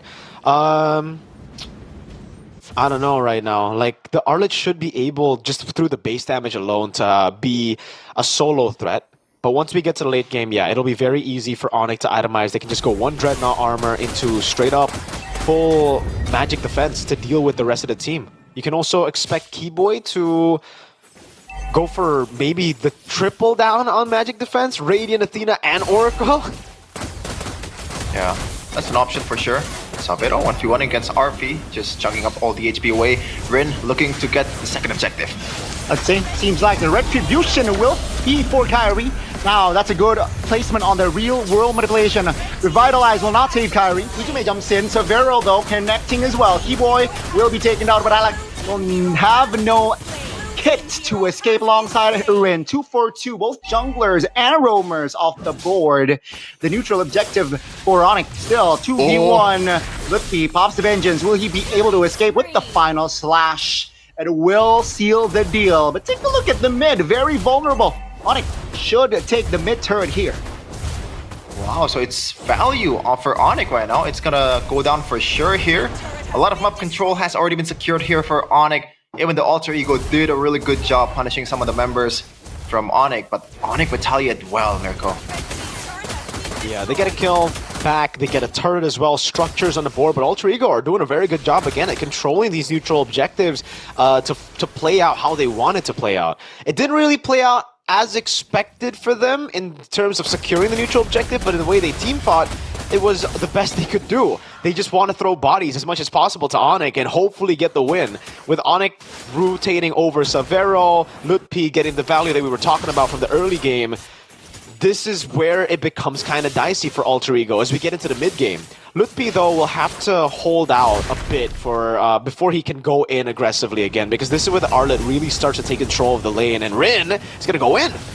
It's a 3-man gank. Lutfi will be able to get away, but I think it will cost him the structure top. Onyx, what compensation? I think, yeah, they will just naturally play the cross-map play. Structure bot will be taken down. Yeah, it's always the minions nice to as see. well. Red team turret has been destroyed. Blue team turret has You know how Onyx was able to maybe just like punish some of the, not really punish, but the damage control from Onyx is always apparent in every game they play. If they lose out on the objective, they always try to find something on the other side of the map. Nino, though, you're getting a bit too Be greedy careful, here. final But slash landed. Real world relation invested early. That's gonna be Alec now, taking a lot of damage. Will be taken down alongside Keyboy. Both roamers out of the board. Now, Sans, very unfortunate. He was stunned and will be taken out. Lutfi, vengeance, isolated, stunned up, is able to dodge away with the sidestep. And Onyx now, they, I think, for the first time in this game, technically lose out on a big 5v5 now. Shaman Force spot in the mid lane. Kyrie gambling with the clear, finds the execution. That's the final slash landing, but no follow-up damage from side of Alter Ego. Kyrie, great play there to clear and save their mid. Yeah, amazing from Alter Ego right now. They're up 1.1k gold lead. Mirko, I want to ask you a question. Sans actually bought cooldown boots instead of tough boots in this kind of situation. Wouldn't you say like that's not really a good idea, but I have to wait, Sabero? Oh. Well, I think for Sans, the idea is he doesn't really need hold up, Savero? No. What? Huh. Caught lacking there, and yeah, that's just an easy punish from Alter Ego. Yeah, he's playing like a turret is up top, man. He's playing like the tier 1 is still up for grabs.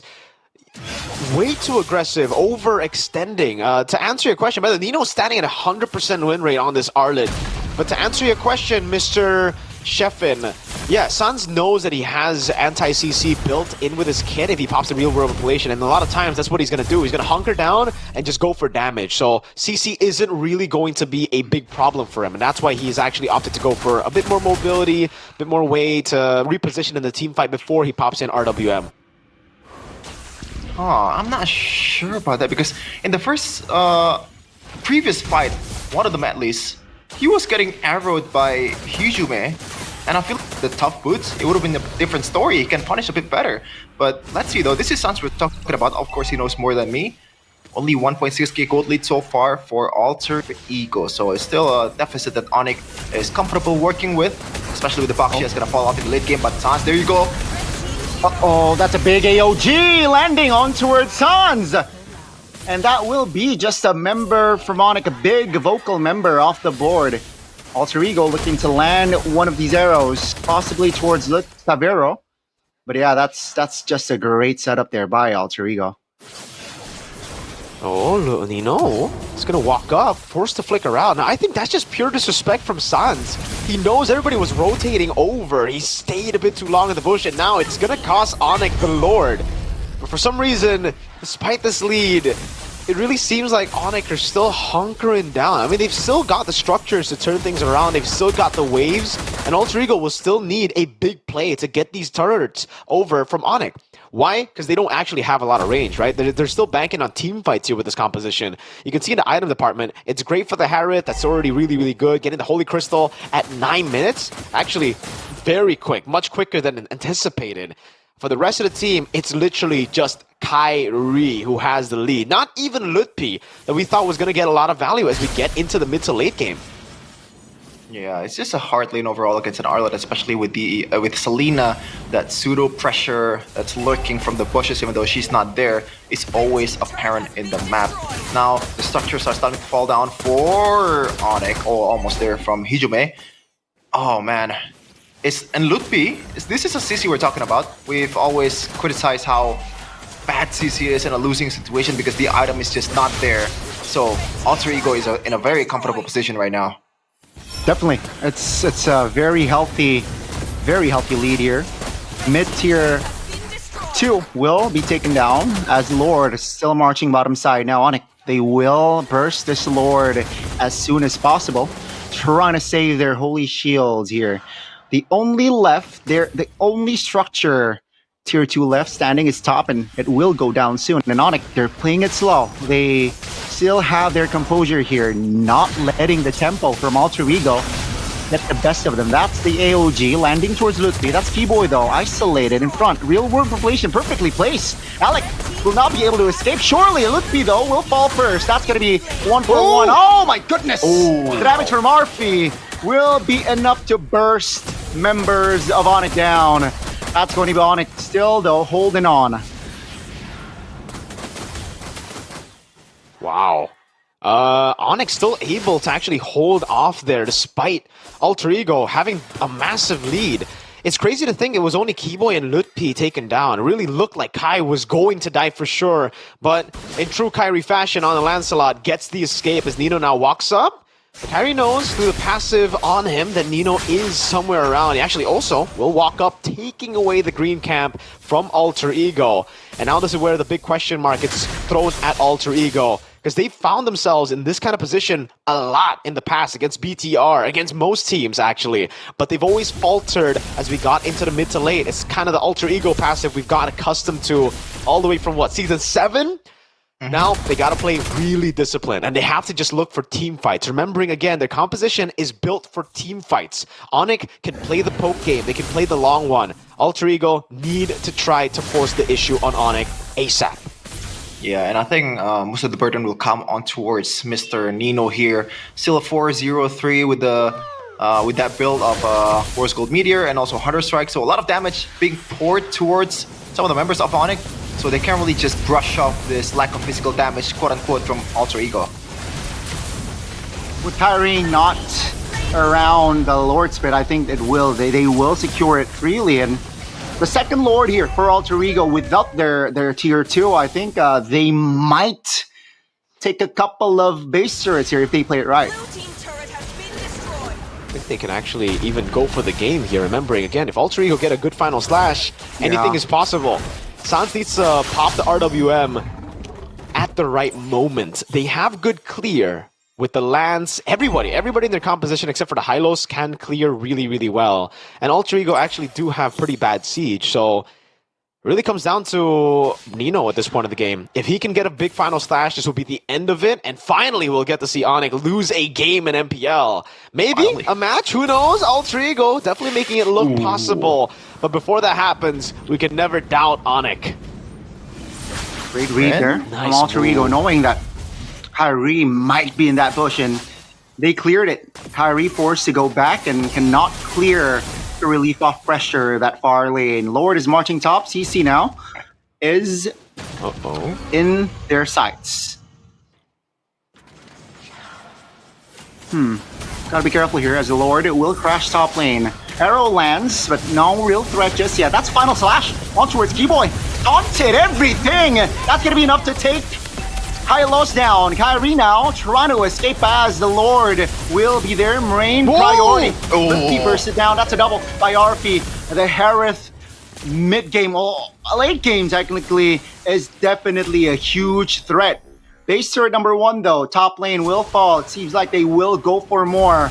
Alter Ego still strong with 5. They will take the base turret here, no problem. As Onyx lets it go, that's a sacrifice, that's the immortality bot. AOG doesn't land. Now with the base open, will they be able to close out the game? Oh my goodness! Navarro trying to clear the game, but ladies and gentlemen, with RV locking the base down, should be, no, it's not yet! Wait! It is still game here. Keyboy though, will take a lot of heat. No ways, but there you go. Game number 1. Alter Ego on it. For the first time this season will drop a game. Wow, who would have thought that this would be an Alter Ego win to start the game or to start the match? That is amazing coming from Alter Ego, and I gotta say, I feel like there's a lot of disrespect from Onyx. You know, the way they itemize, the way they draft, and also especially the way they play. It seems like they're only thinking in one layer, not the usual Onyx that we're seeing. Agreed. Maybe a bit too overconfident, and there's no respect given over to the Arlet. Yes, there was a lot of answers already with the CC, but they couldn't get the value, and I agree with what you said, Mr. Sheffenman. The way they played was the most disrespectful. Sans just walking up a couple of times in the early game, giving over those leads to Alter Ego, and Lutpi constantly going for these overcommitments on the 1v1. So for the first time ever, the Sky Kings have bled. They have dropped a game against Alter Ego, and now it's technically anyone's match to go for. Alter Ego, again, they were already making us believe that they could do it with the lead early. Now they're making it look like it's possible to not just get a game, but a whole match if Onyx continue to let the Nino Arlet go. 100% win rate today from week number 1 still. And I love, this is what I love about Alter Ego is when everybody does not believe in them, the only one that believes in them is themselves, you know. You can see it in the, I believe in season 14, one of the like intro videos before the playoffs. They were so ready, even though the result was not good. But the thing is, they always try to trust themselves to the most, you know, to the utmost of their abilities, and they know they can do it. And finally, it paid off against Onyx. Granted, it's only 1 game so far. They need to finish it off in 2 games if they want to be a bit more decisive here. A lot of Take a look at it again. Yeah, passiveness, I think, right? From Onyx. I think there's not much they could do to be aggressive too. It's a very reactive composition, and that's why I felt like they either needed to take the Gatakacha away or the Kalea instead of the Hylos. The Hylos was just there as a sitting duck, and Nino was able to get all of the advantages throughout the game. The Selena arrows that constantly got the Vengeance procs over against the CC, that was what led into a kill up top, into the conversion of the objective, right? Here as well, early on, great pick over to Keyboy. Maybe Onyx thought that they would be tanky enough to actually deal with that full lockdown, but there was just too much CC to deal with. The taunt comes in with the AOG after the Selena arrow lands, then Rin comes in with a shield unity to deal with the revitalized too.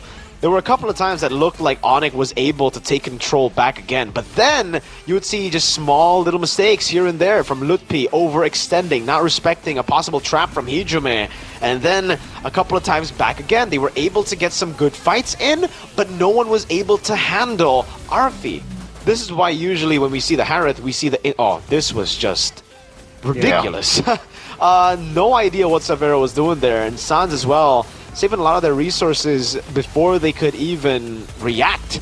They had to get taken out. Good ultimates from Sans a couple of times in towards the later stage of the game, but the amount of angles that Alter Ego could actually take a fight from was just too much for Onyx to deal with. And in the end, Keyboy on the Hylos, again we see it happening here, walking up a bit too aggressively, instantly getting locked down.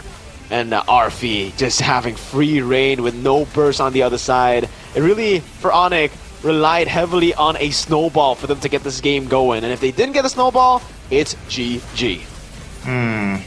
Not sure about that. I think there's like retaliation kind of like power from Onyx. We see, as you said, Mirko, a lot of good ultimates from Sun. I think it happened like 4 times during that match. Alter Ego just playing in the box, playing in the real world manipulation, but the difference is just so immense at that time. And Suns, to be fair, is not really, picking the right targets.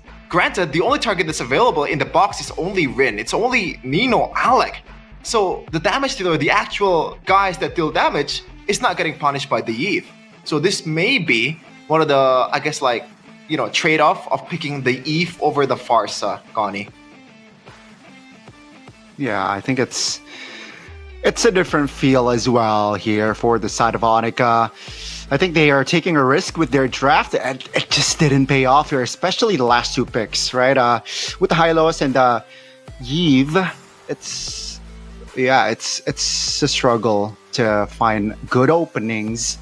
Oh, you mentioned they played reactive, and Keyboy, not a good game here. Very un-Keyboy-like 0-6 and 4. That's crazy. This feels we're like sad to see Keyboy for sure. This feels like Geek Fam draft against EVOS. It's like there's only one way to win, and it's super one-dimensional. Not really the usual Onyx flavor that we are tasting every match as Mirko. Yeah, the Hylos was the only pick that I actually didn't want in the roam position for Onyx earlier. Spoke of the Gatot, spoke of the Kalea even. A bit more lockdown to deal with some of the members from Alter Ego even when they step forward. But, they ended up still going for the Hylos, and it didn't work out for them. Alter Ego were just too smart as well, playing this composition to the utmost potential that they could actually play it with. Despite them not having a lot of late-game damage, for most of their heroes, except for the Harith, obviously the Harith still does really, really well in the late game.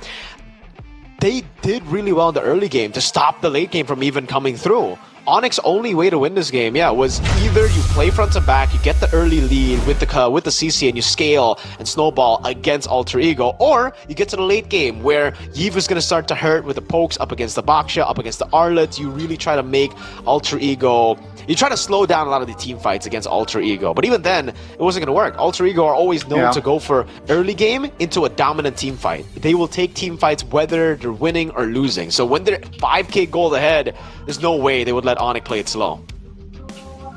Yeah, very aggressive. Is it as in true Alter Ego fashion, Connie? Is it a possibility here, Mirko and Chef, and we will see the first loss, match loss for Onyx here? You hope so. Coming from a bigger trooper, not really surprising, but it opens things up here definitely for Alter Ego. After a strong win against RRQ, I don't expect this to happen from Onyx. Yeah, I think they need to celebrate a little bit though after the game 1 win with some sucros. Not a big celebration, but a mild celebration with the proper snack that is sucro. Do you have it, Mirko? Of course I do, man. Whoa, what flavor is that, Gani? I don't have the original. I actually went for barbecue, my favorite flavor. Actually, MPL, they gave us the color-coded, correct color codes, man. He's an Onyx fan, he got the yellow. I'm a BTR fan, I got the red. MPL, interesting. Well, I'm gonna go and open this up and obviously get some munchies on here, man. For Why sure. not? Sucro Why not? Is the coated and goated peanuts originally from Indonesia with flavor I'm gonna throw it from here. that are perfect to accompany your gaming experience. Ready? Let's see. I'm gonna duck for a second. All right. Okay, they come through, right? Wait. What's happening right now? oh my god! Oh, it's so good! My camera! no! The house blew up! Oh, no! Oh my god! What's it happening? happened again. This time. Mirko's gone. Goodbye, Mirko. Mirko's gone. Mirko's May gone due rest in to the peace. sucro. Oh no! Oh no! Oh no! What's happening? Oh no! What? Oh no, Mirko! Why does this always happen with sucro, man? Sucro has some magical powers. What is happening here. to your co-caster, Shepin? It happened to me last week. Yeah? Now Mirko What? is the victim. What? Oh no! What the heck is going on? As the Indonesian would say, hilang dari lane. He's disappearing from the lane. I caught Someone's it too missing. well, man. Caught it too well. There you go. You good, bro? Gani. Yeah, I'm good. Gani, you want to try again? This time you catch it, all right? I caught it. You gotta catch it, bro. All right? Okay. Okay, I'm gonna tap for a second. 1, 2, go. Nice. Oh man, that was fun. That's That good. was fun. That's good. Always fun with Sucro. And what's also good at Gani is Ube as gold. Obviously, the best gold in the business get iced out, gets maybe paid out. Because if you invest with Ube as gold, you're gonna have a good time. If you want a secure future, now is the time to start saving in gold, Mirko. Saving in gold. Hey, I've been saving in gold for years, man. I'm a gold laner for a reason, you know? I'm good with that, man. Safety is my #1 priority. It's a great way to invest because, guess what, boys? Doesn't matter what happens in the world, gold will always go up, yo. That's the safety you get, the security as well. So go ahead, check it out right now, guys, if you guys want to get. Also, you guys can actually just start with 200,000 IDR. It's that easy, dude. Like, it's that cheap as well. You don't need to go for like the big nominals before you can start to get value. By the way, chat's having a blast with that gimmick. It's not Is it even a actually gimmick. or It's organic, sir. yeah, Yeah, it's also that's organic in MPL organic. Indonesia. But yeah, I mean, guys, we're on to- investing in gold. Unfortunately, Savero, his investment on gold didn't really pan out well for Onyx this time around. But Because he didn't invest enough in positioning, Gani, and map awareness. Oh, very Why? unsavero-like. Very unsavero-like indeed. It got the Why whole you chat laughing saying like that? Skylar better, dude. Like the whole chat was spamming. Oh man. So Gani, which one? I thought Savero Skylar doesn't matter. They would win anyways. What Hey. happened to that? Here's the thing, all right? It's called best of 3 for a good reason. And job's not done for Alter Ego. So yeah. Man, it's nice to see Code like Delwyn's Onyx probably fan. having a blast. Yeah, it's nice to see Onyx fan getting humbled, man. I It agree, really man. is nice to see. Because Wait, Code if I'm Delwyn suffering- didn't stream earlier. He just started streaming now. He didn't stream the win. He didn't have trust. Okay, no, he actually never mind. He streamed just in time to actually get game 1. All right. Is Nafari also there with him? Oh, that I don't know. I don't think so. I don't think so. I don't hear Nafari. Nafari's probably doing the whole Shapakita Todak. Exactly. Very healthy relationship between Kodelwyn and Nafari. But we're on to game number 2 Is here. it healthy though? Nah, it's healthy. They're just messing around. Come on now. Probably. Oh no, take a look at the red side pick for Onyx. No! Oh, you hate to That's see on it. them though. Oh. Yeah, for sure. Wait, why are you laughing like that, Connie? What are you finding funny? That's because I think Mirko is just the Onyx like, fan got humbled. Mirko is just like enjoying this situation here. It's exploiting. Yeah, of course, like the whole world enjoys it, man. You guys have been dominating for so long. We need you guys to lose. Come on. We still dominate though, even despite the loss. So. All right, let's see how they can dominate game number 2. You can already see Calvin Wanada and Mr. Adi back, locked in this time. Hopefully, because if not, Alter Ego might just take their first match win against Onyx. Well, first loss for Onyx too. Drafting phase presented by official tournament smartphone Samsung Galaxy S25 series, and we finally maybe see Coach Adi getting blamed again in MPL Indonesia Season 16. You know, for the first time. It always sucks being Adi, but let's see the bans here coming in. Joy from Shever. Always very interesting, the bans coming in from Alter Ego in the first, like in the blue side, Mirko. Always, man. They have a set plan, and this time Onyx won't really give them that set plan, you know? They ban out the Arlet, ban out the Baksha instantly here. What's going to be banned out next with the Baksha and the Arlet taken away? Lancelot's still up for grabs. Alter Ego could still get their hands on that. The CC has been a favorite for Alter Ego when they don't get their hands on Arlet, so Onyx can also take that away. Jusin is... damn, there's just so many heroes that are open right now, but it will be the Selena that gets taken out. Now, okay, so a lot of a lot of things are open here for Alter Ego to choose. Zushin, I really like that option here now for Hijime. A lot of pressure, a lot of...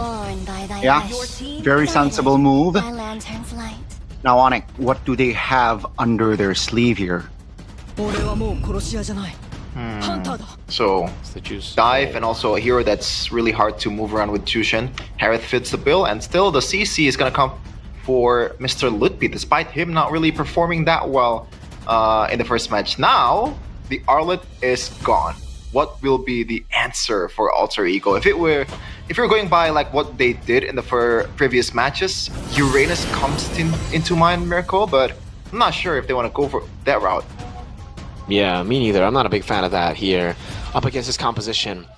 For Alter Ego, I'm also kind of struggling to find a pick for them. And I guess Lancelot was about to say, okay, well, it's not Lancelot, but down comes in with the Eastern Shin. So banging on the CC of this whole composition. They're trying to lock CC down with crowd control. So Onyx, do they decide to go for the Lancelot, or do they think it's enough already, enough CC to lock the Lancelot down too? I would say just overwhelm them, right? The big consideration point right now for Onyx is to choose between the Lancelot or the Farsa, because they need something to deal with the Eastern Shin and Juicin right now. A bit more burst. I agree. And it seems like that will be the extra damage coming through the Hayabusa. So their damage profile here, at least for the first 3 picks, is not too shabby from side of Onyx. Oh man, so they really just not prioritizing Sun's hero for a while here. I thought it would be Farsa for sure. You know, the fact that obviously Sun's on a Farsa is absolutely incredible, and also the way they punish the Eastern Shin, also the Jushin is already there, but they choose to go, I would say, for more of a harder route, especially with the Badang there, Mirko. It is good against the Jushin, also the Eastern Shin, but you gotta consider Hayabusa is not really, you know, it's counterable at least. Well, right now it's not really that counterable, because they do have proper answers against the Eastern Shin, right? Like, this is, Hayabusa is a pretty good matchup against it, so let's see. Hilda gets banned out. That's a solid ban here. Badang could still be flexed over to the roaming position. The Farsa gets taken out as expected there, something that we expected to come out red 3. And now it becomes kind of difficult for Onyx. What are they going to put on Sans? Because most of the heroes are already taken out. The Valentina is the only one that's left open that's still like a Sans pick. Unless Onyx go for a combo together. Loyi, Kalea, Kadita? And Kalea? But okay, Kadita, I'm not too sure here. I'm not a big fan of the Kadita right now. The Eve gets taken away, so no, not going to be a repeat of game number 1.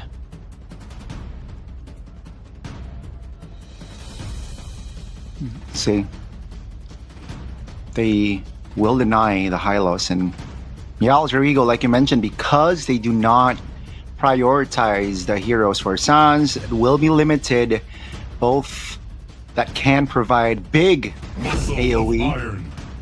Onyx seems like they picked up the Gatot Kacha. Question is, should they pick this hero earlier in the first game, or...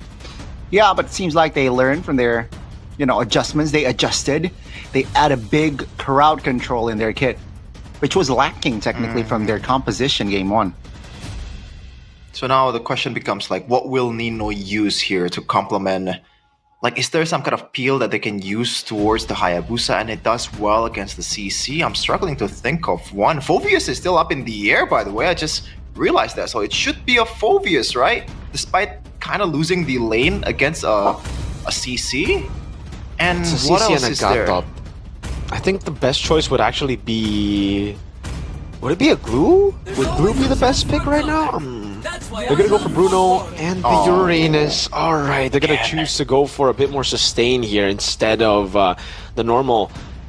Alright, Alter Ego have actually been trying a lot of Uranuses recently, but this time I think it's actually the best time to try the Uranus. There's not a lot of burst, the Farsa has been dealt with already, there's no Bakshi on the other side, and you just really need to deal with the CC, which is already a proper lane for the Uranus. So, Loyi comes in as expected, not with the Kalea, but with the Gatot Kacha for Onyx. Okay, so a lot of things that's new here compared to the first game. The Hayabusa, though, I think this is Kyrie's game to shine, especially with the fact that the only peel that they have is this Padang. And it's just wishful thinking to be able to contain Kyrie with a single Padang. But let's see though. That was our mindset in game number 1, and they pull it off, the upset. Now, initial thought, Mirko, like, what's going on in the draft here? For Onyx, it's kind of like a normal composition for them. They really want to go for, kind of everything on the map here. Controlling neutral objectives, winning out the lanes, and also having side control. But for Alter Ego, as true as Alter Ego's identity is, it's all in on team fights. Yeah. Let's see if they're able to pull this off, the upset, a 2-0 against the mighty Onyx, the number 1 in the standings right now. Alter Ego will try to do this impossible feat, as most people would say, but we're on to game number 2 here. Lanadon, here we go.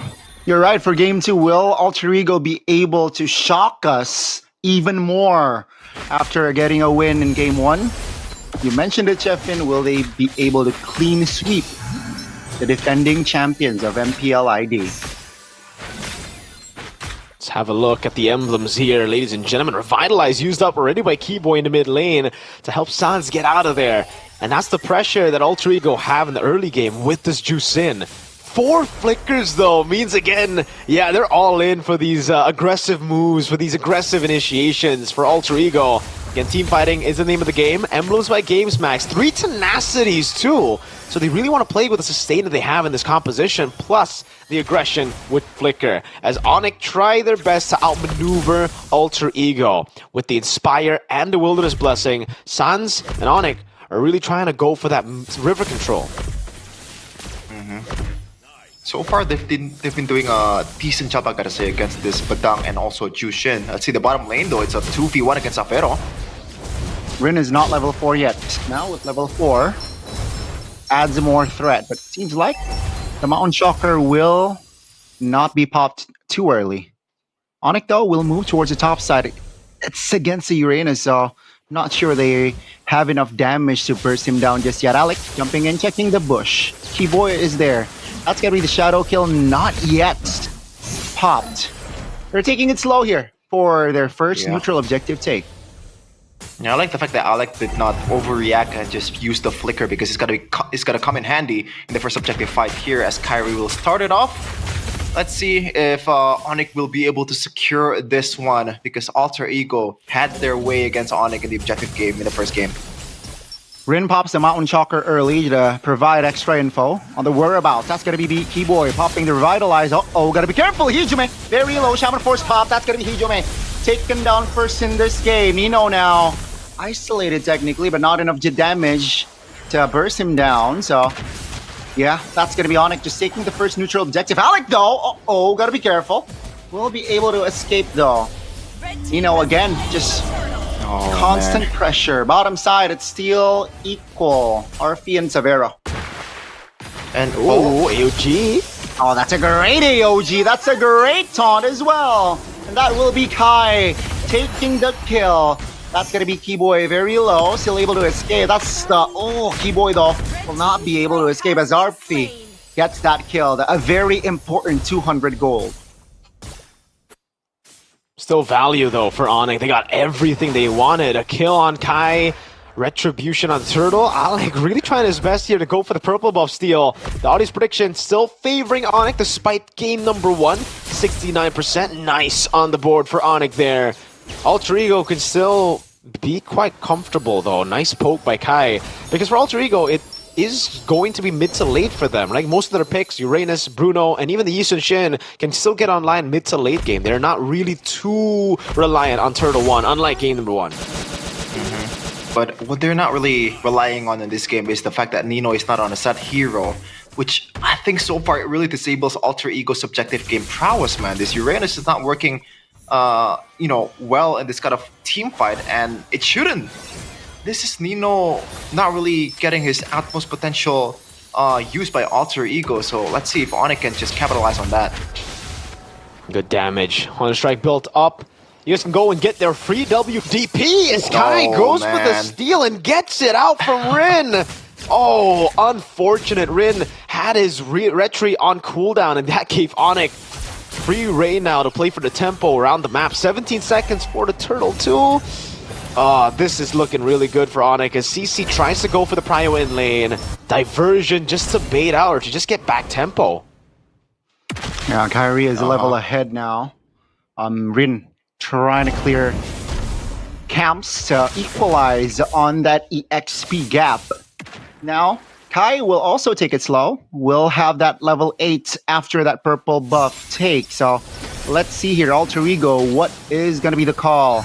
Is it going to be a contest or will they concede? It seems like both teams are taking it slow here. Severo will clear the mid, not fully though, as it will and should be a full Onyx turtle take.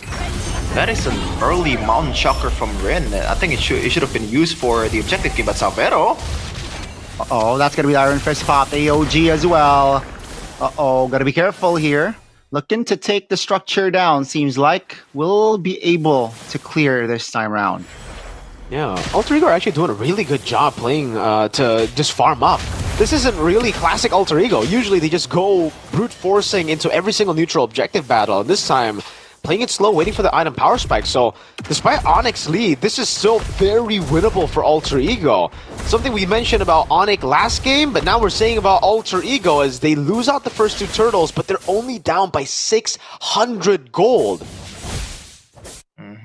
And it's gonna get even worse for Onyx. Definitely, because this is 2 marksmen we're talking about. The late game potential is huge. Hijume might have to be a bit more careful here, because he's the prime target so far, especially for Kyrie's Hayabusa, as he rotates towards the bottom lane. I don't think Alec and Arfi should take this one. Yeah, they have to give it especially... Yeah. Oh, that's the first structure. Uh-oh, Litby now getting ganked on. Great communication there, Alter Ego. They have identified that, hey, 4 members of Onyx are downstairs, so better get some action top, and they did. Taking Litby down, and that's a free structure as well. Just good objective or objective conversion here from Alter Ego. Now they have more map pressure on the other side. Just how do they secure the objective in this second one with Nino on a Uranus? Oh, gotta be careful, Nino. Still able to hold on. Half HP at least. Alec. 5 seconds on the clock for that turtle. Uh-oh, gotta be careful. Revitalize pop stun. Keyboy taken down. That's gonna be Alec though. The trade-off. Both roamers going down.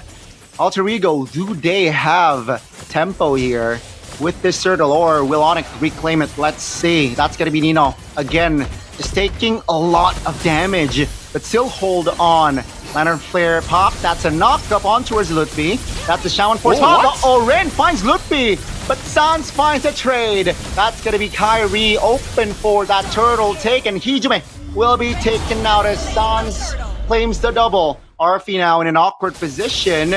Watch Shadow not landing, luckily, and that will be Alter Ego disengaging. Nino, 1 HP, but is able to get out. Onyx is just so good at this very chaotic team fight, and they know where the right button to push. And now Alec still has some HP, but Kai, wow. Wow, just wow. The connection, Sanzo is vulnerable. Arfi claims a shutdown.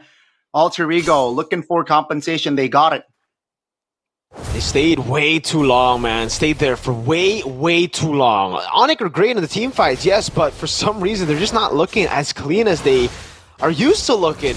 Maybe again, underestimating Alter Ego and being a bit too overconfident. Walking up way too long, giving a shutdown over to Arfi. Even Nino here is gonna get a lot of that damage sent to him, but he's a Uranus. He's fine taking that damage. He has his passive fully stacked up. Should be able to also still prolong the game here. It's only a 1,600 gold lead for Onyx. Alter Ego have been losing fights, but it's also because we're still within the power spike of Onyx, and we haven't really hit Alter Ego's power spike, which will hit when Arfi and Rin finally can get items on the board to start bursting down Savero. Before that though, Savero is just going to have free reign. Let's take a look at the items again. It's only the Melfic gun picked up, but it will be very soon a Berserker's Fury to follow it up. This is already a very interesting route to finishing the 3-item power spike for the Bruno. Usually you see the Berserker's Fury, second after the Haas clause, but he has gone for Melfic Gun knowing that he needs a bit more range to deal with Lutpi and Severo. Kyrie just trying to poke down some of the members of Alter Ego, and it really feels like, oh, like a good flicker from Sans. Oh, that's a dog though. Trying to hold on here, Keyboy. Holding off damage. Severo is free hitting there for a second. Take a look at Kyrie. Looking for an angle. Finds Alec. Oh my goodness. Keyboy bursted down. Hijuman though will be the trade as Kyrie and Lutfi deals with the back lane. A little bit too aggressive though from Lutfi. Punished. Nino in a no man's land. Kyrie claims the double. It's a 2-4-3. Version for the mid. Just to rotate towards the Lord. More fast. I was gonna say that it's not really that bad for Alter Ego to lose out also all these members, because the two damage dealers, two main carries that they have is still alive, and RP hasn't died just yet, but the objective conversion is immediate from Onyx. Now, it really is Onyx game with Sans, especially he will be really dangerous on a siege situation. And in that fight, you can definitely see the disconnect between Alter Ego members and the game plan that they have. Because again, if you look at their game plan, if you look at their composition, you would never think that they would actually be the ones to initiate like that when they don't have the man advantage, when it's just one guy who can still get out from a massive engage. They don't have burst for Alter Ego, not yet at least, until the Bruno gets items. Even when the Bruno gets items, I wouldn't say it's burst, it's more DPS for all of them, right? Yisunshin, Jusin, and the Bruno. Even the Uranus, there's actually no reason for them to be going in for those kind of pickoffs just yet. But they did it, and that's what led to Onyx winning it out. Still, crazy mechanics from RFE. Gotta give him props there for being able to kite away against Lutpi, baiting out Vengeance, not hitting at the right time as well, and playing it patient. But finally, we get to the 3-item power spike for RFE. An attempt from Sans with a diversion there. Very cheeky of Onyx. Yeah, now the lead, again, like, it's 4.4k, 5k gold lead right now. Okay, it's getting worse as I said it. With this turret going down, it's just a matter of time, and only inhibitors are left for Alter Ego to work with, and this is definitely not a territory that they are expecting to play right now. And I agree with you, Mirko, with the fact that this should be a more reactive kind of like composition for Alter Ego. They just need to bait out all the resources away, especially this is but then we're talking about a lot of burden on Alex Beck to be able to kind of like stave off the pressure after the initial engage, especially that diversion that Sans gonna use. Endless battle for Rin, so more damage again. The true damage is gonna come through for Onyx. Rin caught red-handed under the turret. He will fall, and that's a great engage there by Onyx. Great pickoff. Really good stuff with the diversion there. The Mountain Chakra was used, and Onyx really utilized the window of it being down to go for those pickoffs. Rin, unfortunately, pops the recall a bit too late. It's not his fault, it's more of Onyx being proactive, but you can see just one mistake really leads to a lot. Kyrie walking up with the quad shadow. Oh, that's a great connection with the shadow kill. Finding Hijume will go down for 30. Unlike Onyx, though, very great timing on the disengages as well. Severo. Wow, the damage test there on towards the Uranus. Nino felt it. Yeah, in this situation right now, 5v4. Alec, still play? Yeah, that's the shadow kill though, with not being active, so not much threat. Alter Ego looking to find counterplay as the Lord is up, and they are up with 5 now. Mirko, this seems like the cleanest Hayabusa gameplay so far this season out of all the junglers. Kai's doing a really good job on the Hayabusa. A signature pick too. This seemed like for him, all the assassins are signature picks.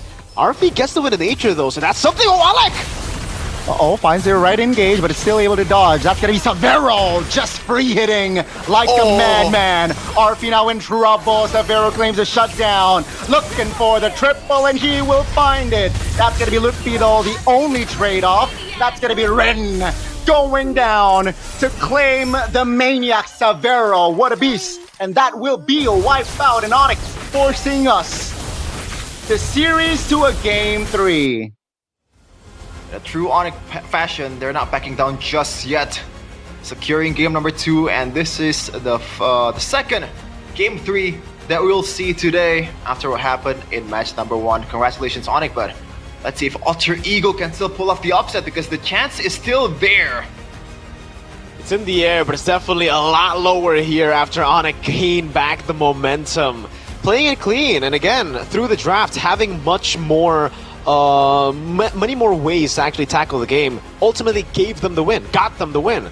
Alter Ego were very one-dimensional, even in the draft. We mentioned it, right? They have one way to win the game, and it's team fighting. And the way that they team fighted was very disconnected from their win condition. Not from each other, from the win condition. Because when they went in, they did go in together. It's just, it's not according to the grand plan of the win condition set by Coach Zephyr in the draft. They wanted longer team fights. They didn't want to go in randomly like that, but Alec constantly was trying to make the proactive move that ultimately ended with Alter Ego getting battered down by the burst of Onyx through Savero on the Zaman Force, man. Hey, finally, redemption for Savero after having a pretty bad game in game 1. That map awareness was off. The positioning was off as well. Turns out it was him just shaking the rust off, you know. It was, hey, Skylar played the last few games. I gotta start, you know, shaking the rust off. My spot is on the line finally. I gotta get a Maniac this game. Locked in, gets the Maniac, and we're back to where Onyx should have started with. Again, this is more of the Onyx that we kind of expected in game number 1.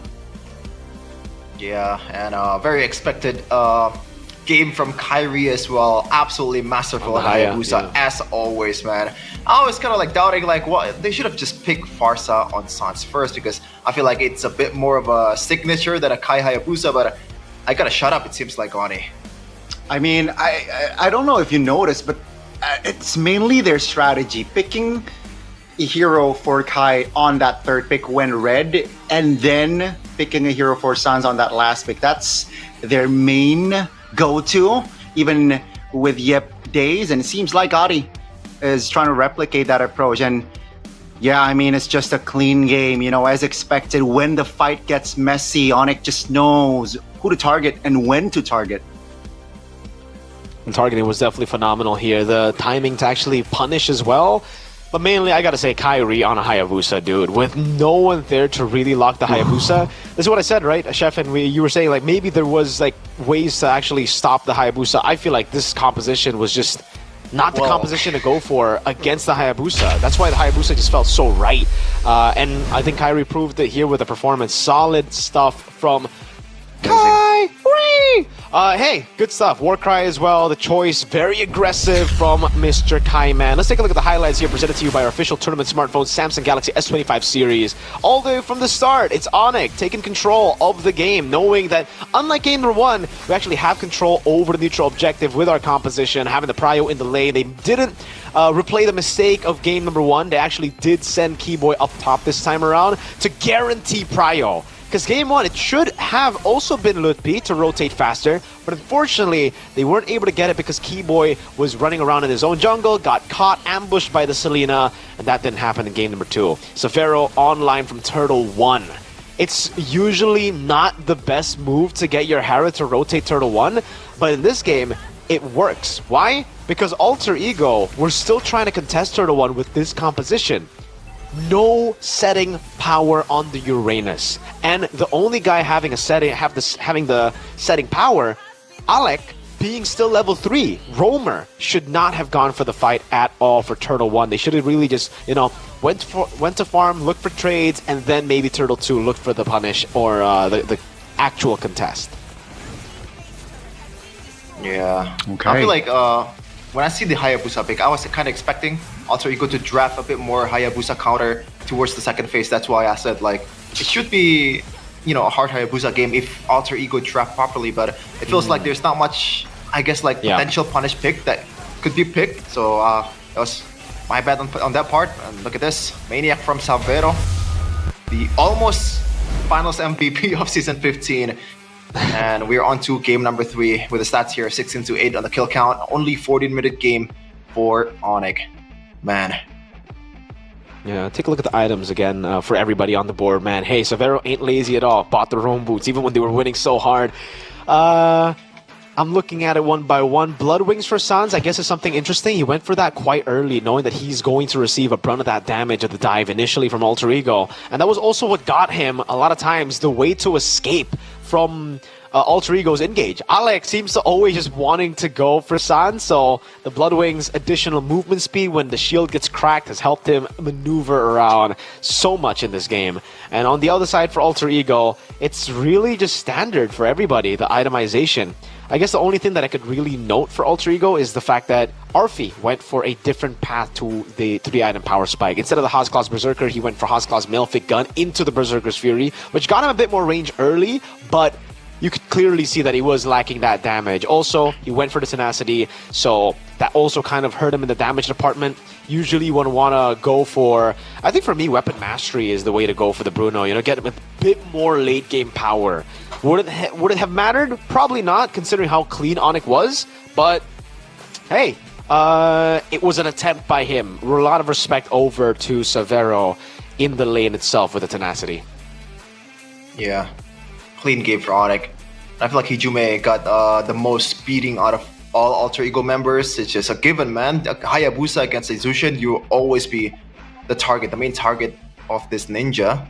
Let's take a look at the detailed stats here. Total, Onyx has been dominating. A stark difference on what happened in game number 1. Pretty much, yeah, like there's not much else to break down. 8k gold lead for Onyx. The usual Sky King performing. The usual Classic Onyx suspects, right? Not just Kai. I think almost all here at least played a role in this win. And Alter Ego, again, back to the drawing board. Seems like, again, for this series at least, the rest side is the ones... the red side is able to get the dubs here. So I'm expecting Alter Ego to get red side for game 3. Isn't it like 1-1 from blue to red? I believe, because Alter Ego in the second game was blue, right? Game 1 they were red, right? Onyx? Oh, yeah, game 2 they were red too. So both games Onyx stuck on red, even when they lost. They're still sticking to red. So both, it's blue side 1, red side 1. I think for Alter Ego, sticking on blue is the better choice here. They can still threaten a lot of these picks. It's just they need to think about their drafts a bit more, right? Because the Juicin pick didn't really end up being of any use, in my opinion. They wanted to go Juicin just for the sake of Prio. They were like, all right, this is first pick Prio, right? They stuck to the template, and then they didn't know how to build towards it. I think, especially for Rin, I would much rather him be on a hero like Lancelot than a Yi Sun Shin. You know, a hero that can actually be proactive, a hero that can actually be online much earlier compared to the Yi Sun Shin. So, don't know what the plan was there, and to also pick up a down super early instead of the Gatot Kacha was a pretty interesting move. It was CC... Wait, was it CC Gatot? The first respawn? No, CC Harith, right? So yeah. CC Harith. You would usually see these kind of plans from Alter Ego. Now it just feels like they're looking for template prio and then trying to improvise as we get into the drafts towards the end. Okay, so the adjustment should be like not picking the prio for the sake of it, but a concrete plan to build on in the first phase. Because I do feel like the Jushin, it's just Onyx, the way they avoid having Jushin being vital to the composition is also masterful as well. The fact that they didn't bite towards the utility jungle and placed Kairi on Hayabusa very early kind of shows you that they know what to do in the draft. And yeah, CW and Adi, masterful work in the draft. This is why having a player, or even not just a player, a couple of players, or even 5 members that has a big hero pool is just... has a deep hero pool is just so useful, right? You know, Tai can play multiple heroes. San's also being last pick. He can still pull off the Luoi and be effective. And yeah, it's, again, just Sonic winning game 2. I wonder, though, will this disrupt the momentum for Alter Ego? I want to see more adjustments from their side. I feel like if it's a question of if it's gonna disrupt the momentum, I think it's a yes for sure. It's a question about like how can they reset after that beatdown, and I think Alter Ego has the right mentality and also the right mindset to be able to pull it off. But yeah, Onyx is just Onyx. We'll see though. Game 3 is still up in the air despite Onyx being the clear favorite. And I gotta say, Alter Ego, you know, going to game number 3, I still give them some props because they're the only team that can take off a game against Onyx, and they prove all the casters wrong with that 2-0, all of us predicting wrong. Man. They certainly did. So it really comes down to them now. Be able to stay composed in the drafts and in the game, because in game number 1 they were composed in both ways, right? In the game, very disciplined, didn't really fall to the Alter Ego passive you would expect from Alter Ego, and in the drafts they didn't panic. But when the Arlet doesn't get left open, they somehow always find themselves in a bad position in the draft. Like, they need to have a different way to win in the draft, even if Arlet gets banned. So far, that hasn't been the case though.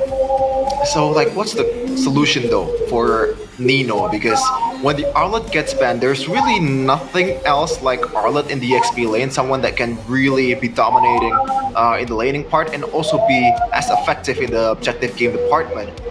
Like, Uranus is decent at laning, not the greatest, but in objective game, like, it barely has any use, despite, you know, or the only thing that it can be used for in the objective game if the Uranus has enough item to be able to make a difference, but early game, it really doesn't matter at all. So what else is there for Nino? I think the Badang should have been flexed to XP, dude. I don't know why the Badang wasn't actually flexed over to the XP. That's why I expected the Gata Kacha to come in first in the first phase to kind of mess with Onyx's thinking process, right? Because Onyx, after seeing the Gata Kacha, would definitely be expecting, all right, that to be the guy, and then they would start to ban out Lapu Lapus, maybe some of the playmaking XPs like we've seen before for Nino. But then you come in with a pick that we haven't seen since last season on Nino, which is the Badang. Did pretty well. The Badang is actually a proper lane against CC too. Like, you do pretty well against a CC, right? Every time the CC wants to go in, just punch her in the face, say no, I don't want to engage, clear out the waves, and then rotate over to the rest of the team, where you should be able to have more of an impact in a team fight. Once you lock down CC, again, CC won't do much. She can pop in Vengeance, but that's about it. She's gonna have to eat all that damage while the Gatot Kacha slams down, forces everybody to stay away from CC, isolates the CC for a clean pickoff. Yeah, and also complements the fact that Alter Ego already has 2 marksmen, so they don't have this problem of like not enough damage being put onto the composition. So a lot more setup too as well. But Miracle, what's up? Also the Kalea. I don't know why like we're so scared of picking up Kalea, right? Yes, there could be a Gatot Kacha to come through, but when you already see the CC on that side and the Harith pickup, would Onyx really put themselves in a spot where they would go CC and Gatot for Red 3? Like, I think the Kalea pick for Alter Ego also makes sense. It's great against the CC. Mm-hmm. How about you, Connie? Like, what do you think should be the adjustment here for Alter Ego, mainly for maybe Nino, or if you see something else that can be changed from Alter Ego, maybe Hijime should be a difference maker. I think forcing the Zushin, we talked about it, that I don't think if Hijime is really comfortable, they have a good foundation for a Zushin approach, just let the Zushin go or ban it out. And one adjustment, I think we mentioned a hero during the drafts, Miracle, being very vocal. Glue, I think it's also a very, very viable pick here in the hands of Nino, who is very, very and sometimes ultra aggressive. I think Blue can also work if the draft is proper. If their draft is proper. I think there is a more bigger problem that we need to solve though, Mirko, Connie, and that is what I'm are we lacking talking about? of a snack. I'm lacking a good snack, an actual snack that's, oh my god, that's a lot of Doritos. What the hell? Man, I wish I had that. I can disappear with Doritos. You're gone, Mirko. Oh man, it's a snack that's not only boosts your mood instantly, but also makes you even stronger in the Land of Dawn. Doritos X MPL comes with Mobile Legends Diamond vouchers right inside the package. Get the snack, get the diamonds, push your rank easy. Doritos makes your day even more fun. That's a lot of noises. Eat it, Mirko. Eat it. Yummy. Let us hear the crunch. Let us hear the crunch. Eat your Doritos. Man, ASMR with Mirko. Go closer, go closer. Oh, we can't hear. Welcome to SMR with MPL ID S16 Season 16. Oh, welcome to Doritos. You can find voucher codes and then just drop some Doritos on my table. Exactly. Yeah. By the way, how are you guys doing, man? Alter Ego winning game 1, but Onyx, they bounce back,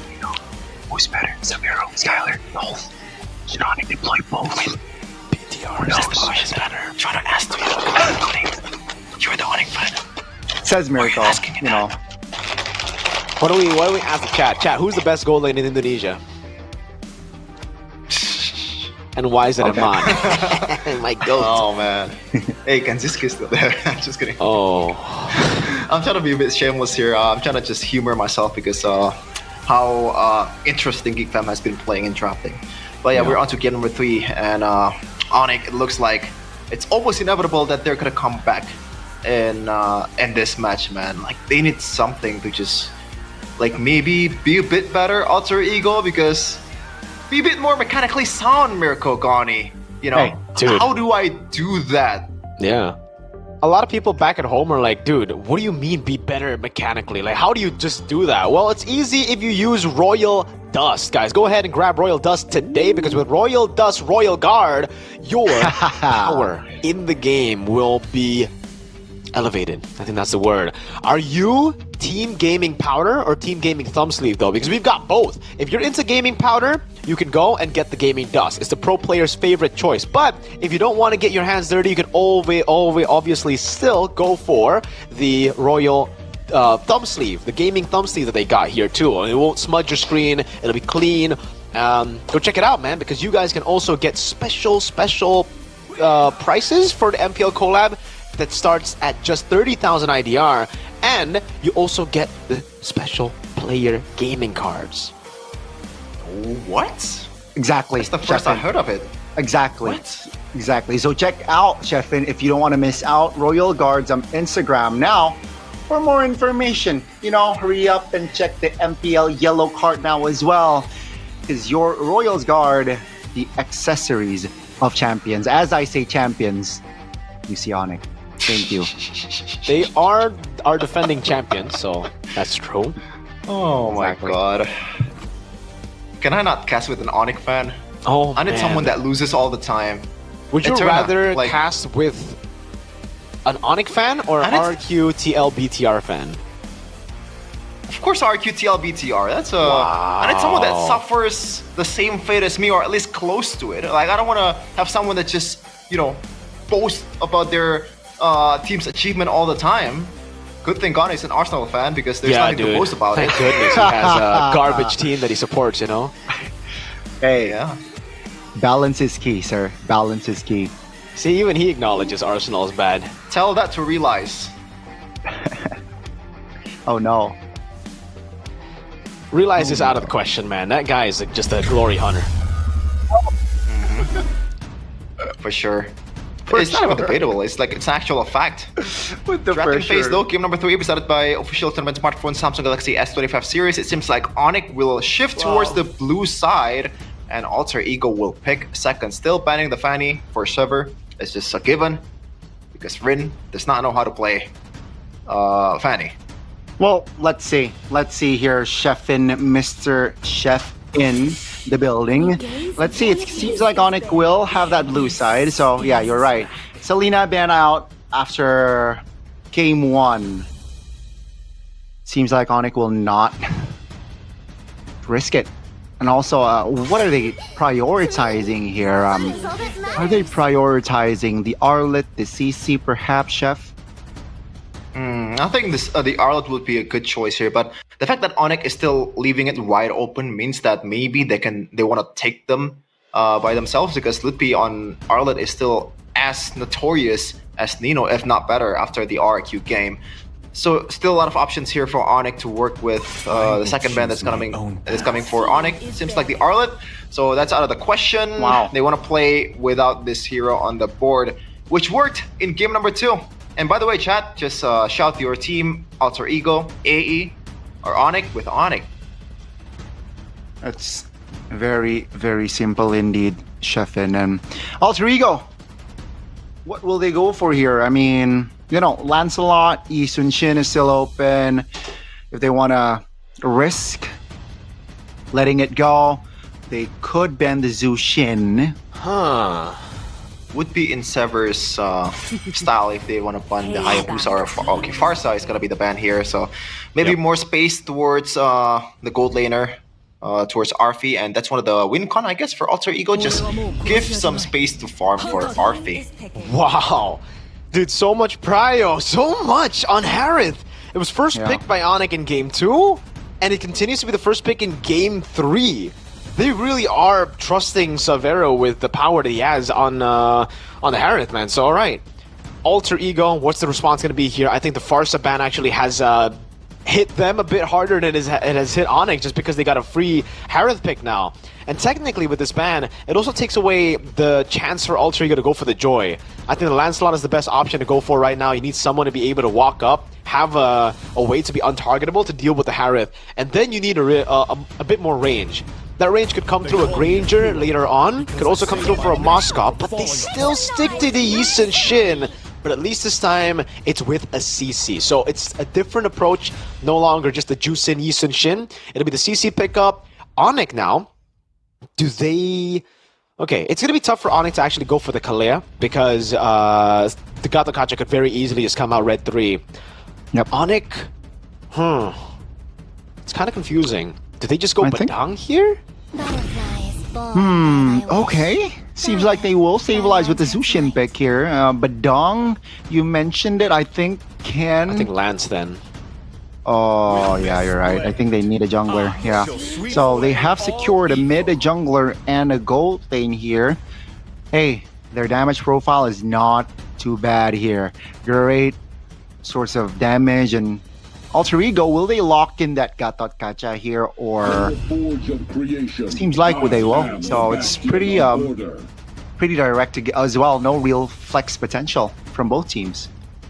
Yes, but also this is kind of bad, right? Because Alter Ego, now they're stuck with the 3 picks that they have. It's not flex at all, but is very tough to complete, like composition-wise. What are the last 2 picks that you want to go for to actually make this draft into something that you can actually utilize to bully Onyx? Because right now for Onyx, they have all the mobility in the world. Alter Ego want to try to lock them down, and it's going to be difficult to do so. Lancelot will be untargetable, Jusin will be attacking from a different angle, and they're really just setting up for tanky boys here. It does seem like with the Lunox ban, they might be going for a possible Hylos again? It's alright, like it gets countered by the CC, but you can just run away. You can technically get everybody to run with a proper disengaged Glorious Pathway, and that's why Alter Ego, take it away. Alright, yeah, actually with it already taken out now, what do Alter Ego want to ban next? XP... The Badang is a solid option still, right? The Badong is definitely an option here for Onyx if it's not banned. Okay, so Alter Ego, it seems like they, even though, you know, crowd control is not really big on Onyx side, they still ban the Uranus. They view this Uranus as a threat, and that EXP can definitely cause you problems, you know, forcing you to build anti-regions as well. And Onyx, they might limit another mid laner, I suppose. Could be another mid laner, but then the Granger, there you go, an option to go for against the Harith actually is the one that gets banned out. Thinking that Alter Ego might want to just double down on this composition being... wait. I was going to say a pure front to back. They go for the Claws, so that's another element where they should be able to actually win out in the lane with the Claws. It's a good matchup against the Harith, at least before level 4, before the full resets come in for the Harith. But Onyx now can... Gotta think about this even more now. Wait a second. If they really want to just get the win for the neutral objective battle, I think the Terizla is a solid choice. Go for the CC, go for the Yi Sun Shin, just jump on him.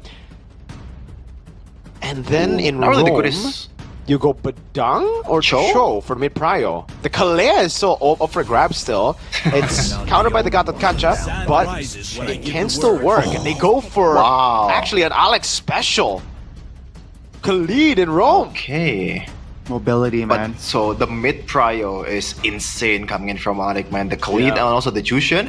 Even against a Gatot Kacha, which does quite well against a Khalid, like you don't want to get close to it. So now you have, you might want to have something that is a bit safe for Mr. Hijume.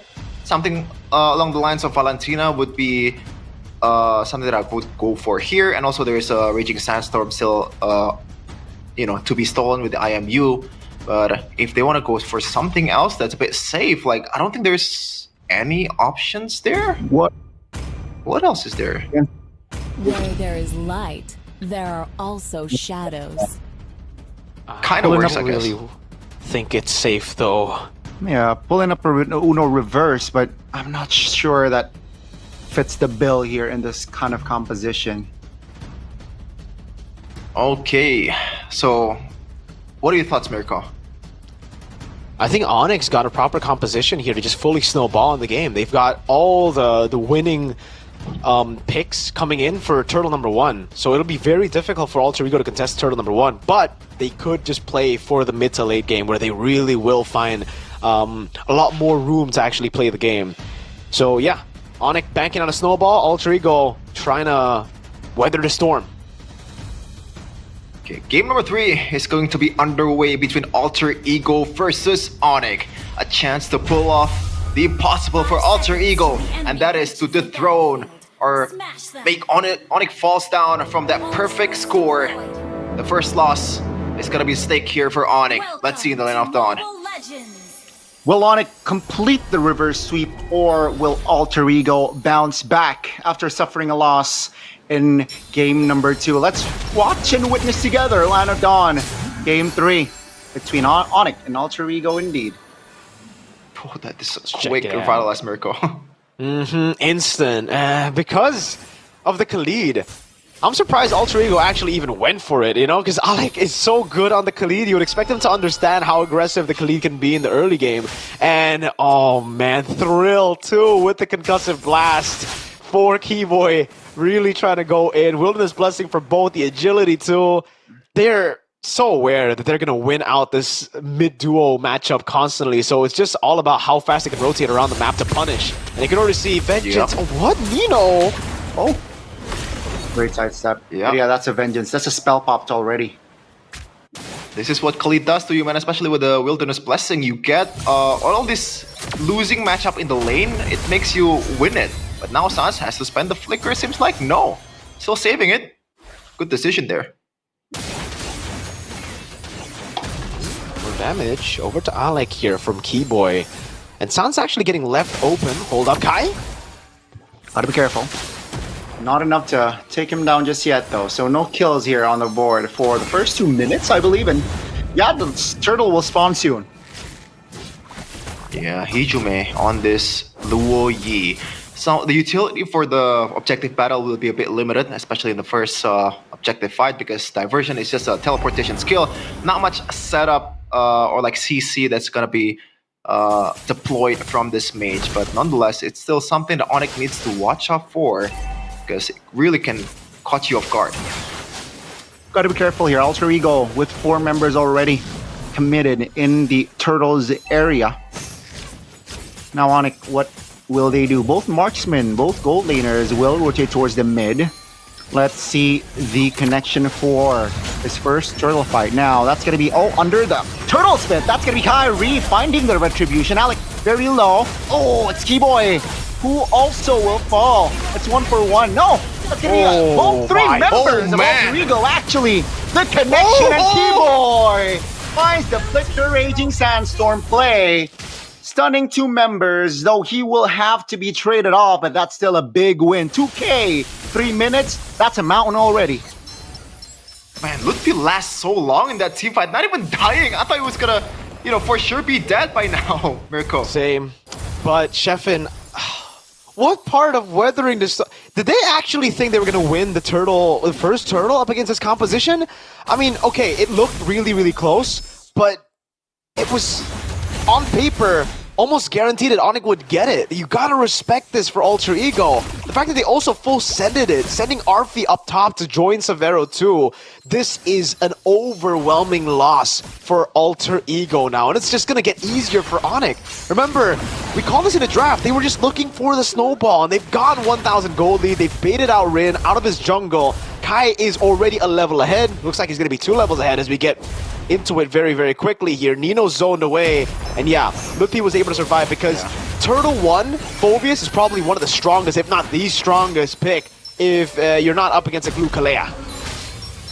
Yeah, even Sans in that team fight, he was like just full on going to zone Rin out of the objective game, despite Alter Ego was still corralling around his position, man. That's just how safe he is in this objective game. Like the difference between the objective setting potential of this composition is just so massive. And now it's already 2k gold lead, 2.5k gold lead in a span of like less than 5 minutes. Not looking good at all for the three-face mask here.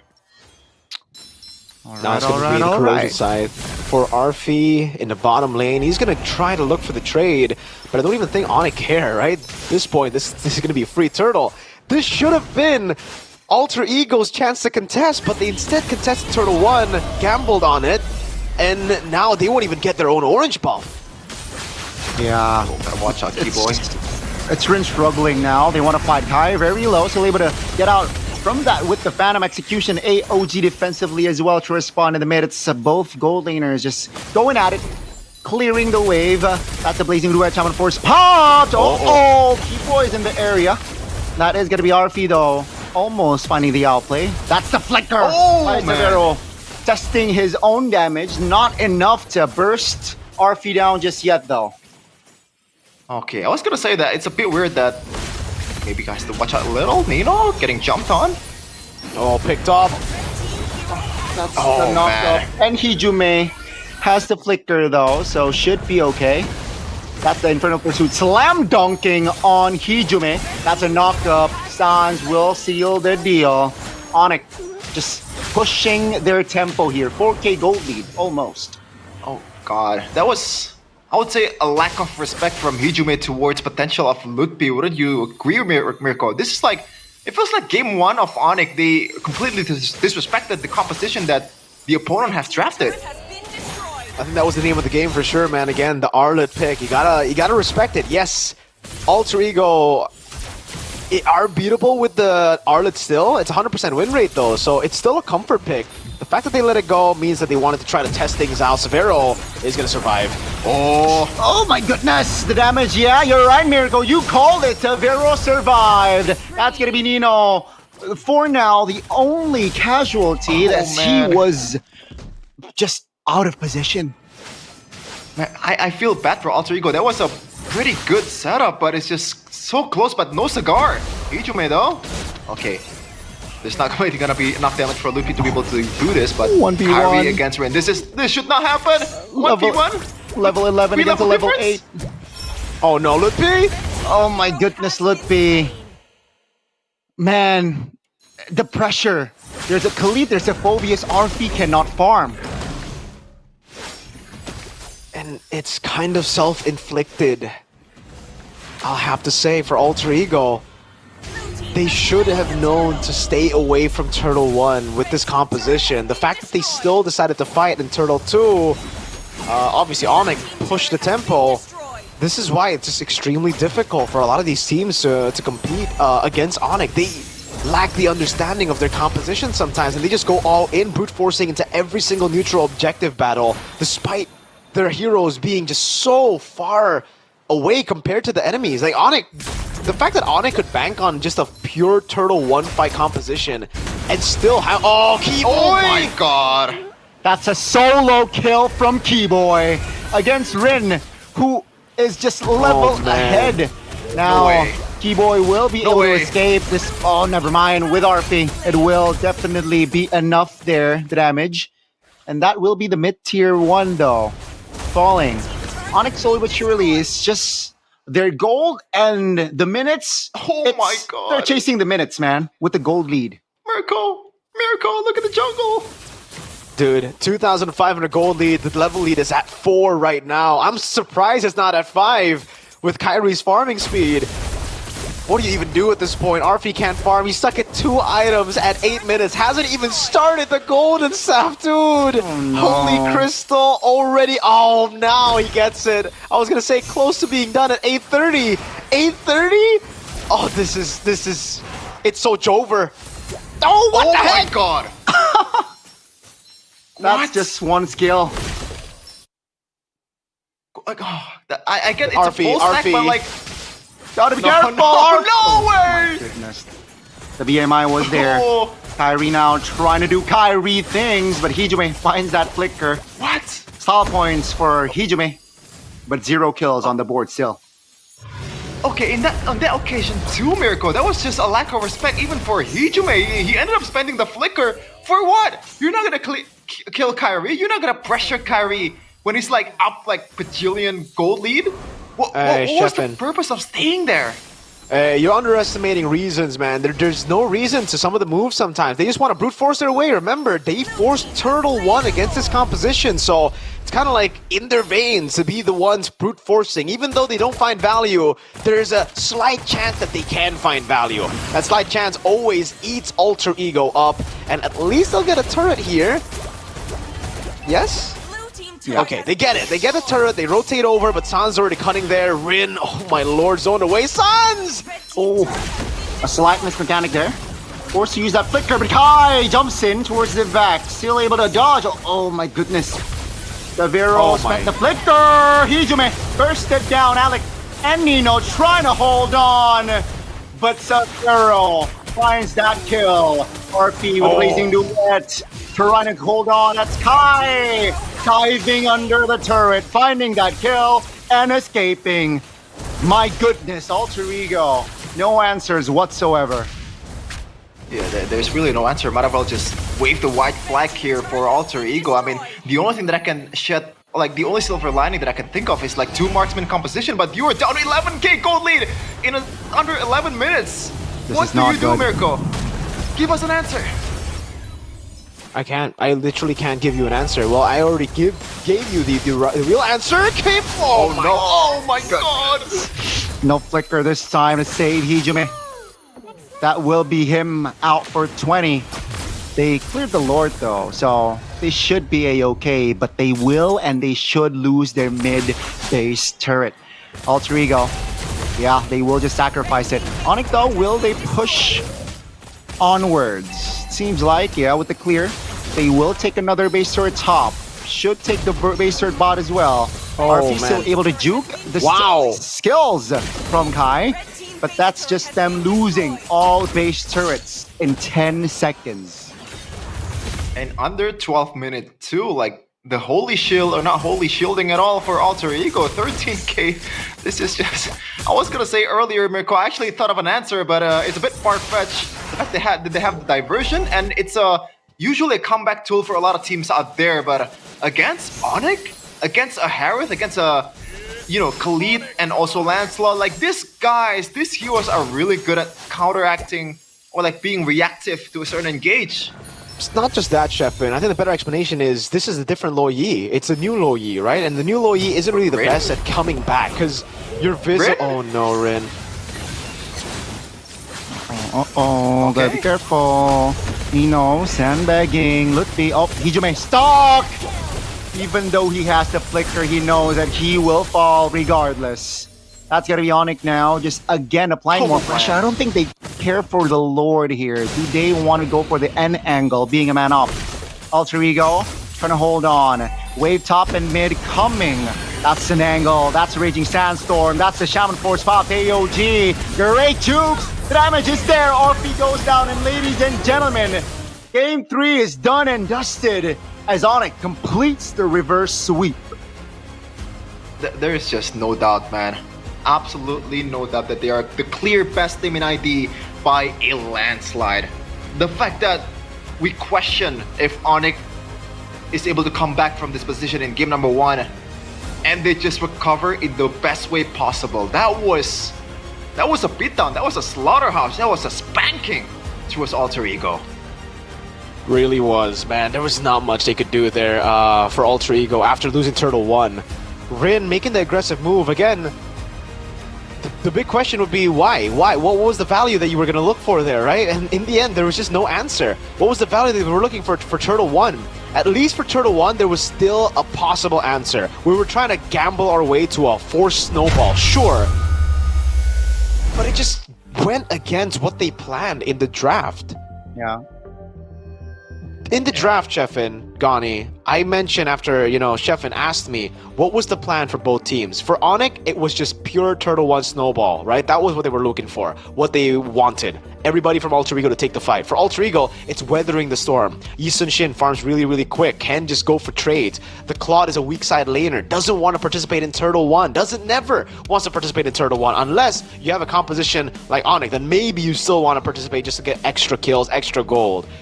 They made all the wrong decisions in the early game, and it's surprising. It's really like, I can't explain in words how disappointing it was to see that composition try to brute force Onyx composition for Turtle 1.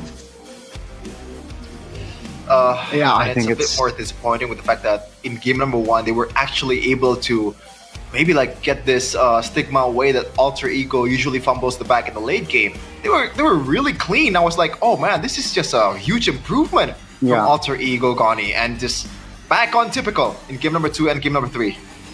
Yeah, it's like their default, right? Which can definitely be dangerous for their organization here, especially if they're not in a safe and secure position. But hey, I think, again, just props to Onyx. They identified their drafts, and I really like that Khalid aspect as well. They utilize it properly, executed, and again, like you mentioned, Miracle, Alter Ego kind of given the dub towards Onyx there in that first turtle fight, and I think they should tone down their aggressiveness. It's good, you have that killer instinct, you have that. You're a risk taker, basically, but sometimes, more often than not, you will lose, especially on paper, like composition-wise. You don't win the early game. Less on the risk plays here, I feel like, Yeah, just immaculate from Onyx. And I gotta say, even in game number 1, they were when they were down, they were actually playing quite a bit of good Mobile Legends with the fact that they were able to bait out some good ultimates from Sans, and Alter Ego ended up playing with the box. But Alter Ego, when they're down, is just a stark difference in how they play when they're up. This is has been a problem, I think, for a lot of teams in Indonesia. Some teams does not know how to close the game. Some teams does not know how to weather the storm and just wait for the late game until your power is enough to be able to retaliate. And it's kind of like sad because like it's supposed to be basic Mobile Legends, right? Basic Mobile Legends indeed, but But what? They forgot fundamentals. Yeah, we're gonna have an interview with Gani as our translator. Let's go, bro.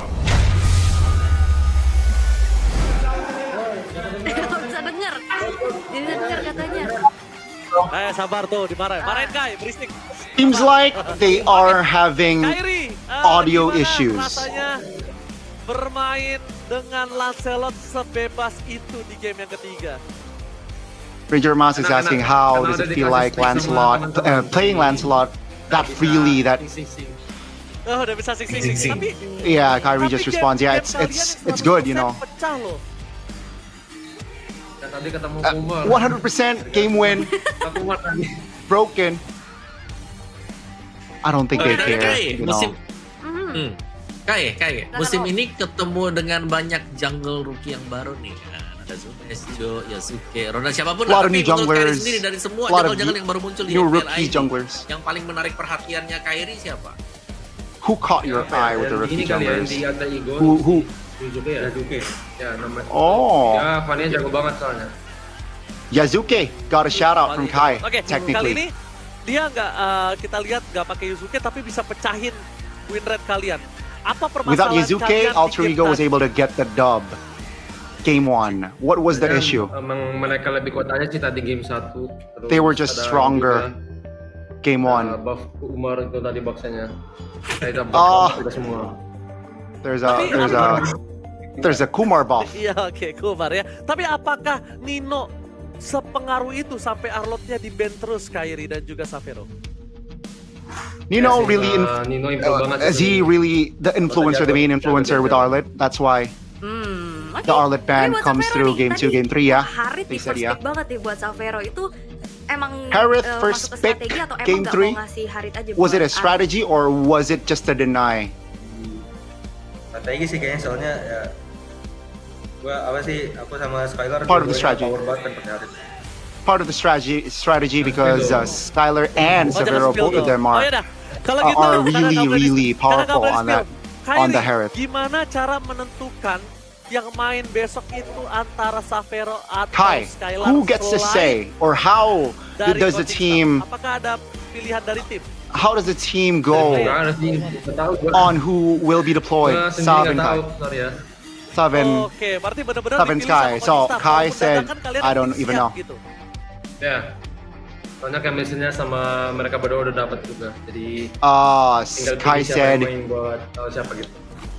it doesn't really matter. We got the chemistry between Sky and Sav. We both got Ya, sama-sama a solid jago. chemistry, either or. Sama-sama jago. Both are good. Tapi Kyrie kok tadi kayak terakhir gak ngeluarin emot? No emotes from Kai? Baik-baik, Question aku mark? baik soalnya. Kyrie said Alter Ego are good peeps, you know, El Familia. Berarti kalau gitu, That's why no Kyrie emotes from dan Kai. juga Savero ada yang mau disampaikan What? untuk Sonic yang selalu mendukung kalian walaupun online. Any messages for the Sonics? For Gani, specifically? Jadi buat Sonic yang udah dukung kita.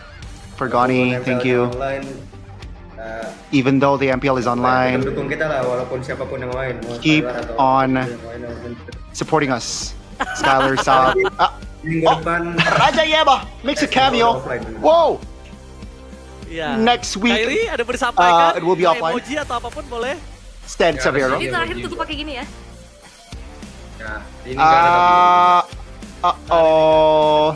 Mungkin pesan-pesan aja buat Sonic kalau dukung Sonic. Okay, Kyrie's, yeah, just keep on Sonic, supporting. Terima kasih buat yang udah nonton. Thank you. Dan selalu dukung kita. Always Dan support tunggu kita us. di minggu depan. Tahu siapa yang minggu depan? Wait for us next Lawan week Liquid sama Navi.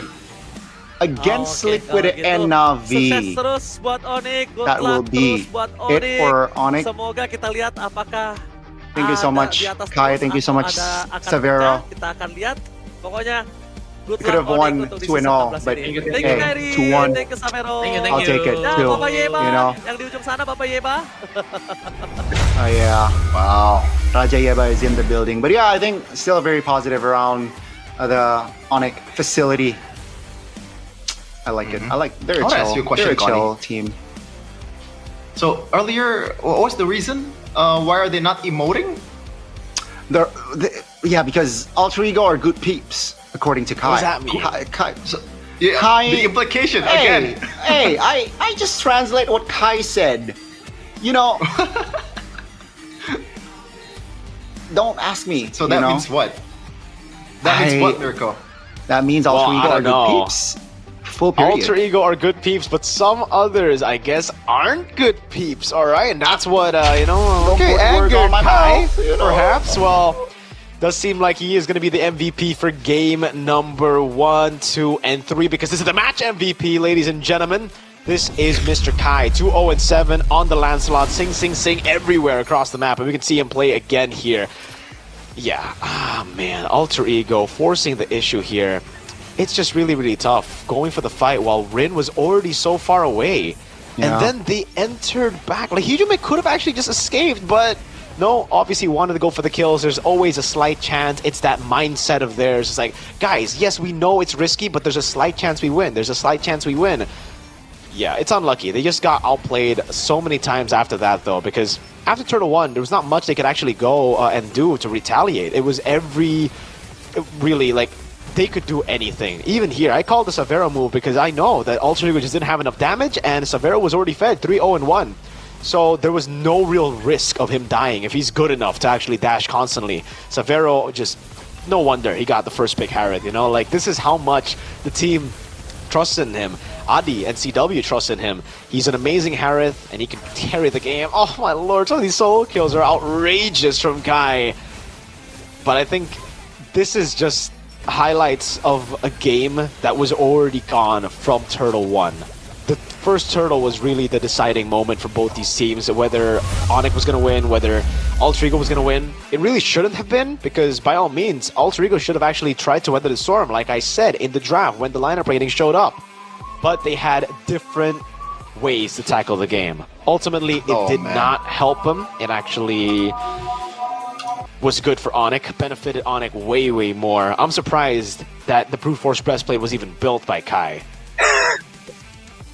I'm not really surprised, but I gotta respect the commitment from Keyboy to finish the Heptasis, man, because it's already like up by, again, a bajillion gold. So it makes sense, and he almost has the same gold as Rin. That's how dominating Onyx was in this game. Rin just gets no space at all. You can see the KDA. It looks decent from Rin, but he's just getting bullied out of his own jungle, not given a single time chance to maybe still a turtle with a retribution.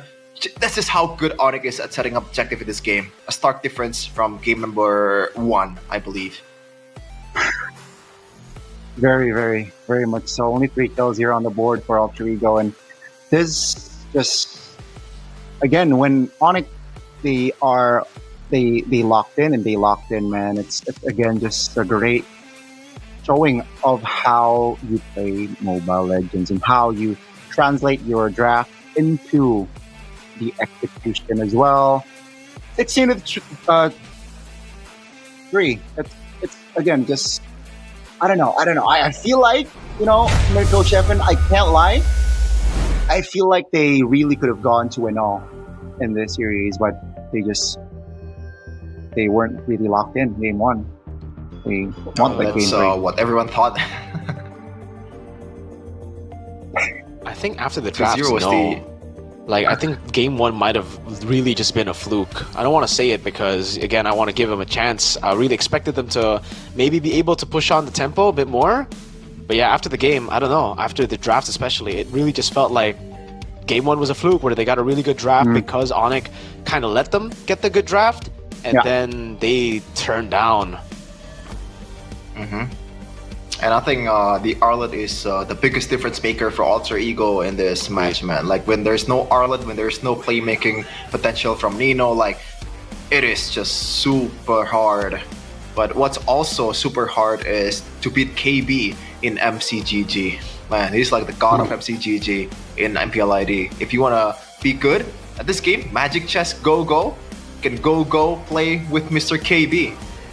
And we have new synergies coming too. Cosmic Traders is here, embark on this interdimensional journey together. Join the event to unlock a free Lunox-themed avatar border and the synergy icon effect, and for the brand new Season 3 synergy. And you can also get the free Memorial Hill chessboard. A free chessboard is always welcome, man. Very, it always pleases your eyes when you see new chessboards with how lively they look, how cool they are. And you can just kind of flex to your opponent, hey, I got more money than you, even though it's a free event. Aye. Flexing your opponents, man. I agree with Sheffin here. This is the angle that you need to go for, especially when you're playing a mental game, right? You gotta try and do that, and especially here, we don't really need to play the mental game on some of the other titles that we have, especially the women's title, because it's just dominated by the GOATs, man. If you guys want to vote, go ahead. Team Vitality MLBB have been nominated for the Mobile Esports Team of the Year for winning the Golden Road in women's MLBB. And it's not just Vitality, but it's also Vivian, who's been nominated at the Mobile Esports Team of the Year. Go ahead, help us, the MLBB community, vote to, again, level up the women's scene in MLBB. Check it out, boys and girls. Help Vitality, help us to help Vitality win the Mobile Esports Team of the Year and Player of the Year as well. Sheesh. She's a roamer, by the way. Yes, she is. Good information, Connie. The mother of tanks. The mother of tanks. If Vivian is the mother of tanks, what of tanks are you, Connie? Hey. What do you mean? Are you the father of tanks? No, I can't say that. No. Why? Why not, Gani? Because I have yet to prove myself to deserve that title. Unlike Vivian, she worked hard, got all her achievements. Maybe Onyx needs to hire Gani as a sub for Keyboy, man. I feel like he has something in his game that can be proven, But you can just watch live at MPL Arena. Yeah, next week because we're gonna be offline, finally back at it again. Hopefully everyone is safe again. To start it off, we have Navi versus Onyx. That we have EVOS versus Dewa United, and of course TL IDC looking for the first W ever in this season against Nael, and BTR is going to be the challenge. And Geekfam is looking to break the streak after losing 2-0 for God knows how many times against Alter Ego. If they lose, CITB might become... Okay, that's not safe to say. Not in the Not safe voting? to say, but we got... No. BTR versus RQ. I'll tell you later what's the CITB becomes. But of course, Dewa United against Geekfam. Hopefully Geekfam can get back on track, and hopefully Dewa United can kind of prove that they belong in this league and be a bit more precise with their approach, man. Because there's still a lot of, I guess like fix that they can do, especially Mweza against Beloski. Hopefully he can imitate him to be able to be a better roamer. But we're gonna take a break here for a second for game number 3. It's TLID versus Navi. Right? Yes. Yep. Stay tuned. Yeah, stay to the stream. Stay tuned. Don't go anywhere.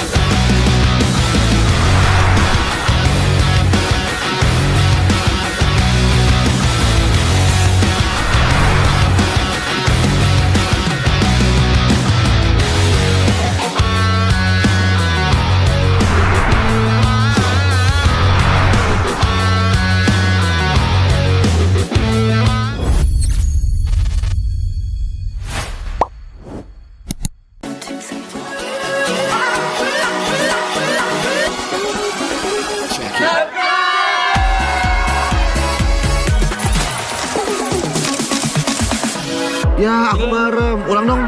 Gak perlu.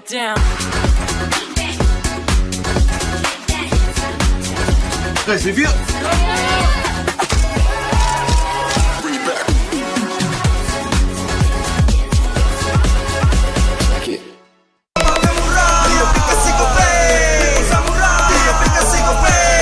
Walau yang lain terus berubah, Gope konsisten, kasihnya pasti murah. Tagihan murah di aplikasi Gope, gratis transfer 100 kali per bulan.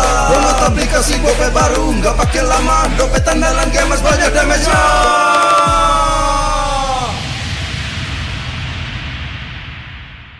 Level up bareng Special Edition Good Day dan MPL. Temukan kode unik, lalu scan QR-nya. Buat kumpulin Diamond Mobile Legends yang banyak dan menangin juga skin kerennya. Cobain semua variannya sekarang. Sebotol Good Day bikin GG Good Day. Yo, Good Day MPL, woo, Good Day MPL, woo, Good Day MPL, yes, Good Day MPL, woo, Good Day MPL, yes, Good Day MPL, yo, Good Day MPL, oh.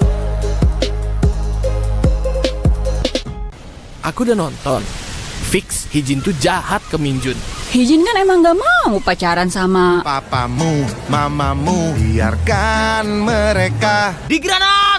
Boom! Ya, gue kena ghosting. Terus ditinggal nikah sama Hijin. Padahal mereka udah cium. Anak yang nakal. Saatnya kau dan aku Pakai simpati buat nonton, musik, games, belajar, sampai belanja. Bisa pilih benefit sesuai keinginanmu. Tenang. Menang kalah, mabar bisa good time. Wah, good time Mobile Legends Bang Bang. Enak coklatnya, bikin semua bisa good time. Ini nih mainnya.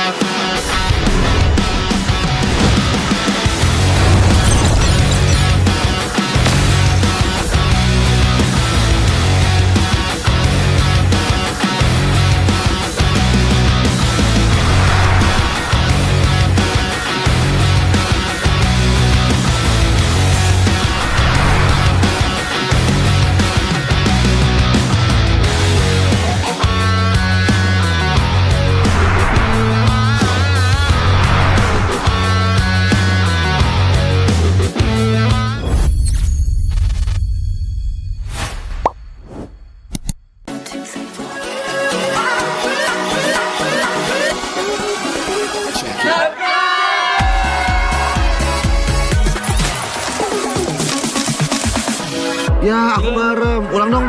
Gak perlu.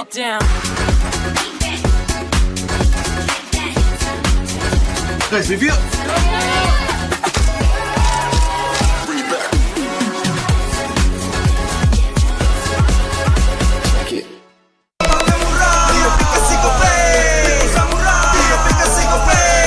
Walau yang lain terus berubah, Gope konsisten, kasihnya pasti murah.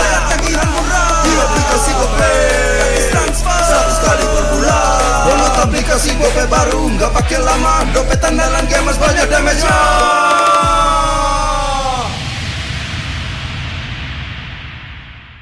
Level up bareng Special Edition Good Day dan MPL. Temukan kode unik, lalu scan QR-nya. Buat tumpulin Diamond Mobile Legends yang banyak dan menangin juga skin kerennya.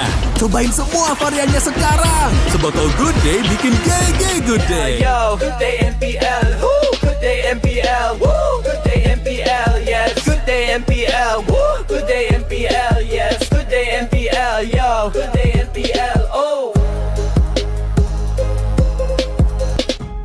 Aku udah nonton. Fix, Hijin tuh jahat ke Mingjun. Hijin kan emang gak mau pacaran sama papamu, mamamu, biarkan mereka. Di granat! Boom! Ya, gue kena ghosting. Terus ditinggal nikah sama Hijin. Padahal mereka udah cium. Anak yang nakal. Saatnya kau dan aku.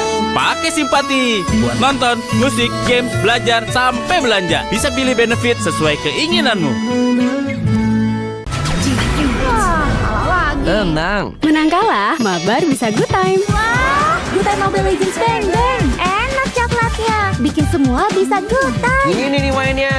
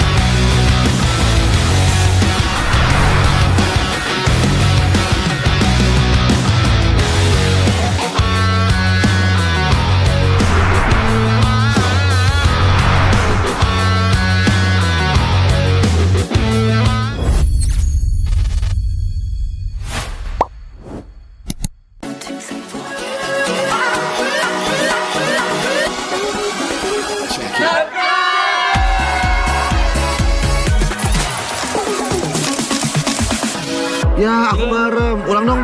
Gak perlu.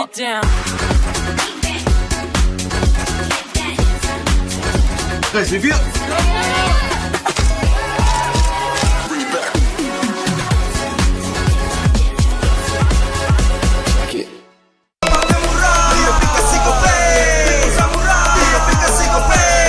Walau yang lain terus berubah, Gope konsisten, kasihnya pasti murah.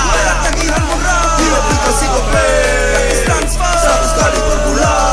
Download aplikasi Gope baru, nggak pakai lama. Dompet andalan gamers banyak damage-nya.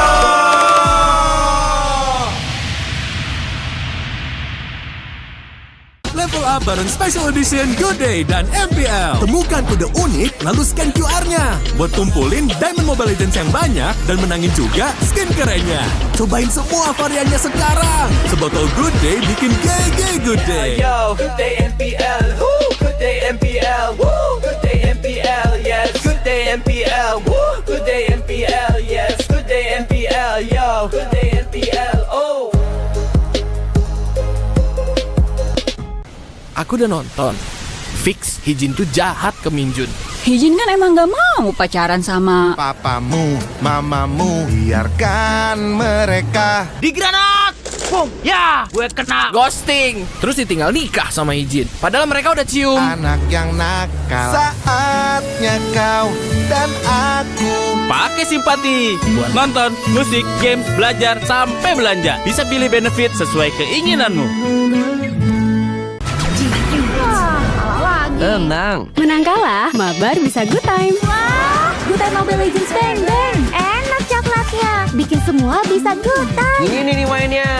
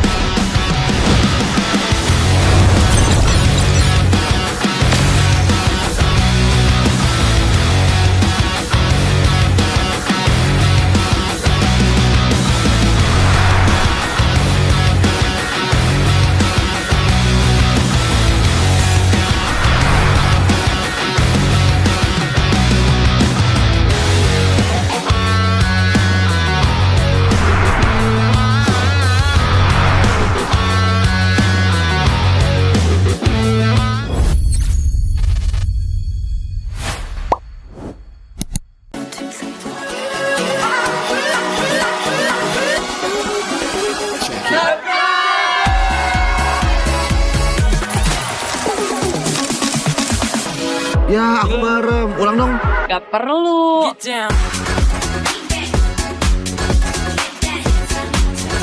Guys, review.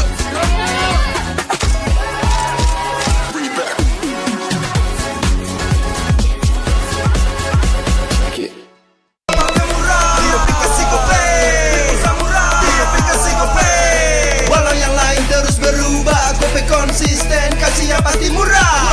Tagihan murah di aplikasi Gope, gratis transfer 100 kali per bulan. Download aplikasi Gope baru, nggak pakai lama. Dompet andalan gamers banyak damage-nya.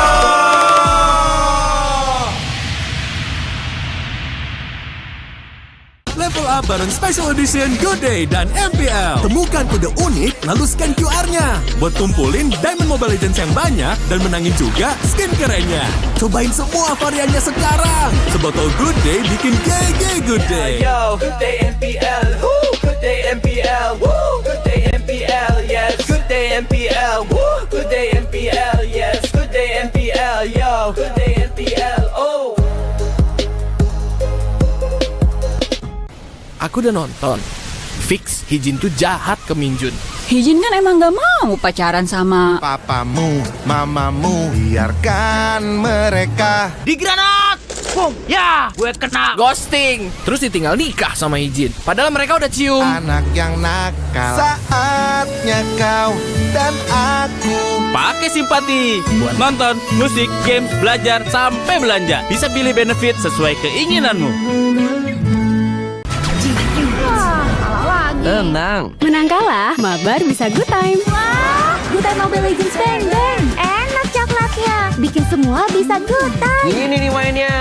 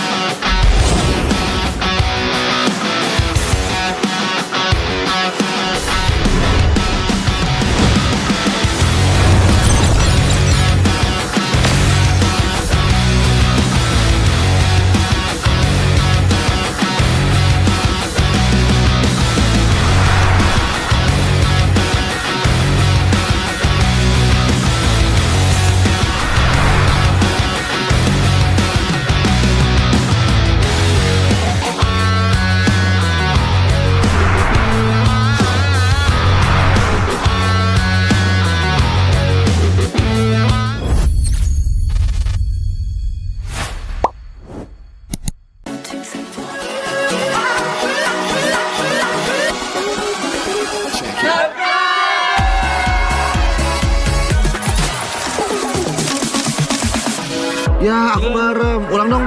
Gak perlu.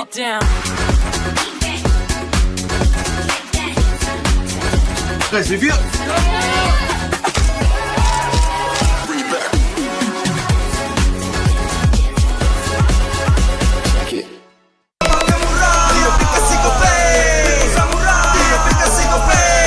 Walau yang lain terus berubah, Gope konsisten, kasihnya pasti murah. Bayar tagihan murah di aplikasi Gope, gratis transfer 100 kali per bulan. Download aplikasi Gope baru, nggak pakai lama. Dompet andalan gamers banyak damage-nya.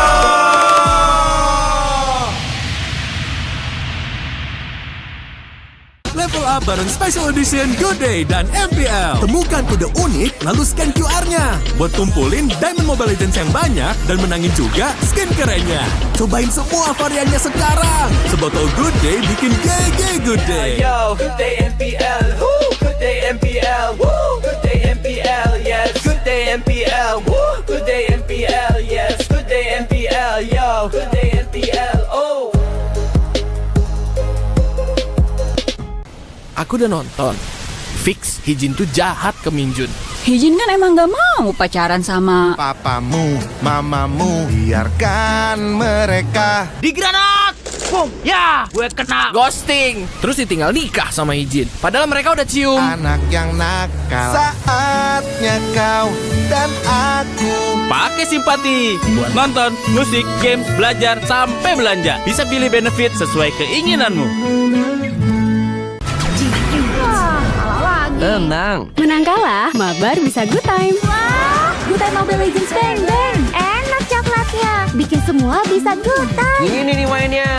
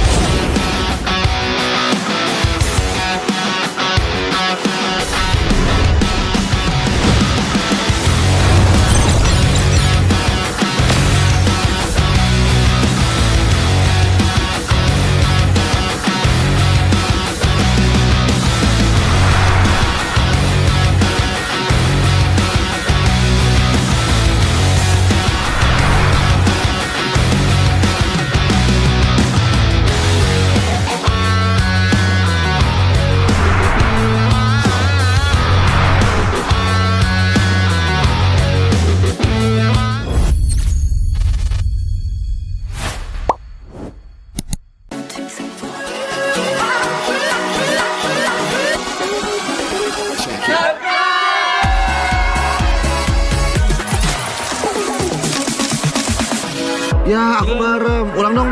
Gak perlu.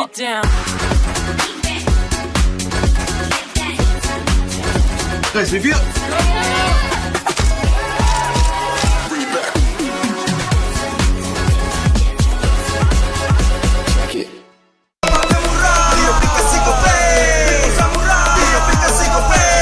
Walau yang lain terus berubah, Gope konsisten, kasihnya pasti murah. Bayar tagihan murah di aplikasi Gope, gratis transfer 100 kali per bulan. Download aplikasi Gope baru, nggak pakai lama. Dompet andalan gamers banyak damage-nya.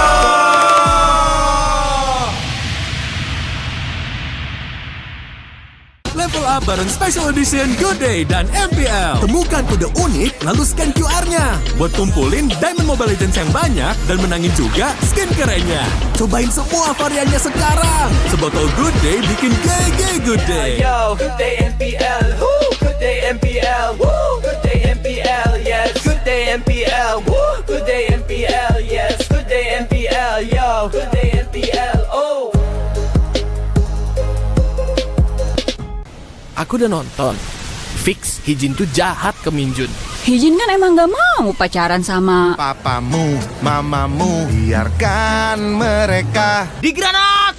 Boom! Ya, gue kena ghosting. Terus ditinggal nikah sama Hijin. Padahal mereka udah cium. Anak yang nakal. Saatnya kau dan aku. Pakai simpati buat nonton, musik, games, belajar, sampai belanja. Bisa pilih benefit sesuai keinginanmu. Tenang. Menang kalah, mabar bisa good time. Wah, good time Mobile Legends Bang Bang. Enak coklatnya. Bikin semua bisa good time. Ini nih mainnya.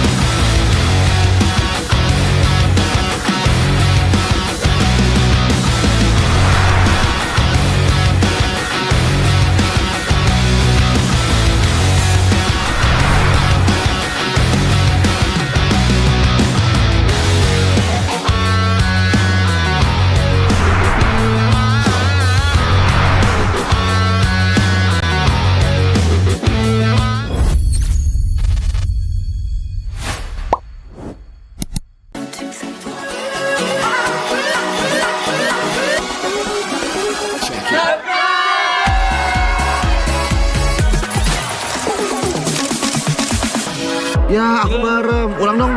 Gak perlu.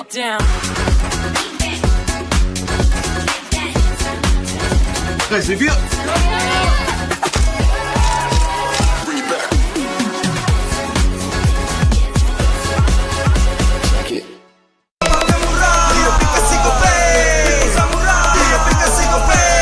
Walau yang lain terus berubah, Gope konsisten, kasihnya pasti murah. Bayar tagihan murah di aplikasi Gope, gratis transfer 100 kali per bulan. Download aplikasi Gope baru, nggak pakai lama. Dompet andalan gamers banyak damage-nya.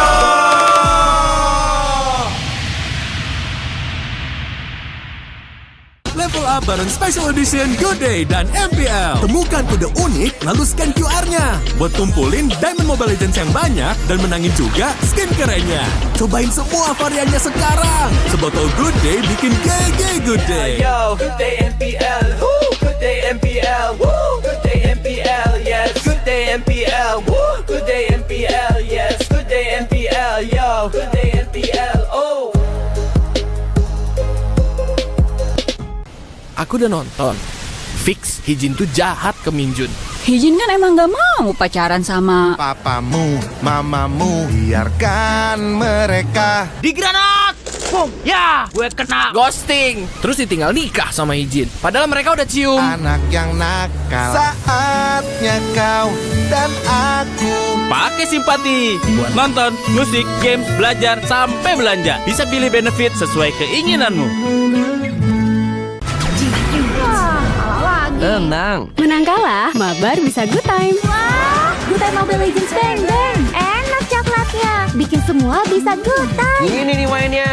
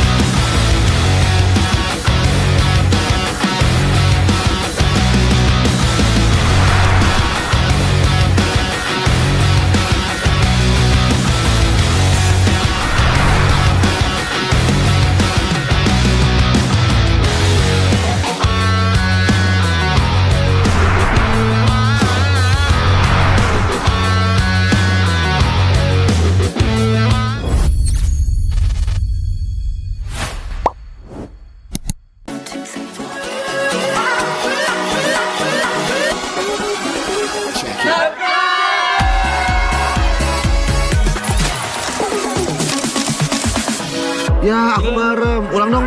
Gak perlu.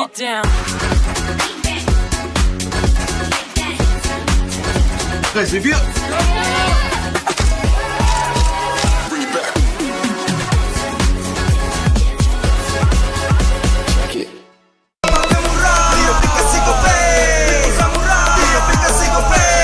Walau yang lain terus berubah, Gope konsisten, kasihnya pasti murah.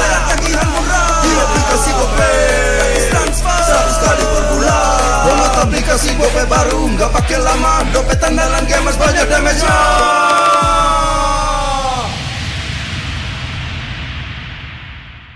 Level up bareng Special Edition Good Day dan MPL. Temukan kode unik lalu scan QR-nya. Buat kumpulin Diamond Mobile Legends yang banyak dan menangin juga skin kerennya.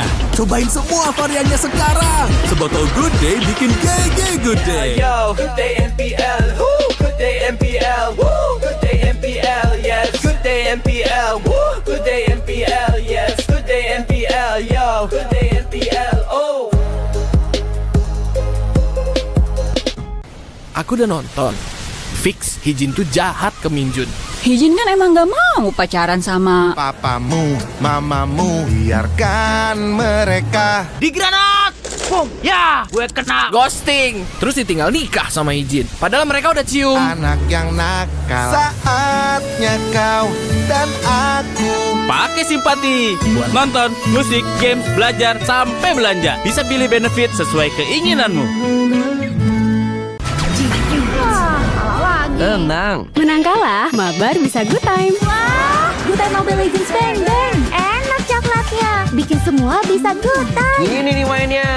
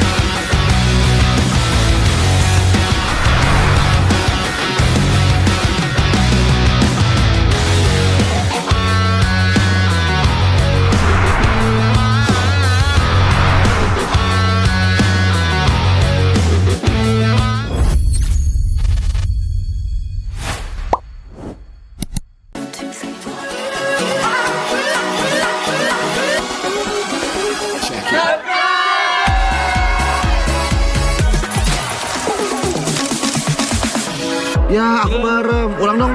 Gak perlu.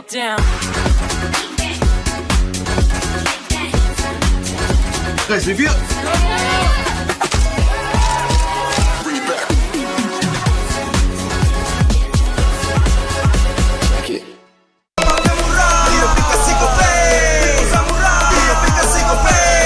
Walau yang lain terus berubah, Gope konsisten, kasihnya pasti murah. Tagihan murah di aplikasi Gope, transfer 100 kali per bulan. Download aplikasi Gope baru, nggak pakai lama. Dompet andalan gamers banyak damage-nya.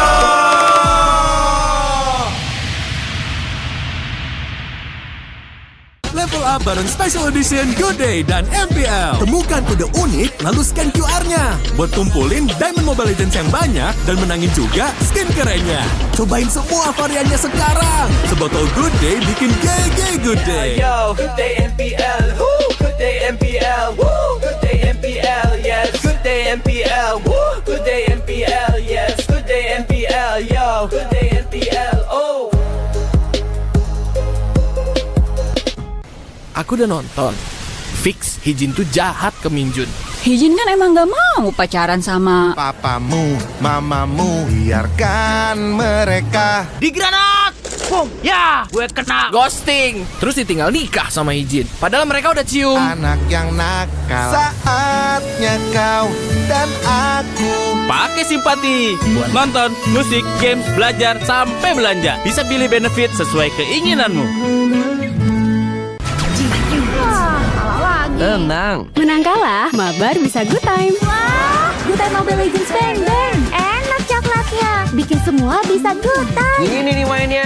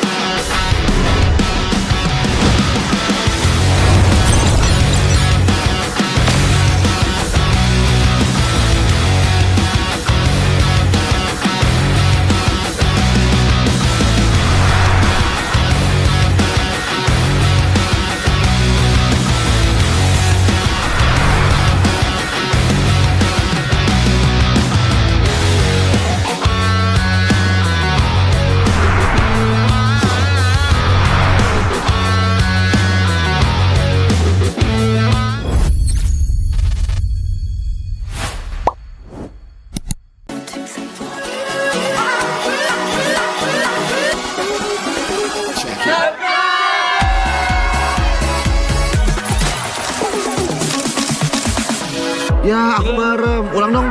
Gak perlu.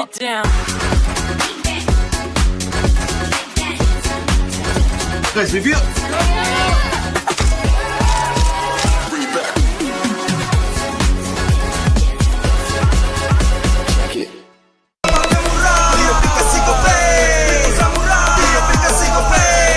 Walau yang lain terus berubah, Gope konsisten, kasihnya pasti murah. Tagihan murah di aplikasi Gope, transfer 100 kali per bulan. Download aplikasi Gope baru, nggak pakai lama. Dompet andalan gamers banyak damage-nya.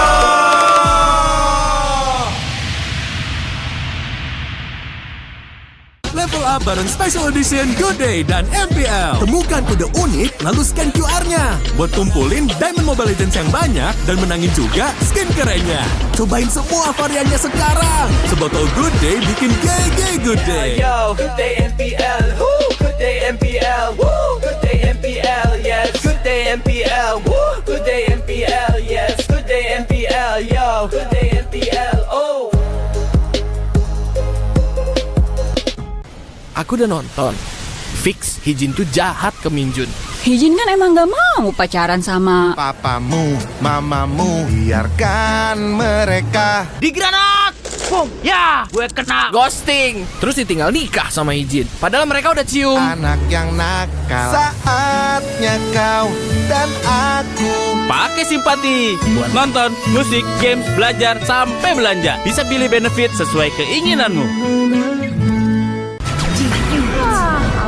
Tenang. Menang kalah, mabar bisa good time. Wah, good time Mobile Legends Bang Bang. Enak coklatnya. Bikin semua bisa good time. Ini nih mainnya.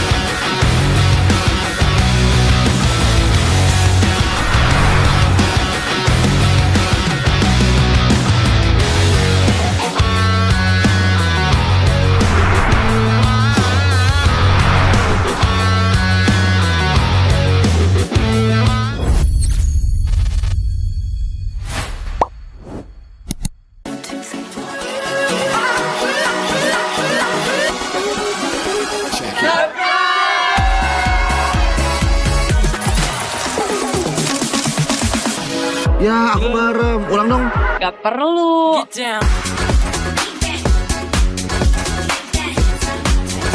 Guys, review.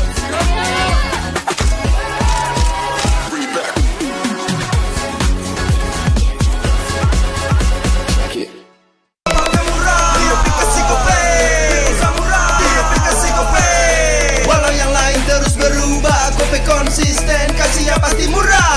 Tagihan murah di aplikasi Gope, gratis transfer 100 kali per bulan. Download aplikasi Gope baru, nggak pakai lama. Dompet andalan gamers banyak damage-nya.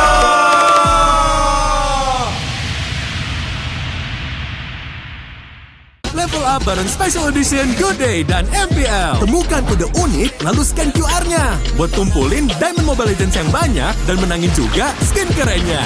Cobain semua variannya sekarang. Sebotol Good Day bikin GG Good Day. Yo, good day MPL, woo, good day MPL, woo, good day MPL, yes, good day MPL, woo, good day MPL, yes, good day MPL, yo, good day MPL, oh. Aku udah nonton. Fix Hijin tuh jahat ke Minjun. Hijin kan emang gak mau pacaran sama Papamu, mamamu, biarkan mereka. Di granat! Boom! Ya, gue kena ghosting. Terus ditinggal nikah sama Hijin. Padahal mereka udah cium. Anak yang nakal. Saatnya kau dan aku Pakai simpati buat nonton, musik, games, belajar, sampai belanja. Bisa pilih benefit sesuai keinginanmu. Tenang. Menang kalah, mabar bisa good time. Wah, good time Mobile Legends Bang Bang. Enak coklatnya. Bikin semua bisa good time. Ini nih mainnya.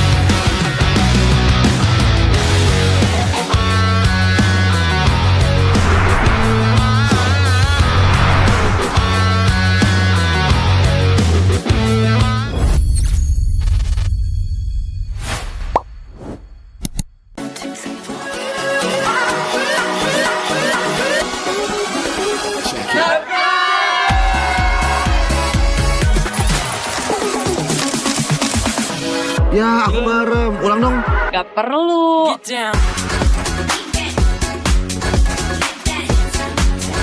Guys, review.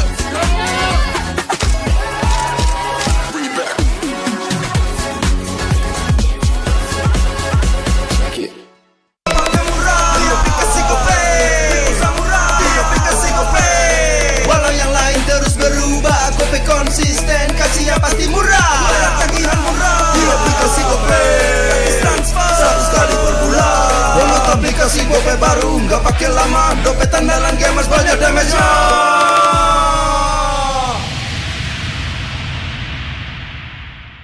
Level up bareng Special Edition Good Day dan MPL. Temukan kode unik, lalu scan QR-nya. Buat kumpulin Diamond Mobile Legends yang banyak dan menangin juga skin kerennya. Cobain semua variannya sekarang. Sebotol Good Day bikin GG Good Day. Yo, Good Day MPL, woo, Good Day MPL, woo, Good Day MPL, yes, Good Day MPL, woo, Good Day MPL, yes, Good Day MPL, yo, Good Day MPL, oh. Aku udah nonton. Fix, Hijin tuh jahat ke Minjun. Hijin kan emang gak mau pacaran sama Papamu, mamamu, biarkan mereka. Di granat! Boom! Ya! Gue kena ghosting. Terus ditinggal nikah sama Hijin. Padahal mereka udah cium. Anak yang nakal. Saatnya kau dan aku Pakai simpati buat nonton, musik, games, belajar, sampai belanja. Bisa pilih benefit sesuai keinginanmu. Tenang. Menang kalah, mabar bisa good time. Wah, good time Mobile Legends bang bang. Enak coklatnya, bikin semua bisa good time. Ini nih mainnya.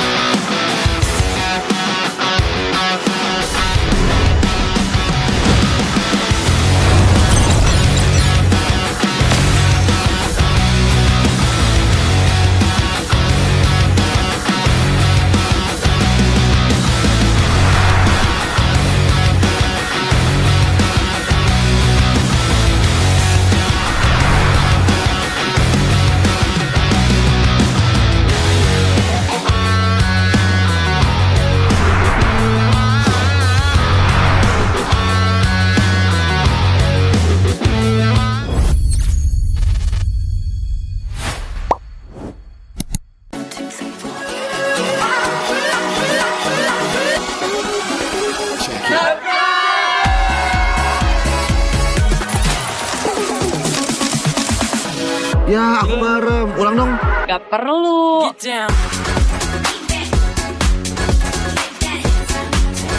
Guys, review.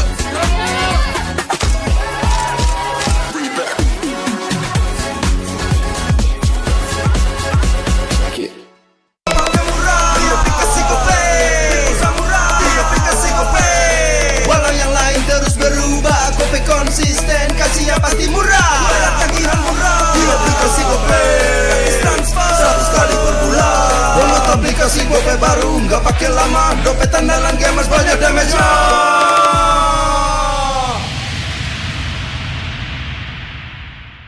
Level up bareng Special Edition Good Day dan MPL. Temukan kode unik, lalu scan QR-nya. Buat kumpulin Diamond Mobile Legends yang banyak dan menangin juga skin kerennya. Cobain semua variannya sekarang. Sebotol Good Day bikin GG Good Day. Yo, Good Day MPL, woo, Good Day MPL, woo, Good Day MPL, yes, Good Day MPL, woo, Good Day MPL, yes, Good Day MPL, yo, Good Day MPL, oh. Aku udah nonton. Fix, Hijin tuh jahat ke Minjun.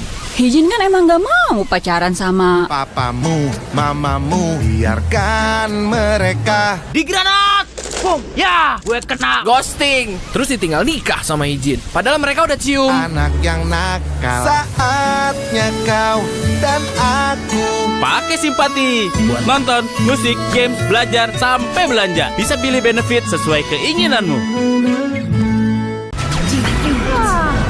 Tenang. Menang kalah, mabar bisa good time. Wah, good time Mobile Legends bang bang. Enak coklatnya, bikin semua bisa good time. Ini nih mainnya.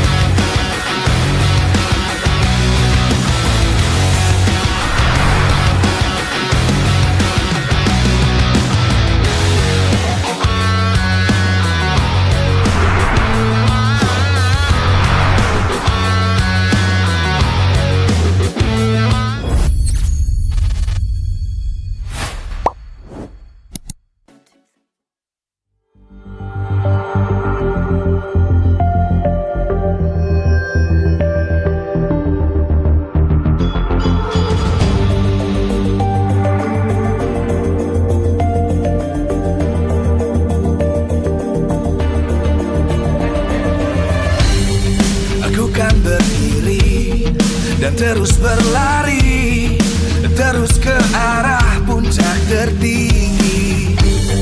Ku takkan berhenti, hanya sampai di sini. Kemenangan abadi menanti. You know we won't miss if we unite our focus. And if you haven't noticed, we'll nyalakan apimu, hadapi semua tantangan, hadang semua serangan, jatuh bukan halangan, bakar semangatmu, janganlah engkau menyerah. Kita akan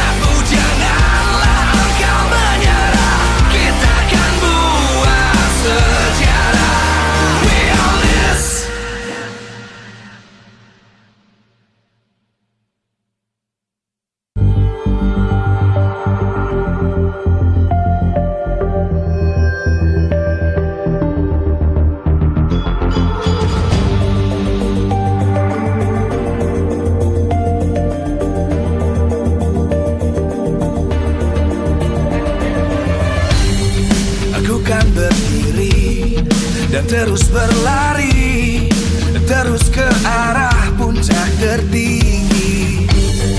Ku takkan berhenti, hanya sampai di sini. Kemenangan abadi menanti. You know we won't miss if we unite our focus. And if you haven't noticed, we'll nyalakan apimu, hadapi semua tantangan, hadang semua serangan, jatuh bukan halangan, bakar semangatmu, janganlah engkau menyerah, kita akan buat sejarah. We all this, we won't miss, we all this, we won't miss. Saatnya beraksi, jalani ambisi, aku kan menyawakan hari ini. You know we won't miss if we unite our focus. And if you haven't noticed, we'll nyalakan apimu, hadapi semua tantangan, hadang semua serangan, jatuh bukan halangan, bakar semangatmu, janganlah engkau menyerah, kita akan buat sejarah. We all this, we won't miss, we all this, we won't miss.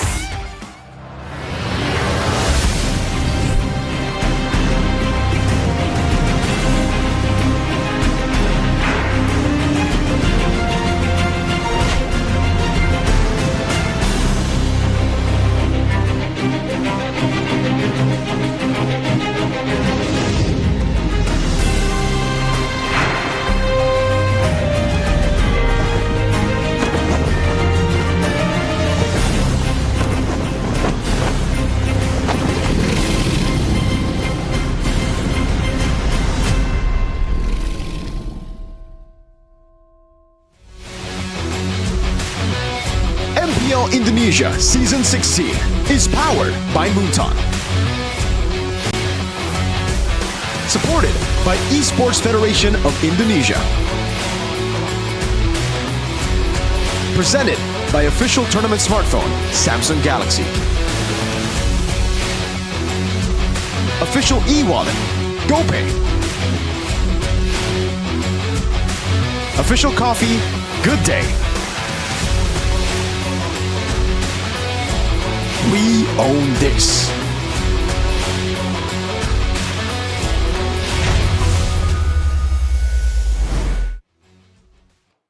Hello, boys and girls. We are on to game number 3, with season 16, and right now we're gonna see TLID versus Navi, which unfortunately both of them are in the red zone right now. Man, oh man, TLID. Who would have thought that they would be in this position? Except one, this guy right here on my left, Mr. Mirko. What do you think? Why do you think this happened? Oh, I think the changes in the roster was just a bit too extreme, right? Again, Aaron, Shiki, and Fabian were two very core aspects to the team that was, again, one of the big reasons that they got so much success all the way from the start. So with them being out, I really just didn't feel the vision. I didn't see the vision. I didn't feel like they would be anywhere near the prime form that they were at, even in Season 14. We don't even need to compare it to Season 14. Season 15, when they would dip very low, they were still there, competitive against most of the teams. They were still able to show those little glimpses of brilliance that we saw from the previous season. But now, with the lineup being completely different, it really just feels different. It really feels like this team has no identity now. They're just in MPL. How about you, Goni? Especially with the fact that Fabian is starting to change role. Aaron Shiki hasn't been filled yet, and Kabuki, I think so far he's having a stinker season. Not gonna lie, man. Yeah, unfortunately, I think Kabuki is not stepping up here. Especially Gold Lane is one of the main instrument on winning games. Kabuki just not there on par. And yeah, it's again just TLID. Mirko mentioned it. Change was too extreme. So, you know, the chemistry, the foundation all gone. And it sucks, because technically Joe, has some potential, but I don't feel the other members are letting him shine in a way. And gotta shout out SDL here, not in a good way though. I think his their coaching staff, SDL, Facehugger, I think they have and they need to improve a lot here, especially in this current patch, if they want to make it to playoffs. Yeah, it's just, for me, it's super unexpected. For me, the most unexpected thing is the way Weedy has been playing right now, because I would expect Weedy would be the last player that I thought would be underperforming this season out of all the TL member, but so far he's not up to his standard. As we're gonna take a look at the history of the Cavalry's fate here, Season 7 and Season 6, when they were still Aura Fire. Week number 1 to week number 3, they are winless. Last place, and they ended up Season 7 with 0 wins, Mirko. Season 11, also almost pretty much the same thing. They got 1 win, but ever since then, just complete L's and after L's. Now, do you think this is gonna repeat itself? I'm gonna answer no, at least for me, but from you, Mirko, like, what does it take, and also how likely is it that they're gonna have end up with this kind of season? I think it takes them to have a little bit more synchronization here. Not a little bit, a whole lot more synchronization. They need to understand that at this point, they need to play as a team. I've seen a lot of clips from Aaron Shiki, from a lot of the re-streamers nowadays talk about the situation that TLID are facing currently, and most of them have the same opinion. Most of them feel like the boys just are playing individually. They're playing alone. They're not really playing for the team. A couple of times you would see some of them make really good moves on the map, but there's just no follow-up. Meanwhile, in the past, with Fabian, with Aaron, again, with the lineup that you already see, just with Fabian and Aaron, they're always in sync. They know what to do, and more importantly, they do it together. Win or lose, they will listen to the call made by Witty. I don't know if the calls have been bad. I don't know if there's been no calls, or if the team just doesn't want to listen to the calls, because at this point, it really just is all on the team. Like, when it comes to the problems, we don't know what it is. We're just assuming, right? With the changes in rosters, changes in players, constantly, it shows us at least that they're kind of facing a similar issue to Alter Ego, to even Na'Vi before they made the whole change of Andoria Ukir last season, when they were still swapping between Aether, Washapal, Hanafi, Cars in Rome, and then Feb, the crazy changes. So for TLID, it's still them trying to experiment as to who is the best lineup. I'm a fan of Fabian, just not in the mid lane. If it's Fabian in the mid lane again, I'm sorry, Fabian. You're the usurper. You're my boy. But I think the win streak will continue. Lose streak, sorry. To be honest, Fabian, in his debut, he wasn't playing that bad, especially as a debut mid laner, from jungler to mid laner. But man, like the fix being Fabian slotted as a mid laner just seems like, what are these guys doing? Like, again, we're just trying to assume stuff here, but it feels like the easy fix that you could play is literally just Fabian and Aaron Shiki playing again. But the fact that they haven't fielded them together begs a big question here, Gane. Like, what really is going on at TLID? This is the team that wins Season 14. This is the team that ended up almost toe-to-toe with Onyx PH. Well, it's kind of an overstatement, but I'm just trying to hype them up. Yeah, they were the closest one. What happened? I guess. I think it's quite clear that there is something up within their team. I don't think communication is on point. I don't think they are on the same page in the Land of Dawn, which just is frustrating if you really think about it, from their point of view, definitely, right? Especially after winning Season 14, they went to M Series, they got the runner-up. Their downfall, man, right now, so far, should be studied somehow. But yeah, again, I think they were able to bounce back. Maybe they're looking to run it back like Season 14, It's not too late.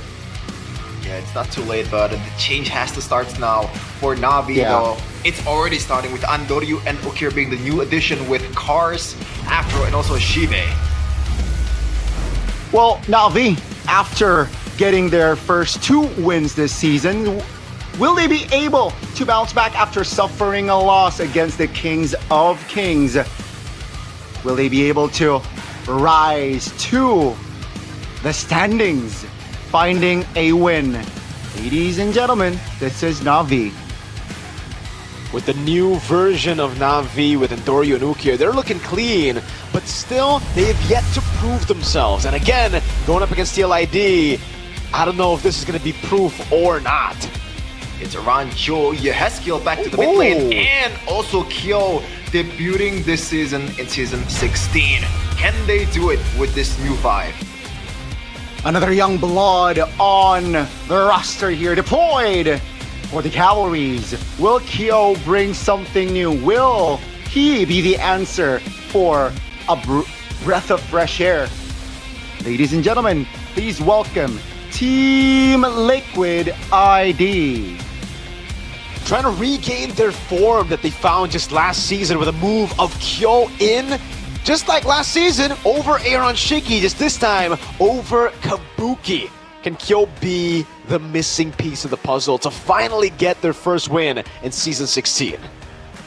Yeah, finally some changes here in the gold lane, but we're gonna see audience topic voting first. With this lineup, can TLID secure a win against Na'Vi? It seems like the trust is still towards Na'Vi with 64% compared to 24% of TLID. Like, the masses have decided that Na'Vi is in the better position, and I would agree with that as well. Looking at them, they look pretty locked in there. Shive just bobbing his head a little, trying to be, oh, never mind, he's just yawning. Man. XBTR, by the way. XBTR, by the way. Na'Vi will definitely win. It's kind of wild, though. 64%. Actually, I gotta take that back. Maybe not, after seeing, the performances mainly, not just of Na'Vi, but of TLID, and them still shifting their rosters. Again, TLID are basically going through the same arc that Na'Vi had to go for last season. 0-4 the first 3 weeks, having to change their lineup constantly, even bringing someone back into a role that they're not used to. Fabian from jungle to mid. Last season it was Cars from XP to roam.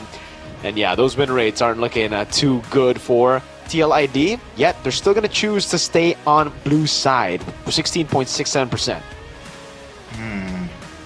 And finally, Kyo gets some playing time, man, because we've seen how he was able to perform last season. Like, it wasn't that bad either. Like, he was actually pretty good, especially as a rookie. It's, again, questionable for TLID, the fact that he is benched for so long, even after Kabuki played quite a few games, and it wasn't that great either. And finally, he gets the chance. Hopefully, he can, even if TLID does not win this match, at least he's able to prove that, this is the change for good with Kyo. But we are going to go to the drafting phase for game number 1 between TLID versus Na'Vi, presented by official tournament smartphone Samsung Galaxy S25 series. Rocks need no protection from the rain. Yeah, ladies and gentlemen, TLID, we mentioned it already, will have the blue. They will opt for a Lancelot and a CC ban. What's your that command? is Your team quite is banning. unique there, the Lancelot ban specifically. But okay, TLID seems like they do not want to go for that approach. Now, the YSS is still on the board with the Lancelot ban. Does that force Na'Vi, Coach Do, ban the YSS out, knowing that Sushin is on the board, Arlet as well? Okay. I mean, let's see what they go for here. Again, for TLID, the main pick has usually just been the Juice In. And it does seem like they are going to be looking for the Juice In now that Na'Vi have banned out the Baksha away. It looked like it was going to be a Baksha, but the CC, with the CC ban, but now it gets taken out. Yisun Shin, also a pick that TLID can definitely go for. First pick, but they respect the Juice In over it. Now, Arlet is up for grabs, but the Phobius can come through on the other side. And so can the Kalea. So a full lockdown against it. But TLID still stick to the Yisun Shin, which means Na'Vi now have a chance to do what we've been seeing. With no Lancelot, do they just go Gatot Farsa here? My tail's been itching for a real fight. Oh, Kalea Farsa. Okay, so TLID technically can go Gatot, right? Killing two birds with one stone. I think so. I think it's a pretty good pick to go for right now. If they go for the Gatot Kacha against the Kalea, against the Farsa too. But I think right now, also going for the Selena could be a good choice. They go for the Harith instead, and the Uranus. So again, teams ignoring the Gatot Kacha. They already have a Farsa up against the Harith, and TLID are still trying to stick to it. Which means Na'Vi now can go for the Hayabusa. I think it's a safe choice already. They already have a lot of kill pressure. They can even go for the Beatrix here, like a Dewa United kind of build, in the composition at least. But I'm more of a fan of just the Hayabusa here. Pick it up for Endoryu. It'll be solid. Great against Harith. Great against Yi Sun-shin as a finisher, as you already have Farsa. Yeah. I gotta say I'm kind of leaning towards the Beatrix more just for the fact that they have an easy winning condition, also easy way to win team fight. But you know, considering what happened in the previous matches, apparently I'm wrong. It's that hard to play Beatrix and Kalea apparently in MPL ID, but they will go with the Kyrie route here with Andoryu playing the Hayabusa against the Yi Sun-shin. It's a good matchup as you said, Mirko. And there's not much peel so far coming in from TLID, so it's a free real estate. Kagura ban, this is very interesting, but it's a good ban if you're playing with a Kalea. And a Farsa as well. Next should be a Valentina ban for Na'Vi, unless they want to respect the Selena, that again for Yehezkiel is at 0% win rate. So might want to actually just give the Selena over, knowing that TLID, especially with this composition, are already kind of struggling against the Farsa Haya. TLID though, on the other side, I think CC is one of the picks that you are definitely gonna have to take out here, like Gatot Kacha. Take it out yourself, because I understand that you want to pick it up as TLID, but Na'Vi could snatch it away before you on red 4. So it actually creates more of a problem for TLID later on by leaving the Gatot Kacha open like this.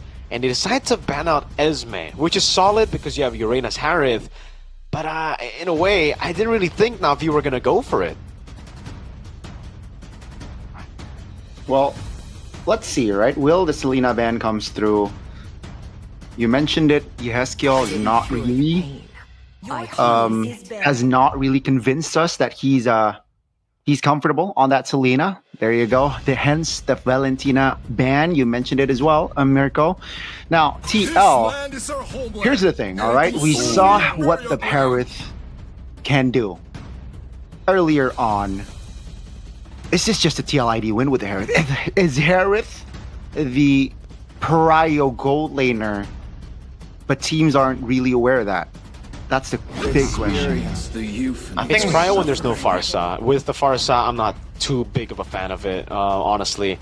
Especially with the Farsa and Granger. Like we've seen from Bigatron too, you know? Really just countering the Harith with the Farsa and the Granger. Outranging him and bursting him down before he can even go and join the fight with his Zaman Force. TLID, last 2 picks, they need an answer to the Farsa and Granger. And again, the best answer would be the Gatot Kacha here, right? But then you would have to put it on Witty.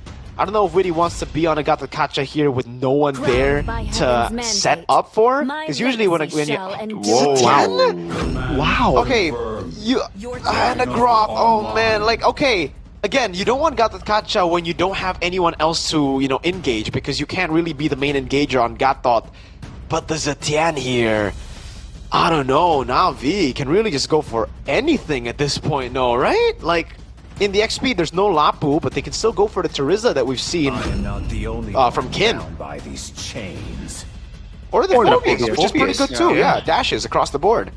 Well, there's one thing that TLID excels at in this competition, that is vision, but I don't know if that vision will do them much good, knowing that a Kalea and also a Farsa which can pretty much gap close super fast with a flicker as well. So, Mirko, it seems like you are leaning way more towards Na'Vi draft right now, am I right?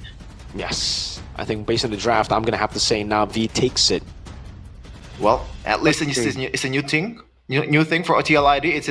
It's debut for Zetian in season 16, and it seems like TLID's lineup rating actually favored by the statistics. But so far, in this day, statistics can kind of lie to you. Let's see though. TLID is still winless in season 16. They need to finally grab one here to start off or kickstart the winning ways that they used to have in season 14. It's Na'Vi versus TLID game number 1. Ladies and gentlemen, will they be able to secure game 1 with the Titian and Yi Sun-shin combo? Is the coaching staff, SDL, Facehugger, stuck 2-3 patches ago? Let's find out and see. Early on, ooh, a skirmish here. Witty actually winning it out, but prolonged team fight. Let's take a look at the emblems real quick. Concussive Blast for Apro. Same goes for Witty, who's actually able to win out in the mid lane earlier, but Ukir goes straight into the bottom lane, and this is the power of the Farsa early. Wings by Wings is such a good tool to utilize to rotate around the map, as with the mid prio, they actually will be able to get that. Dory just walks up a bit. Killing Spree, Choice, and whoa, Aran with Concussive Blast too, to try to retaliate against a possible Concussive Blast that they expected from Cars, which came out to be true also, as well. So really, just the pressure battle for both these teams. They want to be active on the map. Yeah, for sure. And I feel like in terms of like wave clear, Uranus is not as good as his thing. And Aran, the longer he is stuck on a wave, the more vulnerable he is, because it's a Farsa, it's Afro with the Kalea, so you can't really rule out an early like kill towards this Uranus, because a kill towards the XP laner I think is a much more it's much more worthwhile and also valuable in this meta before the first objective, as we're building towards that. 20 seconds on towards the first turtle, and this is the clash of young bloods, Mr. Ukir and also Yehezkiel. But is Ukir kinda counts as a young blood in PH? Yeah, he's relatively new, even in the Philippines with Andoryu. So yeah, let's Turtle see here. One. The setup for Turtle number 1 indeed. It's YB versus YB in that mid lane. And seems like with the Mountain Chalker popped here. Yeah, Visions already. Oh, Joe still finding that retreat. Watch Shadow towards the back there for Andoryu. No compensation. No concrete compensation from Na'Vi, except for the top, perhaps. Ranger gets a couple of good turret lightning gold there. Not even. So, yeah, no real compensation. Yeah, I think that's all Witty in that team fight, man. Because like the way he zoned out all the members pretty much, especially Andoryu, which tried to do a Ray in the first, in the Dewa United match. Didn't really manage to do so, but yeah, TLID is up by a bit of a gold here, but Aran gotta watch out here. 3 people on the bottom lane. So far, this Concussive Blast Uranus has actually been doing them a lot of good. The rotations have been good. Talent prediction by Gopay. Wow. Hold up. Yehezkiel poked down in the mid lane by Ukir. And it's, wow, everyone going Na'Vi except for Ranger Amas. Yeah, he's the Ranger Amas for a reason. Witty getting engaged, and I don't know about that. Konami Slam, Tectonic Charge. Andoryu jumps in with the Shadow Kill as well. Oh my goodness, Afro, 1 HP. Aran not able to connect there to secure that kill, but yeah, the usage of the Tsunami Slab on towards Witty, not really efficient there. Okay. Not at all. Is this the new meta, Miracle? Like the Katakacha replaced by a Grok? Is that a better option here? I think it really depends on the composition. I guess in this composition, it is better, just because there's no form of engage aside from whatever Witty's gonna pick, right? So, yeah, the Grok ends up being the better choice. But usually, especially when you have like a CC or anyone else with proper engage, you might want to go for the Gatakacha instead. You know, you get a lot more sustain, and you're able to actually match the Kalea when it comes to staying in the fights. So right now, TLID on track to actually do really, really good in this game. With Turtle 1 already, with a reaction over to a possible pick-off as well. It's just, how can Na'Vi outplay them now? It doesn't look like they have the prio. But be careful, Afro, very low. Tsunami Slam committed. Again, Feather Airstrike will not claim the turtle. That's a stun though, on towards Ukir. Joe is a kill. No, even Ferran got the kill, but Joe will be the trade. That's going to be a kill for Andoryu again. Shive very low, still able to have distance. That's just a 2-for-1. Ooh, great ultimate too there to cancel some of the recalls. A possible cheeky kill on Shive, but he's able to get away. So it ends up being a win for TLID, but then we have to take a look at the deaths here. Joe dying for Ukir means that Andoryu will have a lot more tempo to play with in the map to get the lead back or to get snowballed, because he was able to pick up a kill in that fight, and so did Ukir. Uranus is a problem right now. Once they have enough burst, Uranus will continue to fall, so let's see. Tsunami Slam on towards the Grok. Rudy this time will fall. Afro flickers out. That's gonna be Cars just holding on, forcing kill to pop the Purify. The damage will not be enough, but Cars picks up the double. But Andoryu lose to a solo bottom side. Wow, so Joe finds a solo, but TLID, they lose out on the fight. Top. Great compensation though, as the structure bot will be taken down. But how the hell did that happen? We need a replay for that, because how could you lose a 1v1s against Yi-Sun-Jin? I guess the shadow kill didn't really proc towards the perfect target. Maybe it went towards a minion? I'm just grasping at straws here. What? Or he got ambushed. Again, for the Yi-Sun-Shin, really good at going for ambushes now with the Mountain Shocker. So pop it in, hold up. Whoa. Oh, gotta be careful. This time with the Tectonic charge defensively before the turtle. So that's a lose on the trade.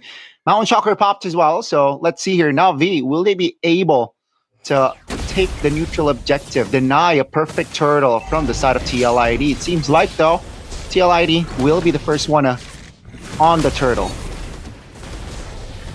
Let's see. Some of the resources already down for TLID. No Tectonic charge. Gotta be careful. That's a barrier. That's a Tectonic charge. Afro Cards now in trouble. Gotta be careful now. The turtle will be secured by Joe, but that will be the end of Cars. Na'Vi lose 2. TL lose 1, but they got the turtle. Wow. And so far, the value of this Grok is immense, man. It's been just rocking, literally. Everyone from Na'Vi in the front line dealing a surprising amount of damage through towards guys like Afro and Cars. Dude, the ultimate came back in time, like perfectly for Witty. Because right when they started the turtle, it was still down. Right as I say it, it turned green, pops it in instantly, and got some of the big boys up in the air, which is great again. Na'Vi find themselves backed up into a corner with this composition. Pretty darn bad to actually be behind. You need to be the ones engaging. You need to be the ones really making the plays here. And they're going to have to farm up a bit more. Good news for them is Shive has a Sky Piercer stack already, so he's on track to actually getting a bit more here as we get into the mid game, and he's deathless. But the bad news is the fact that TLID just have so much front pressure that their backline are free to do whatever they want. This could be the secret genius in the pick of Zetian. Let's say though, Andoryu very low. That's the shadow kill popped. This might feel has the shadow to go back there. Will they be able to retaliate in the mid lane? Conceal play. Iran is providing info, wasting resources, taking a lot of damage. That's the Fury of the Phoenix. Cutting forward. Shive, vulnerable there. Will get more HP. Cars, though, to win work. Oh, that's a beautiful dive. Afro securing a kill there. That's going to be Iran, though. Taking a lot of kills, but that's going to be the Yi-Sun-Shin taking a kill. Cars very low. Will be taken down now to 1v1. Shadow kill! Unfortunately, Joe will be taken down, and that's a shutdown by Andoryu. Oh, that was a quite unfortunate shuriken there. I don't know if Andoryu meant to do that, but it really worked out to his favor. Shout out to him. Got the Quan Chat on the back. The shuriken was right on Joe in the end. It looked good. The dispersion of damage was solid. Kyo, though, is going to be looking for a play, and Dory doesn't have Quad Shadow. Kyo waiting in the bush. Gotta be careful, has to purify as well. Shadow kill pops. Quad Shadow is there. Feather airstrike. Oh my goodness, the calculation, the composure Andoryu has under pressure is still evident here. Yeah, not only the composure, the balls as well to just go back and take the jungle creep for himself. Now V, they're in a better position right now, considering that they're only down 600k from what it was, like almost like already 1 point something K. Weedy, is it target again? Yeah, on towards the Grok here. Fury of the Phoenix though will, oh my goodness, Shive will burst Weedy down. That's gonna be Afro, the trade. Another hero, that is Cars, will go down. No frontliners now from the side of Na'Vi, but Shive and Andoryu has enough damage collectively to take Kyo down. Na'Vi recovering. As I said before, Na'Vi, they were just struggling in the early game because they just didn't have the damage, the instant damage, to follow up any of the Tsunami Slams. But now, as they scale up, it's going to be troublesome, even for Aran! Oh, that's just a kill. Enough damage there, even with no frontliners. They know that they have enough damage profile to take the Uranus down. Now with the Lord up, seems like Na'Vi will take it slow here. They will reset knowing that Iran is still down. So not too hasty here. Cars now trying to provide info. Oh, that's a great tectonic charge. Ooh. Flicker. Oh my goodness, Tsunami Slam on towards Joe, and Doryu collects the floor. That's going to be Joe going down for 30. Weedy very low as well. Kyo under the turret. Will he survive? With the flicker by Ukair and the stun. Chive finds it. Add that to the Skypiercer sack. Ever since the solo kill towards Andoryu, he's been popping off, man. He's trying to just retaliate and also prove that, you know what, that was just a fluke, my guy. This is the Hayabusa of one of the junglers of PH. Andoryu playing his game so well, even though he's down in gold, Mirko.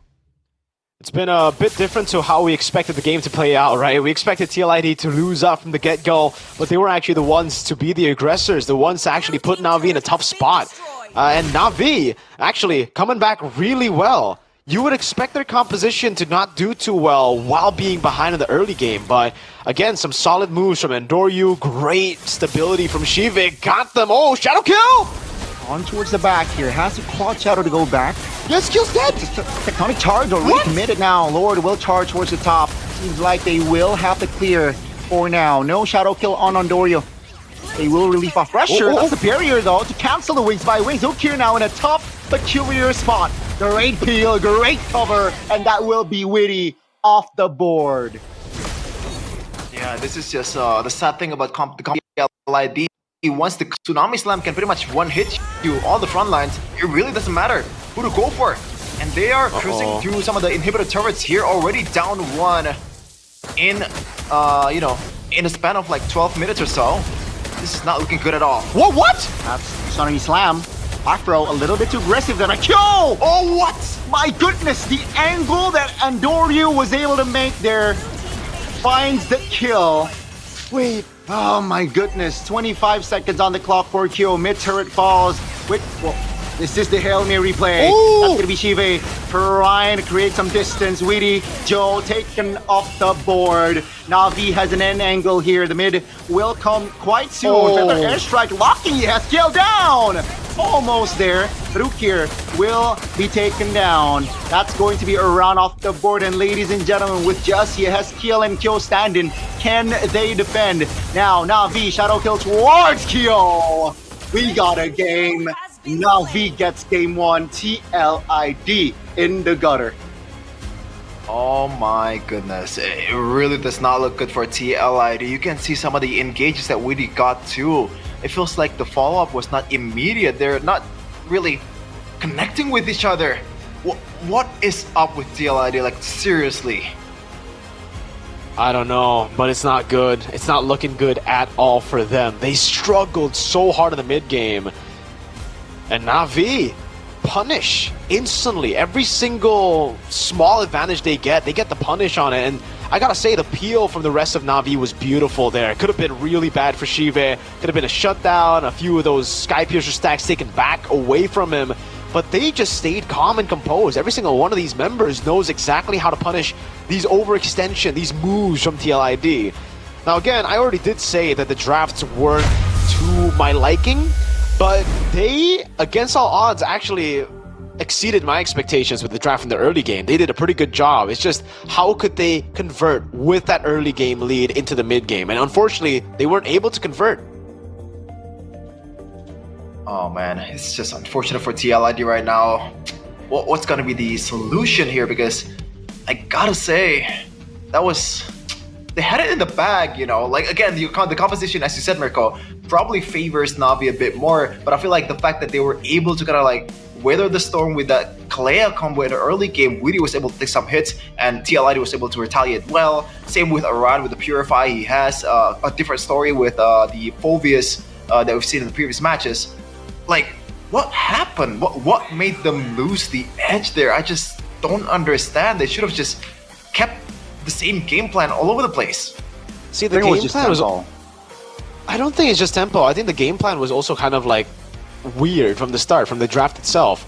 The game plan was good whenever you would get like specific things under your belt, which was a big ultimate with a tectonic charge from Witty, or Aran dismantling the back line.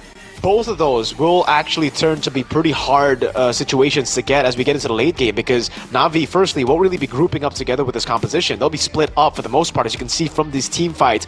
And after that, also, the damage to deal with Uranus would be there, right? Early on, it's not there for Na'Vi, and that's why they kind of struggled with Aran constantly spinning around them.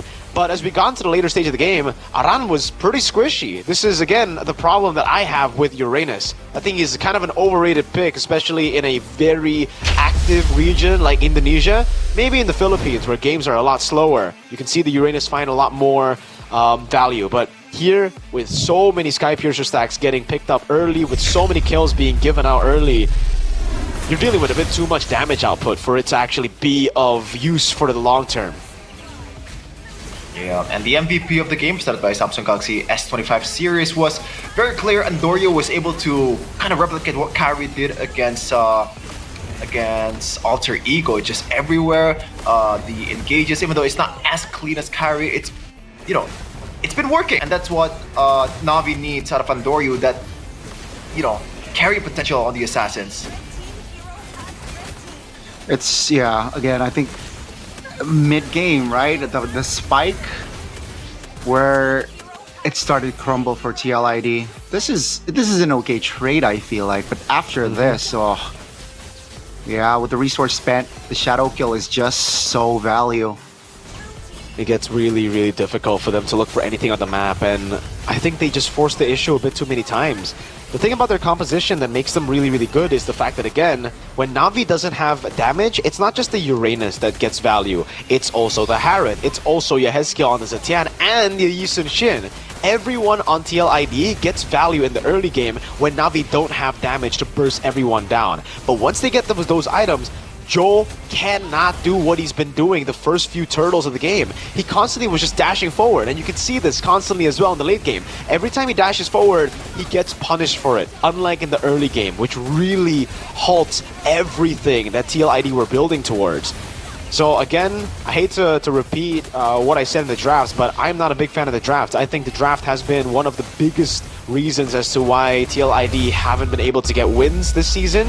Obviously, it's paired up with the players also not executing too well, but when you have both those, it's not really too strange to see their record in MPL ID Season 16 right now. Yeah, 20-12 in the kill count, 13-minute game only for Na'Vi to secure that one against Team Liquid ID, and they are in risk for prolonging their lose streak. Now, let's talk about the Zetian pick here. I would assume, right, the Zetian pick is used to kind of like the Fury of the Phoenix will be used after the Tsunami Slam is committed by Afro, presumably towards the frontliner of Team Liquid ID, and then that's where Team Liquid ID just pretty much charged towards them. But does it feel like it's a bit too conditional, also one trick kind of like hero? Like, other than that, like, what kind of usage does this Zetian end up having in that game? It's far-fetched. It's a far-fetched idea. I agree with you. I think it's just purely for the vision, and again, the combo you have with the Mountain Shocker, which is basically more vision. I'm not a fan of that. You don't really get a lot of value there, and again, Na'Vi aren't even going to be clumping up for the most part once we get into the mid to late game when they start actually looking for fights. So the ultimate didn't end up stunning anyone of use, right? Like, the only guys that were stunned were probably the ones that are already stunned, and it isn't really like the biggest of CC tools. You're stunned for a solid like point something seconds. Yeah, I think the only reason they went for it was to counter the Kalea. But again, I gotta ask you the question, if it is picked to counter the Kalea, Kalea never goes for backliners usually, right? Except for Joel. He usually just goes for Witty, and that's what we saw in this game too. So did you, TLID, really think that the Zetian was going to just stick next to Witty, the frontline, as the Zetian to cancel out the jump? Yeah, I am not sure, man. Like, yeah. Maybe they're thinking to like tunnel vision towards the 5v5 team fight rather than just try to build on towards like how will the laning will be, how will we team fight without all of our members available. So that's why they got stuck in that kind of like direction and kind of kills them, like step them in the back, you know. Just shoot them in the foot, I guess. I did. So unfortunate. Yeah.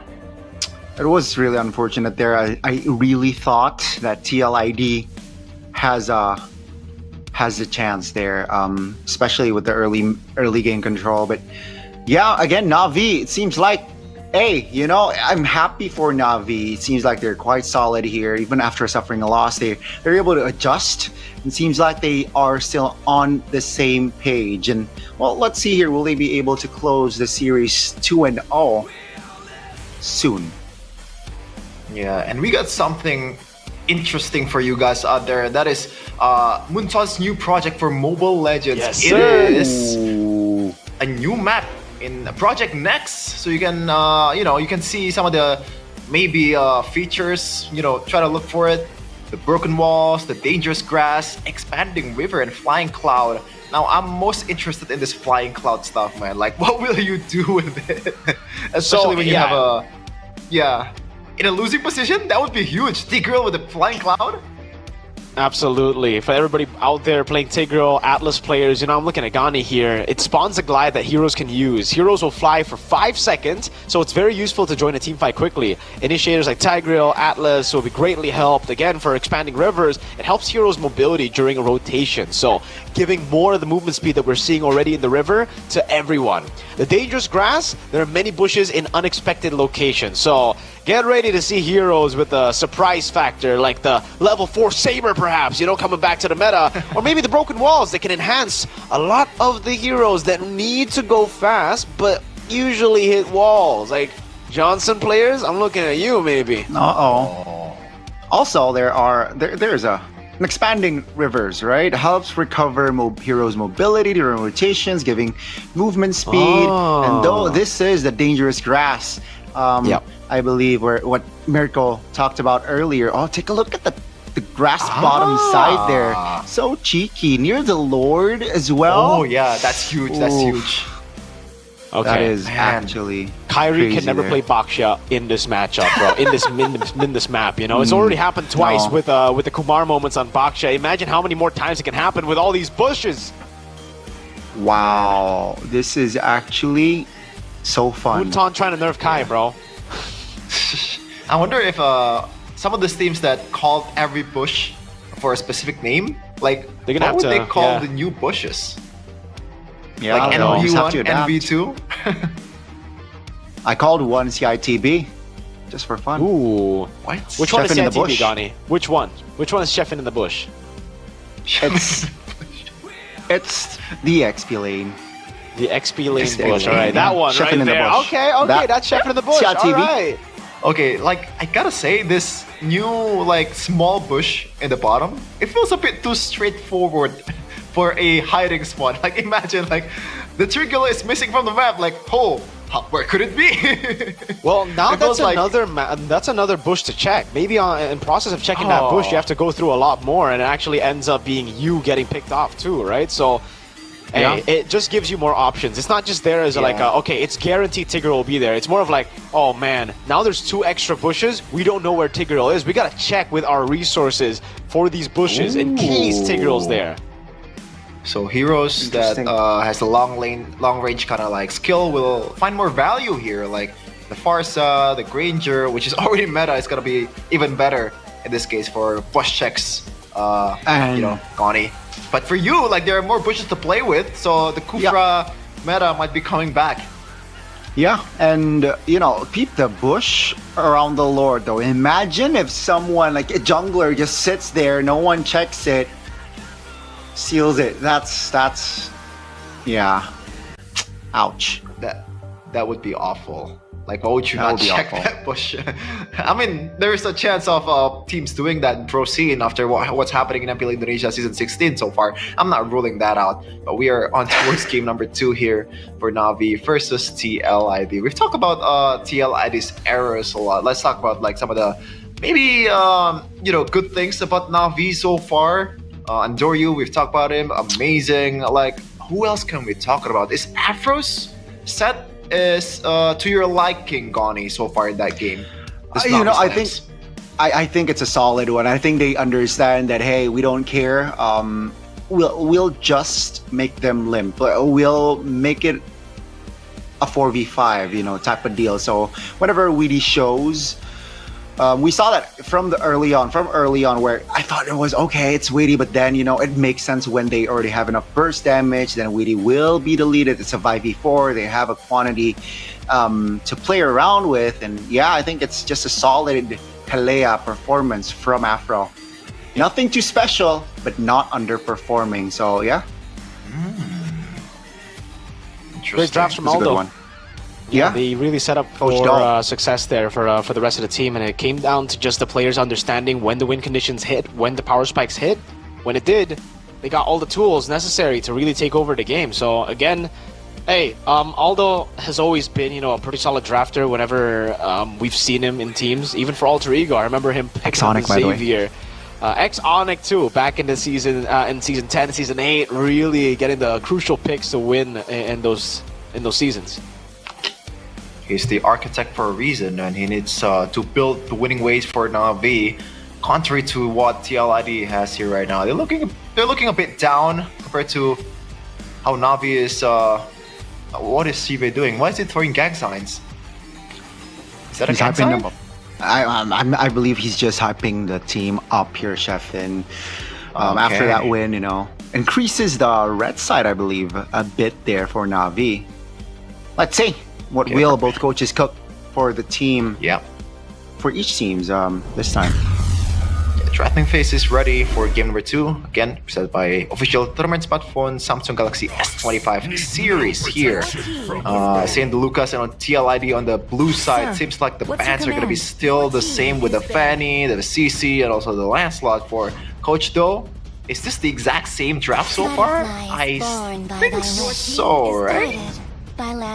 Yeah, it is exactly the same right now. So, do they change the Yisun Shin pick? No, they're gonna double down on it. Alright, so Na'Vi will probably do the same thing. There you go, that's Farsa. The Kalea should come next, and it will be the Kalea if TLID still go for the Harith and ignore the Gatot Kacha.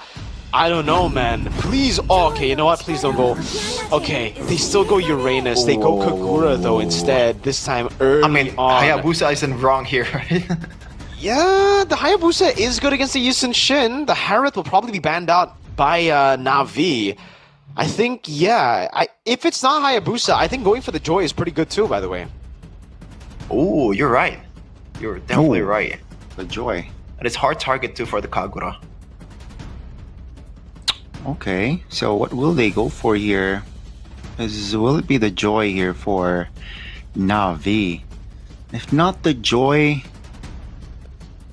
Is Julian just not a viable pick here in this current patch? Wait, they can also just go Arctic here, right? Like, it's greedy because you won't pick up a jungler and it'll probably be banned out. But it is up for grabs. They instead go for Esmeralda. So it was part of the plan earlier. Interesting.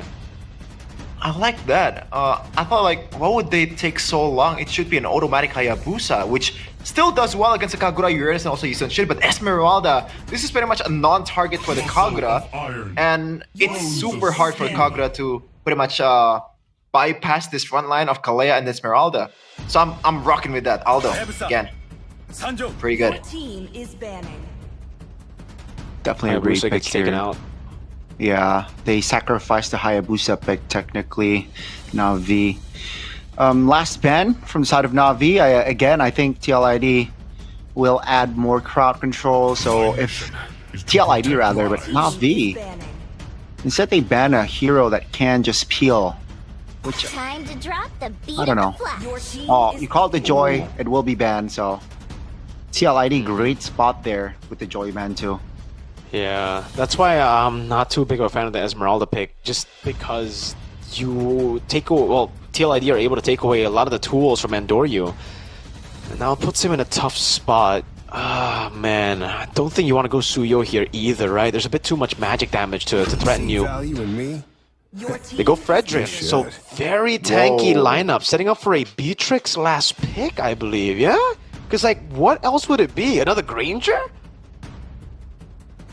Has to be Beatrix, has to be like a big damage dealer. Yeah. Depends on the two picks here. Wow. This is solid choice, crazy. honestly. But against the Farsa, it gets double. Farsa gets double value. That's the Kaja with the carry. Old school. The classic combo. So it's the battle of pickoffs. Let's go, Beatrix, right? Yeah. You go Divine Judgment, Tsunami Slam comes in with a Bennett's Rage. It's AoE versus single target burst. It's the engager game here. We've seen this quite a lot before in the previous meta. But I don't know, man. I feel like from Navi's point of view, like the Beatrix is much more... Oh, you know what? Just because of the fact that Kyo can use the Purify, but there's still a Farsa. So I guess it's a 50-50 about who's more vulnerable, if it's gonna be the Beatrix or the carry from TLID. Oh yeah, not sure. Oh, it's still the Granger. Wow. The Kalea combo is gonna be a bit worse here, but it's a Kaja, not that tanky compared to Grok.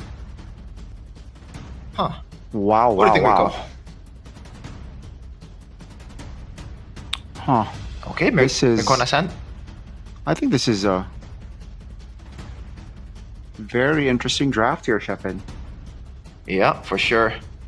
Now let's see though what the stat is saying right now. It's a 5.5 for Navi, so overall they are favored in terms of both counter edicts and also lineup rating, which bodes well for the next game here. A chance to close this one out. The last match of week number 3 is gonna be TLID versus Navi. Who will it favor? Can TLID prolong this to game number 3 and finally take a W for themselves in season 16? We will witness it in the Land of Dawn. Let's see. Land of Dawn, here we go. You mentioned it, Sheffin. Will this be the final game of the week as we enter the playground? It was Navi's playground, game 1, but will it be the same here, game 2? Or perhaps with the adjustments, with the classic, Mirko mentioned it, old school, Kaja carry combo, the KK combo. Yeah. Will TL force game 3?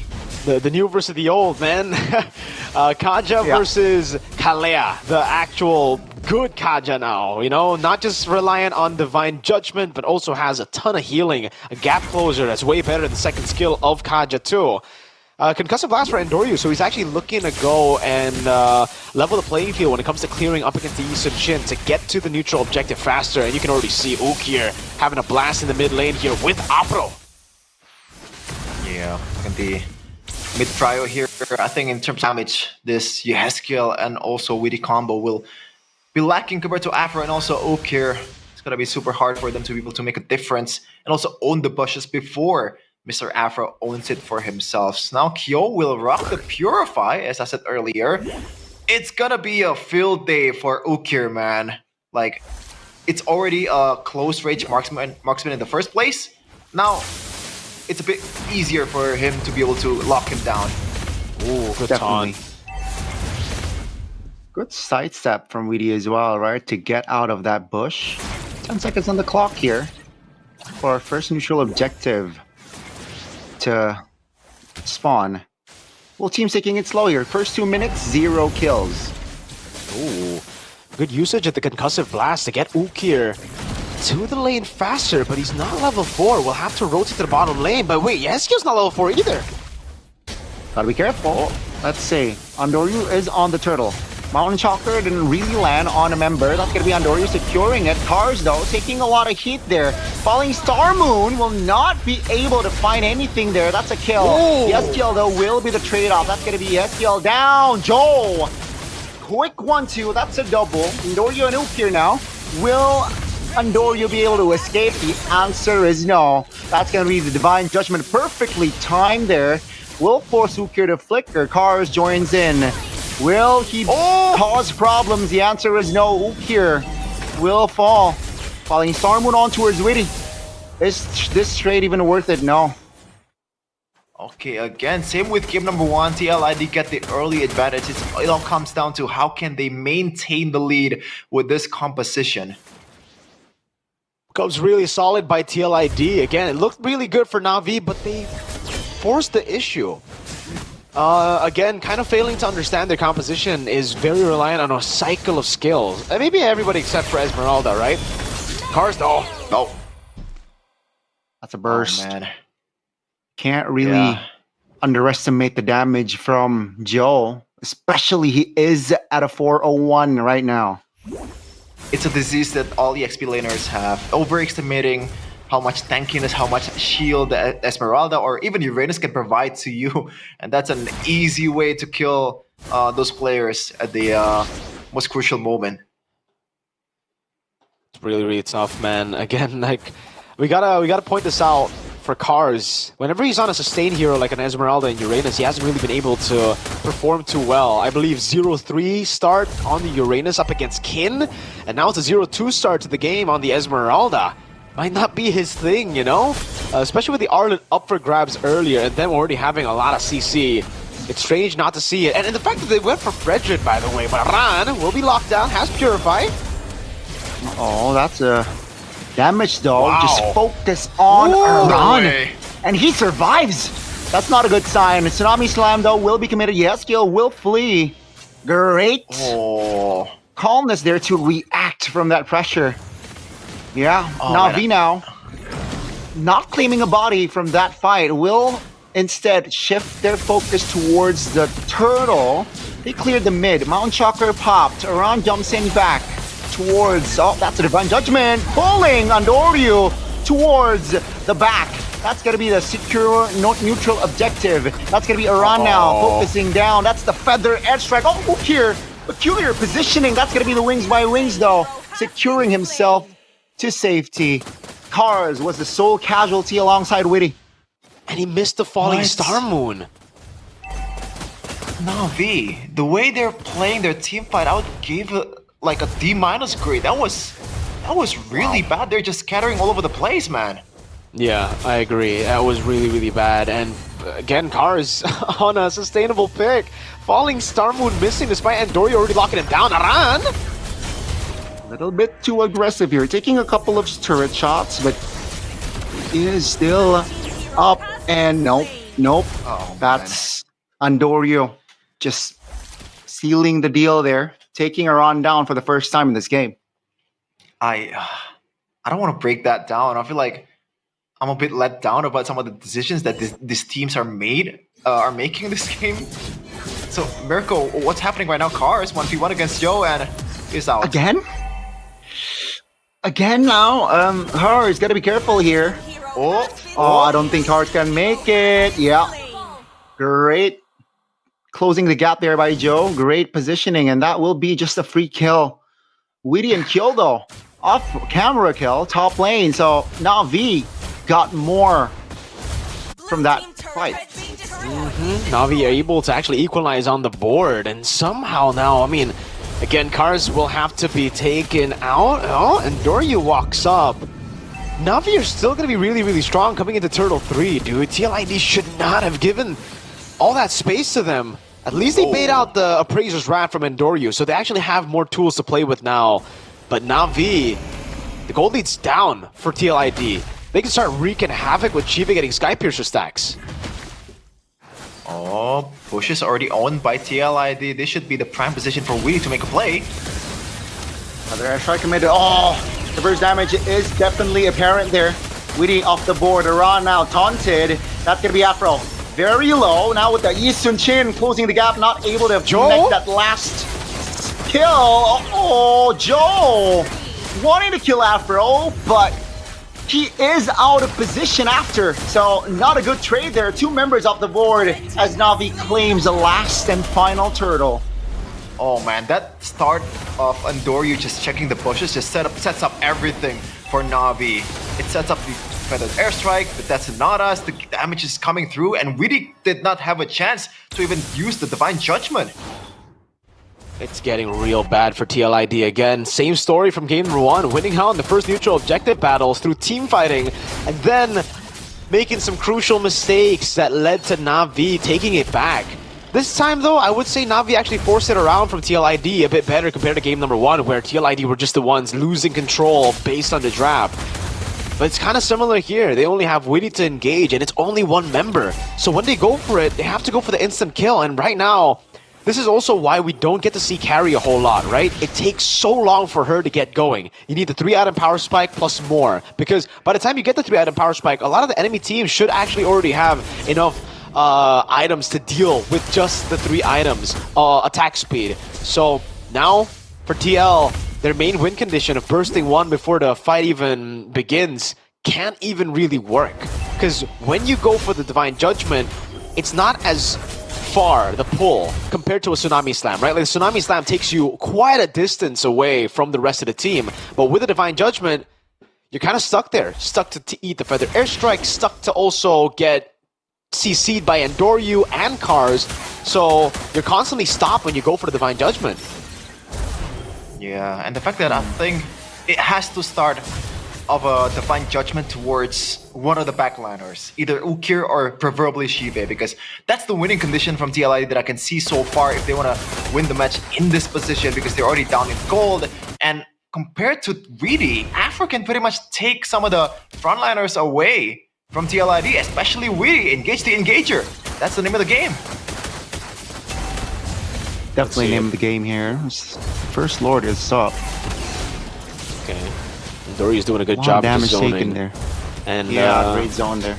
Witty on the QC. He's just waiting for the Divine Judgment again. But even if he gets it, by the way, what a flank here. They know of their position. Witty and Kyo, I think they've been compromised. Falling Star Moon! That's the Divine Judgment there. Oh, Feather Airstrike to deny the potential threat. That's going to be Iran just looking for an angle from the flanks. Priestess Wrath committed. Afro jumping. Tsunami Slam on towards the Heskyo. Vulnerable there, and he will be off the board. 5v4 now in favor of Na'Vi. Make it a 5v3. Now let's see Na'Vi. What will they be able to do? Seems like bottom side will be pushed, but that will be all from TL. Oh no. Mirko, like, thoughts? Well, again, their position was compromised, but they didn't understand each other. This could be the reason, or yeah, the result of all the changes they've made in the roster. I'm still at a loss for words. Again, it seems like that's the common occurrence this week. Just me being at a loss for words whenever I'm on the analyst position. That was just extreme disconnect coming in from TLID, dude. Witty walking up, despite Kyo already burning ult and dashing away. Like, they had time to see each other. They had time to communicate to each other. Both of those things didn't happen. They didn't look at each other, and none of them communicated with each other, it seems. Yeah, it's just tough right now for TLID. And look at some of the damage dealers that TLID has. Kyo and Yuheskiel combined for 1 assist. You can see the lack of participation in this, the disconnect is also proven by the lack of Kyrie that's coming from the damage dealers of TLID. And look at where Joe is right now. He's just trying to make something happen on the other side of the court while they're getting dismantled here. I don't know what they can do right now. Like, the 3-item power spike has just hit, and again, for a lot of members of Na'Vi, they're chill. They don't really have to care about it.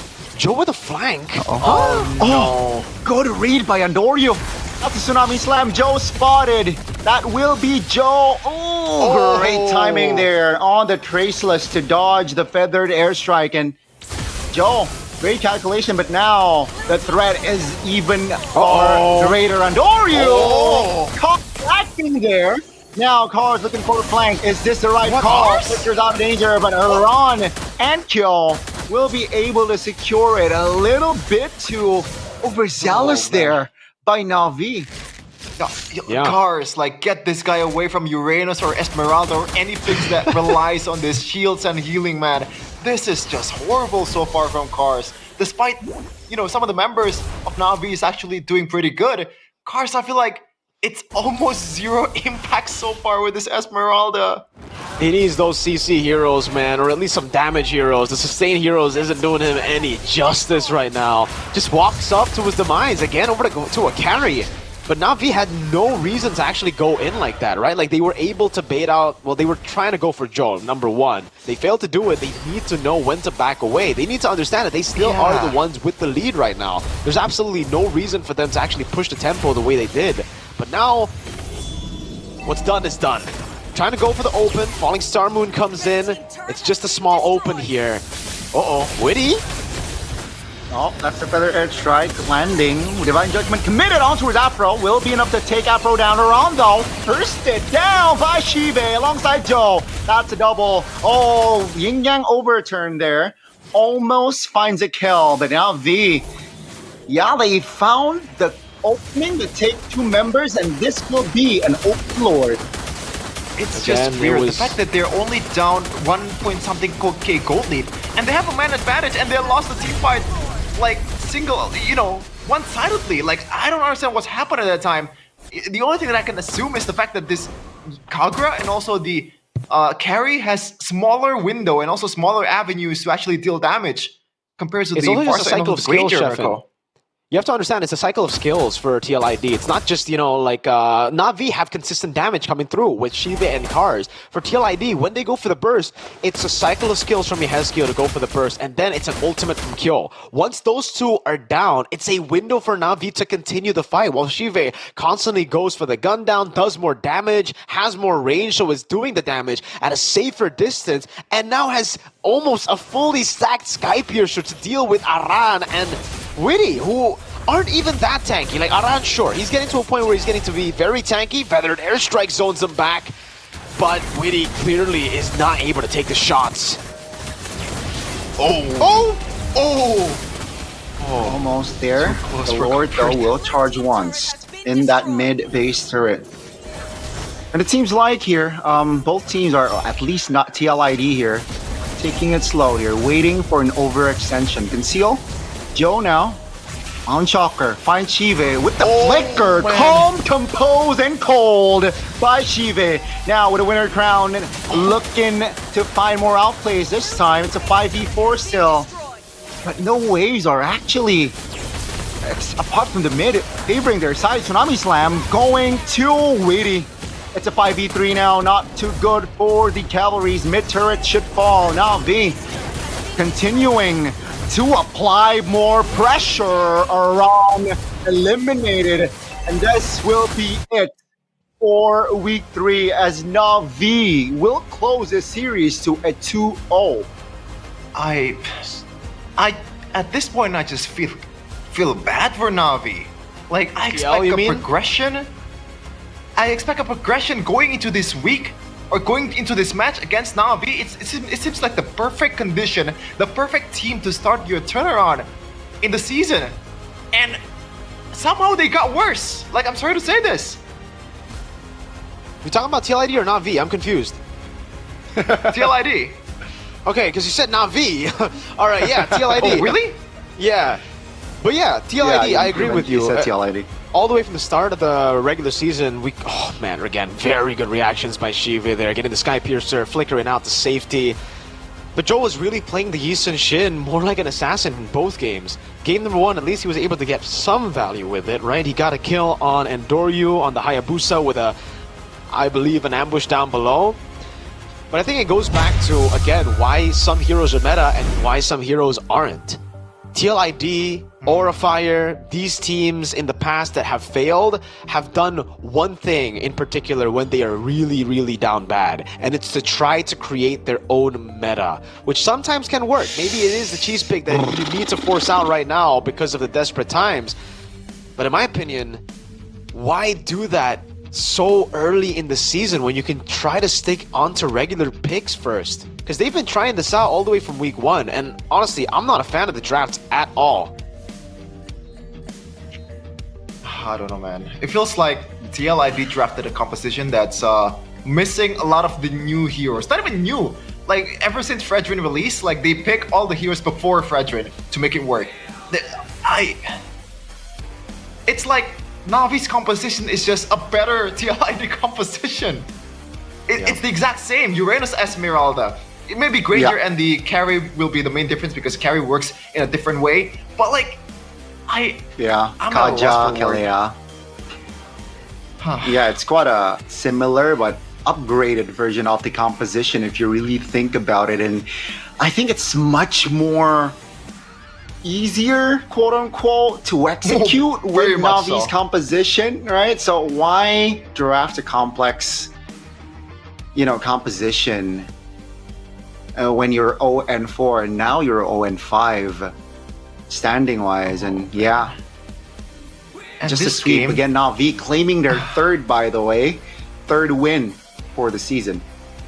That's a huge change. Same with TLID, man. And all these losses with Cars pretty much underperforming hard. You know, this Don't Esmeralda, cry, the fact that Sheffield, he don't went cry. for a damn winter crown as an Esmeralda. I mean, I guess it kind of works with the It carry worked, and yeah. also the Kagura combo, but you know how I'm just like Miracle takeover, man.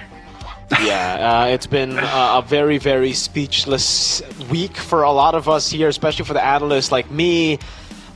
It's just been tough, man, for a lot of these teams to identify their strengths, to identify even what works. You know, sometimes, like the Dewa United case, you see a really good draft and a very horrible execution, but then in times like this, you see just horrible execution and horrible drafts from TLID, and it just, again, like Sheffin mentioned, becomes sad. It really just becomes sad watching these teams. TLID are in desperate need of a change, man. And what change do they need right now? I don't know. They've tried everything. Well, probably not everything. Maybe get Faven and Aaron Shiki back if possible, right? Maybe this time Faven in the jungle. Maybe they've tried the scrims. I don't know, though. I don't know what's gonna go on. With TLID now, they tried Kill, they tried Kabuki, they tried Fabian mid, they tried everything. They might have to go for a full reshuffle like they did in Season 14, promote MDL again. That was gonna be my question after that speech, Mirko. Like, is it even a bad idea to just fill all the MDL players to MPL? Because look at how bad it is right now for the MPL guys. They're super underperforming, not really performing to their standard. And at this point, giving MDL players a chance might not seem like that bad of an idea. I think it's even good. You know, that's how sad it is, Connie. It really is. It really is. And yeah, I mean, on a side note, it's just Na'Vi. As expected, though, right? Even from the casters, most of us went for Na'Vi. And question now. Will this roster bring them to their first playoffs after a long time? Hey, I don't know. It's just super sad for TLID. Great though for Na'Vi, who might again, make it to playoffs for the first time in the franchise history in MPL Indonesia, which is great news. They got Endoryu and Ukir. The drafts have stayed really, really good too. So we're just gonna have to see again how they actually decide to play around, because right now it does look pretty solid. It does look like they have that high skill ceiling that we expected from week number 1, and I would like to say they've proven themselves, but I don't know if this is really the right team to prove yourselves against. Unfortunately for them, they have been beating teams that we haven't really rated too highly to actually prove themselves worthy as to have the sky high ceiling, that we expected from them. Is there anything that you guys want to say? Because I'm not really fond of discussing like TLID's downfall so far, because they're one of my favorite team to watch. Like the way they're drafting, like how they are true to their identity. You can see the Angela Ling, the Angela Alpha. Those are the bread and butter of TLID, and right now it feels like it's just a pastime. It feels like a kind of a one-patch team. The team that got to the finals of M6 is no longer here.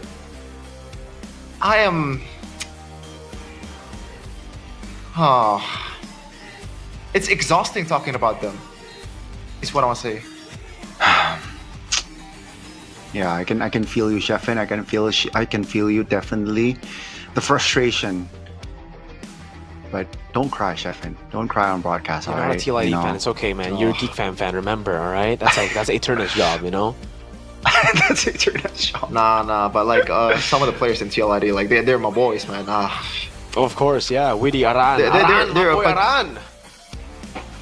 Yeah, a bunch of humble guys, and they like.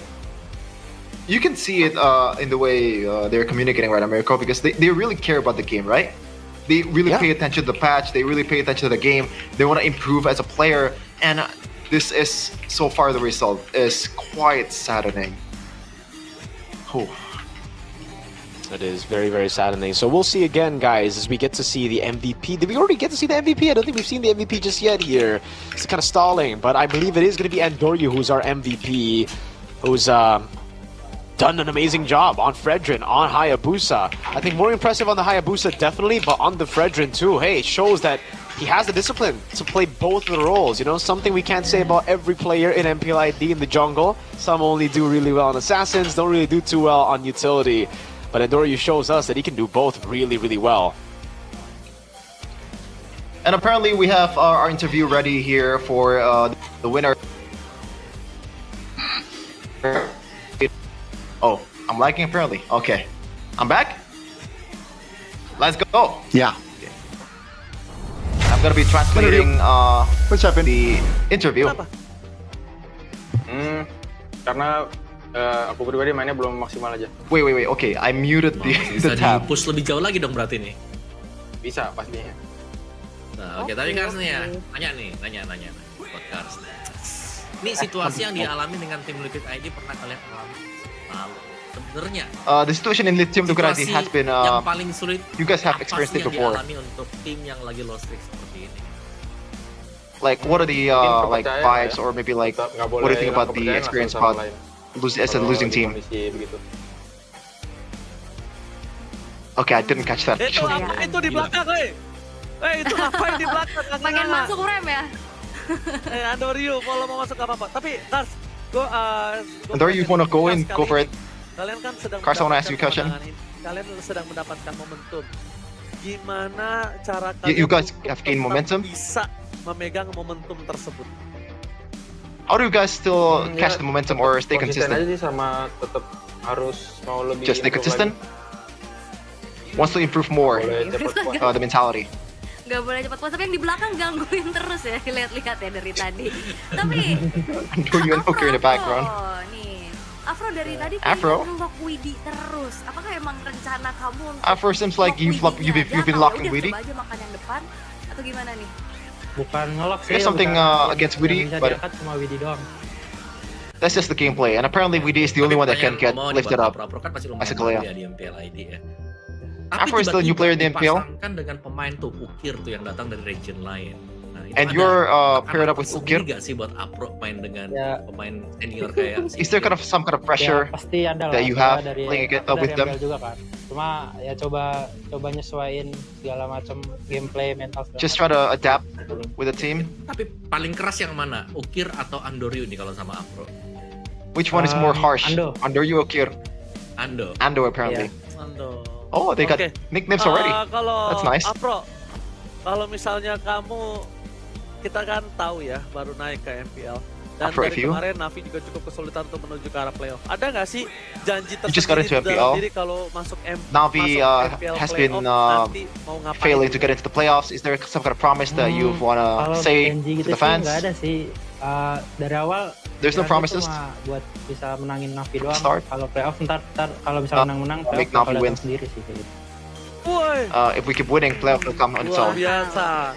Sesuai performance saja ya. Kalau performance-nya naik, MPL datang sendiri. Gimana nih Kars? Kars udah pede nggak sih playoff Kars sama Kars, are tim yang you sekarang? already confident about the Dengan playoffs lineup sekarang?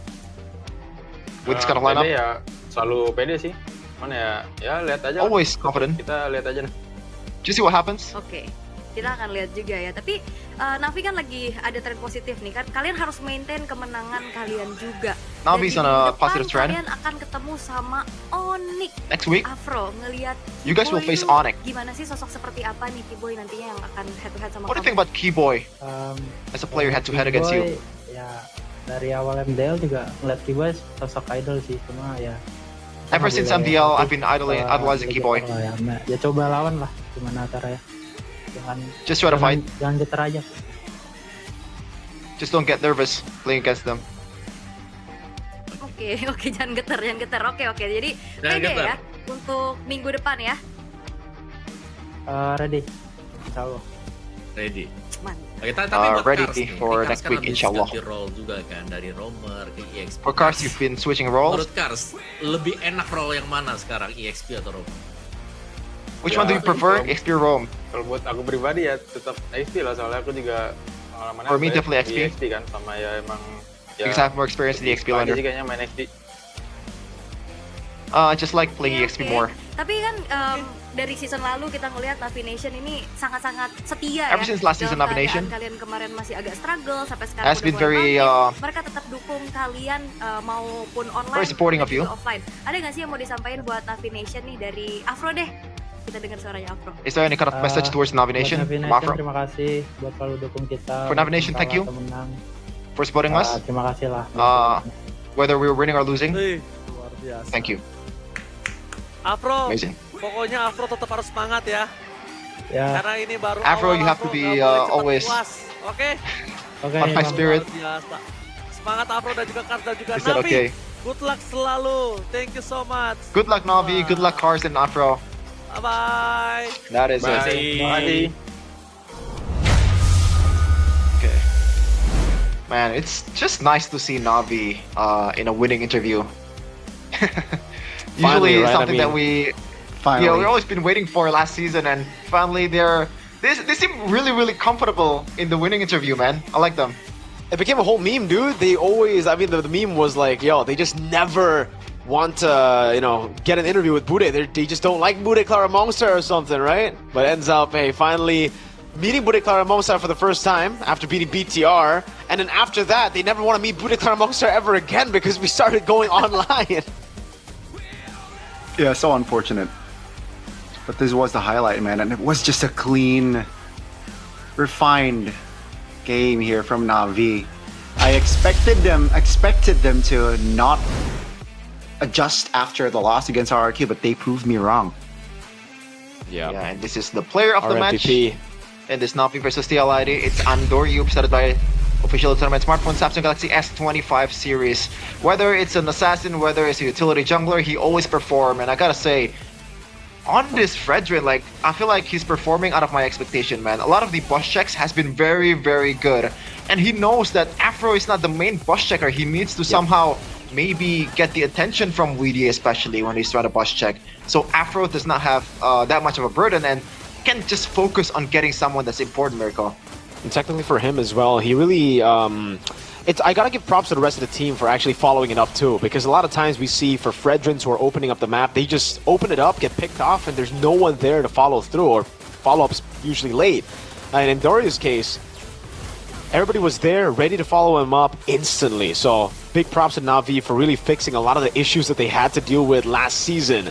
A couple of times here and there, obviously there were some mistakes. Cars, again here, there was really no need for them to walk up after Andoryu died. Initially, there was no need for them to go in at all. And here, you gotta give props again for Andoryu. He created the front line after Afro got taken down. He was the only guy who stood there and just walked up. A lot of Fredrins, I'm sorry to point out names here, but like May Kids, Sheffin, would walk up and leave the backline to be very vulnerable. And in Andoryu's case, no. He knows when he's on utility, it's his turn to play as a frontliner, to just be the guy in front of Shive and Ukir constantly, protecting them, not letting anyone pass the front line, and giving Navi a solid win to get a clean sweep over TL.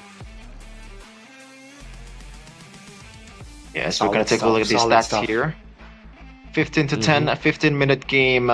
So far, nothing too crazy. Probably you want to take a look at the Kagura build here. Actually going for a bit more utility with the glowing wand. Not really the usual style of Kagura that we're used to seeing. Normally, you want to go for something that has a lot of burst potential on that. Maybe Lightning Truncheon or maybe Holy Crystal Rush towards the third item. But this is Yuheskill's Kagura, which only got 2 assists in that game. And I gotta say, I don't really blame them. I feel like the Kagura pick is a bit too early, and Navi knows how to draft against the Kagura and made it like as bad as possible in that game. Just not much of a target, and it's just too hard to bypass this 3 frontliner. Like, how are you supposed to play unless if you want to spend a flicker to get to the front? That in itself is already super risky, Gani. Yeah, I agree. I think opening up Kagura, even though the Farsa was open, was a little bit too ambitious there. And yeah, TLID suffered another defeat. Again, just them struggling here, even with Kyo. I expected instant impact here with this kid coming in, debuting in Season 16, but seems like on a carry, he was unable to just perform because of the drafts again. And yep. Yeah, they need a hard reset, man. I know it's 05, they're 05, but they need that hard reset to if they want to make it to playoffs. Mm-hmm. And what will it come through? Last season, or 2 seasons ago, it came through a big swap in MDL players up top, and then the MPL players getting demoted. Gugun is still in the bottom in MDL here, waiting for his chance to perform in MPL again. Might be, the man you need at the moment. Just some stability in the composition, in the team itself, in MPL. Because obviously they have done their rounds of trials here and there in scrims. We, yes, need to see scrims as before the season starts. It's the only way to really see how good a player is. But when the season starts, it's very, very different. A lot of players don't do too well in scrims, do amazing on stage. And it might be a case for Team Liquid here, because if they don't make any moves, they're kind of cooked. They might be the first team out of playoffs. Looking at how close it is for everyone else, getting a point next week will be very, very necessary. It is necessary, but not sure if it's gonna happen if they just stay with this roster and also not making any change, man. Like, look at the stats here. Just again, the first total I believe was theirs, right? Or at least they got the initial advantage. Same with game number 1, they just throw it all away. And part of that is the draft, and part of that is they're not playing clean enough. They're not really respecting some of the damage potential that's coming in from Ukir and also Granger in the mid game. Just, man, I hate repeating myself, but it's super sad to see. It really is. Unfortunate, man, to see the championship team and Season 14 fall and crumble like this. Just even last season when they got sent home in day number 1 by Onyx, it was already sad, So seeing them now go winless after having a pretty big change in the lineup is even sadder, considering, again, especially for some of these members who are coming back, like Kabuki, it really looked like it was going to be the redemption season for him to finally show to the world that him getting replaced was good for the time, but he's back on stage. Now he's getting replaced again. I guess, fortunately for Kabuki, his replacement didn't do too well either, so I guess he is pretty safe up until maybe Aaron or an MDL Gold Lane gets promoted. Oh. It is actually unfortunate there. But yeah, again, they're 05 right now, still sitting at the bottom of the standings. Wow. What, week 3? So 4, 5, week 6, they still, technically, mathematically, they still have a chance to, pull a miracle run to make it to playoffs, but it's just tougher and tougher now. It is sticking, and it really involves on the results of other teams as well, right? Exactly. So yeah, let's see here. TLID not really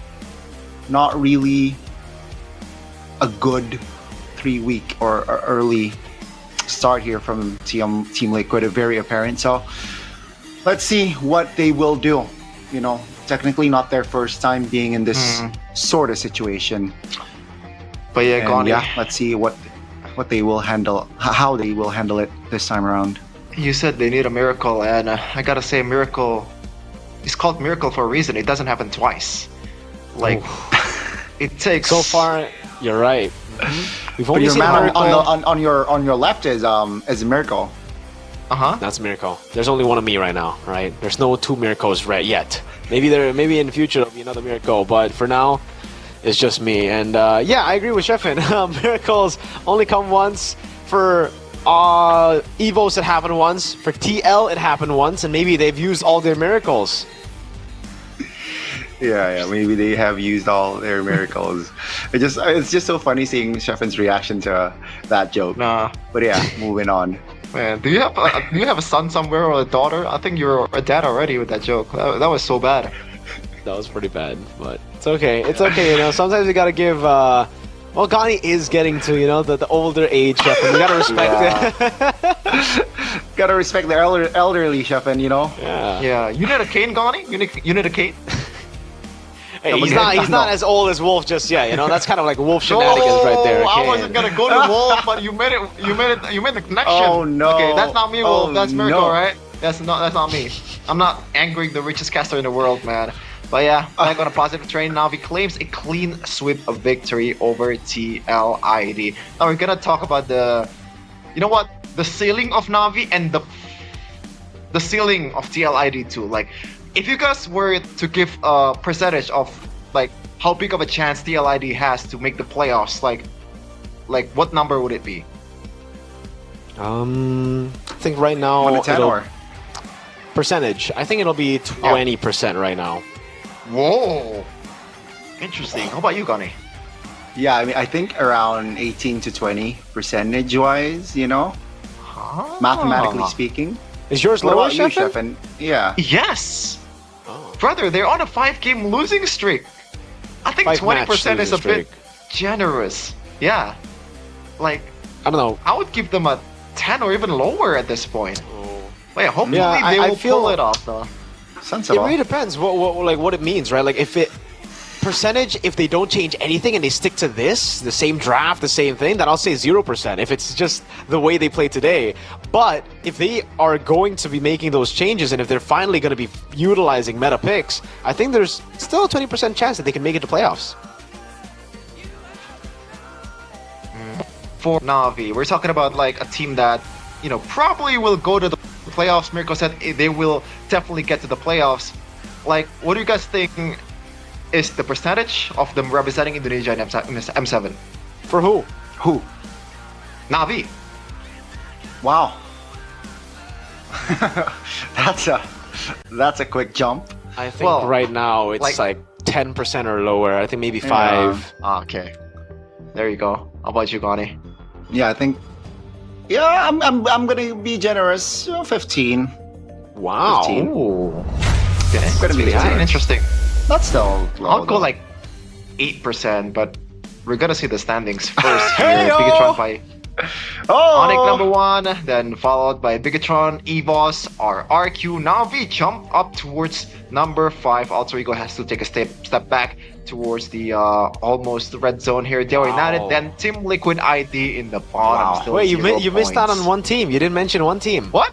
Yeah. What? The team at 8th place. Can't hear you, man. Shefin. I think you're lagging. I think you're lagging. Oh, don't worry, I'll read it out for you. I believe Keep that. Our 8th Hello? place Is it first? currently.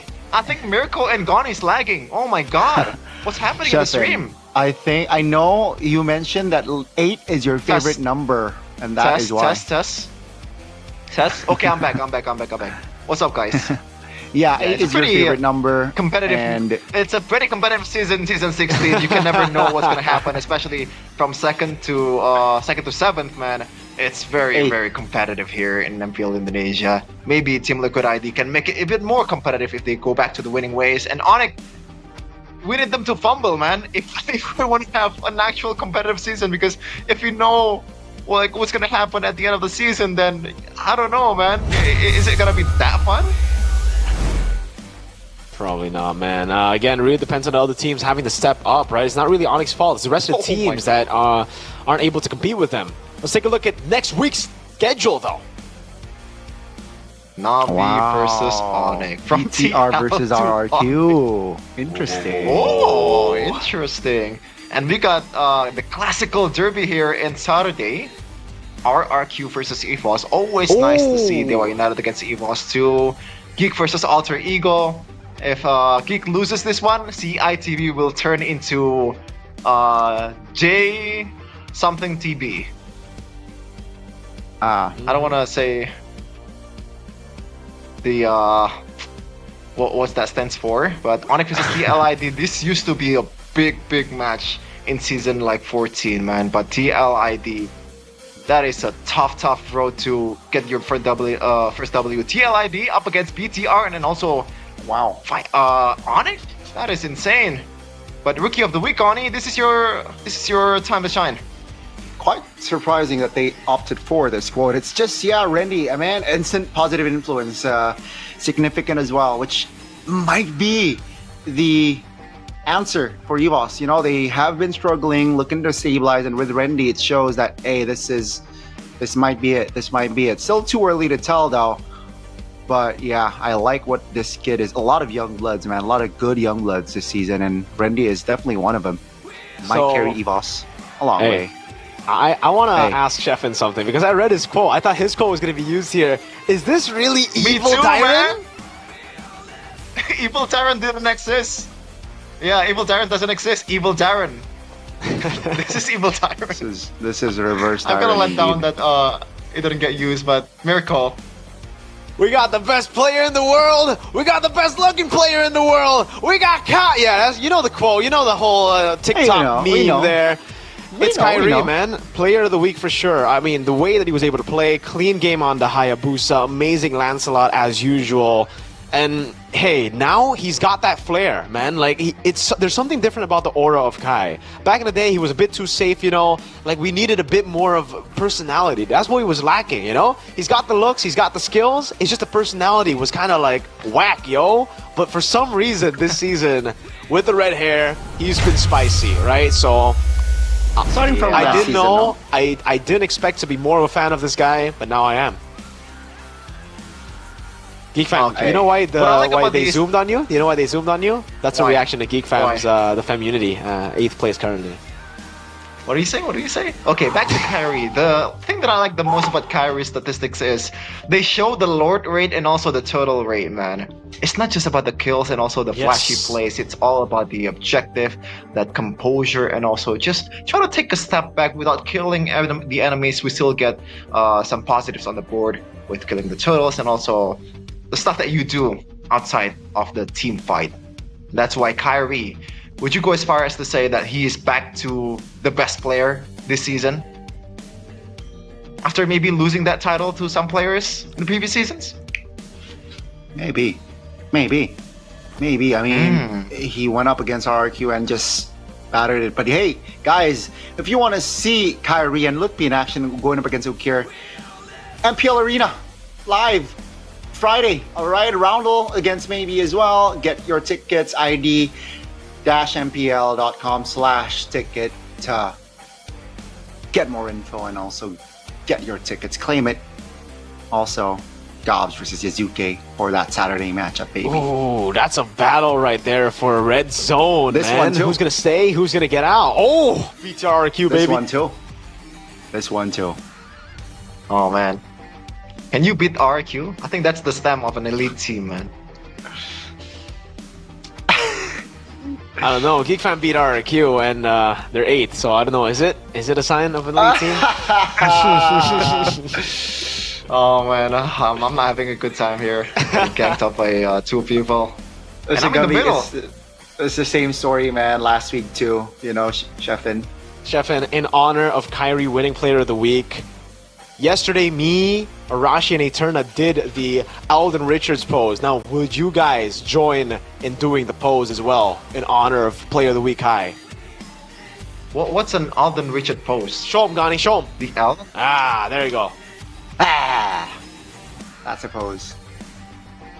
There you go, yes sir. All right.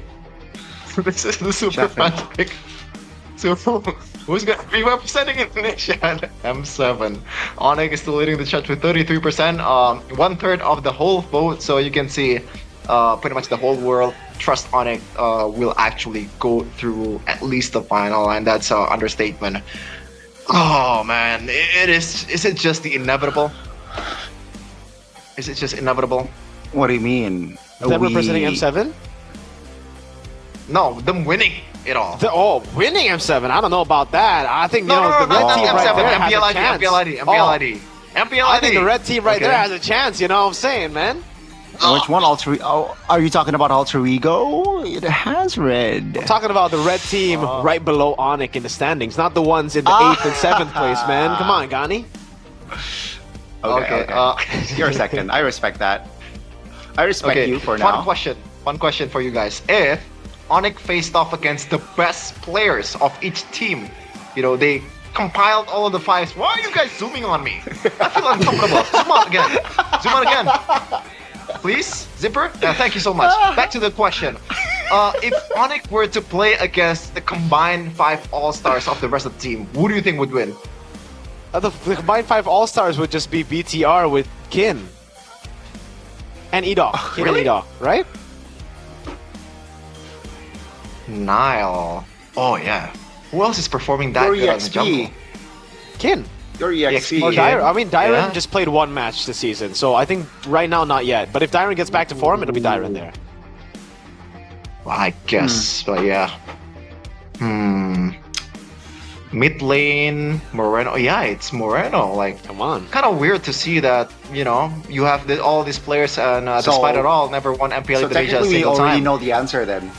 I don't remember Geek Fam winning MPL Indonesia, but it's alright, you know. Hey, we represent Indonesia in M5, right? But of course, MPL Indonesia Season 16 would have been possible if it weren't for our sponsors. It is powered by Munton, supported by PBSE, presented by official tournament smartphone Samsung Galaxy, official e-wallet GoPay, our official coffee Good Day, our partner in esports Simpati, Dunia Games, GamesMax, and Good Time, our advertiser Kacang Sukro, our suppliers Head and Shoulders, UBS Gold, Royal Guard, and Imaginary. Thank you for all the sponsors for making this happen, for making this bullying live on broadcast happen, which I involuntarily participated.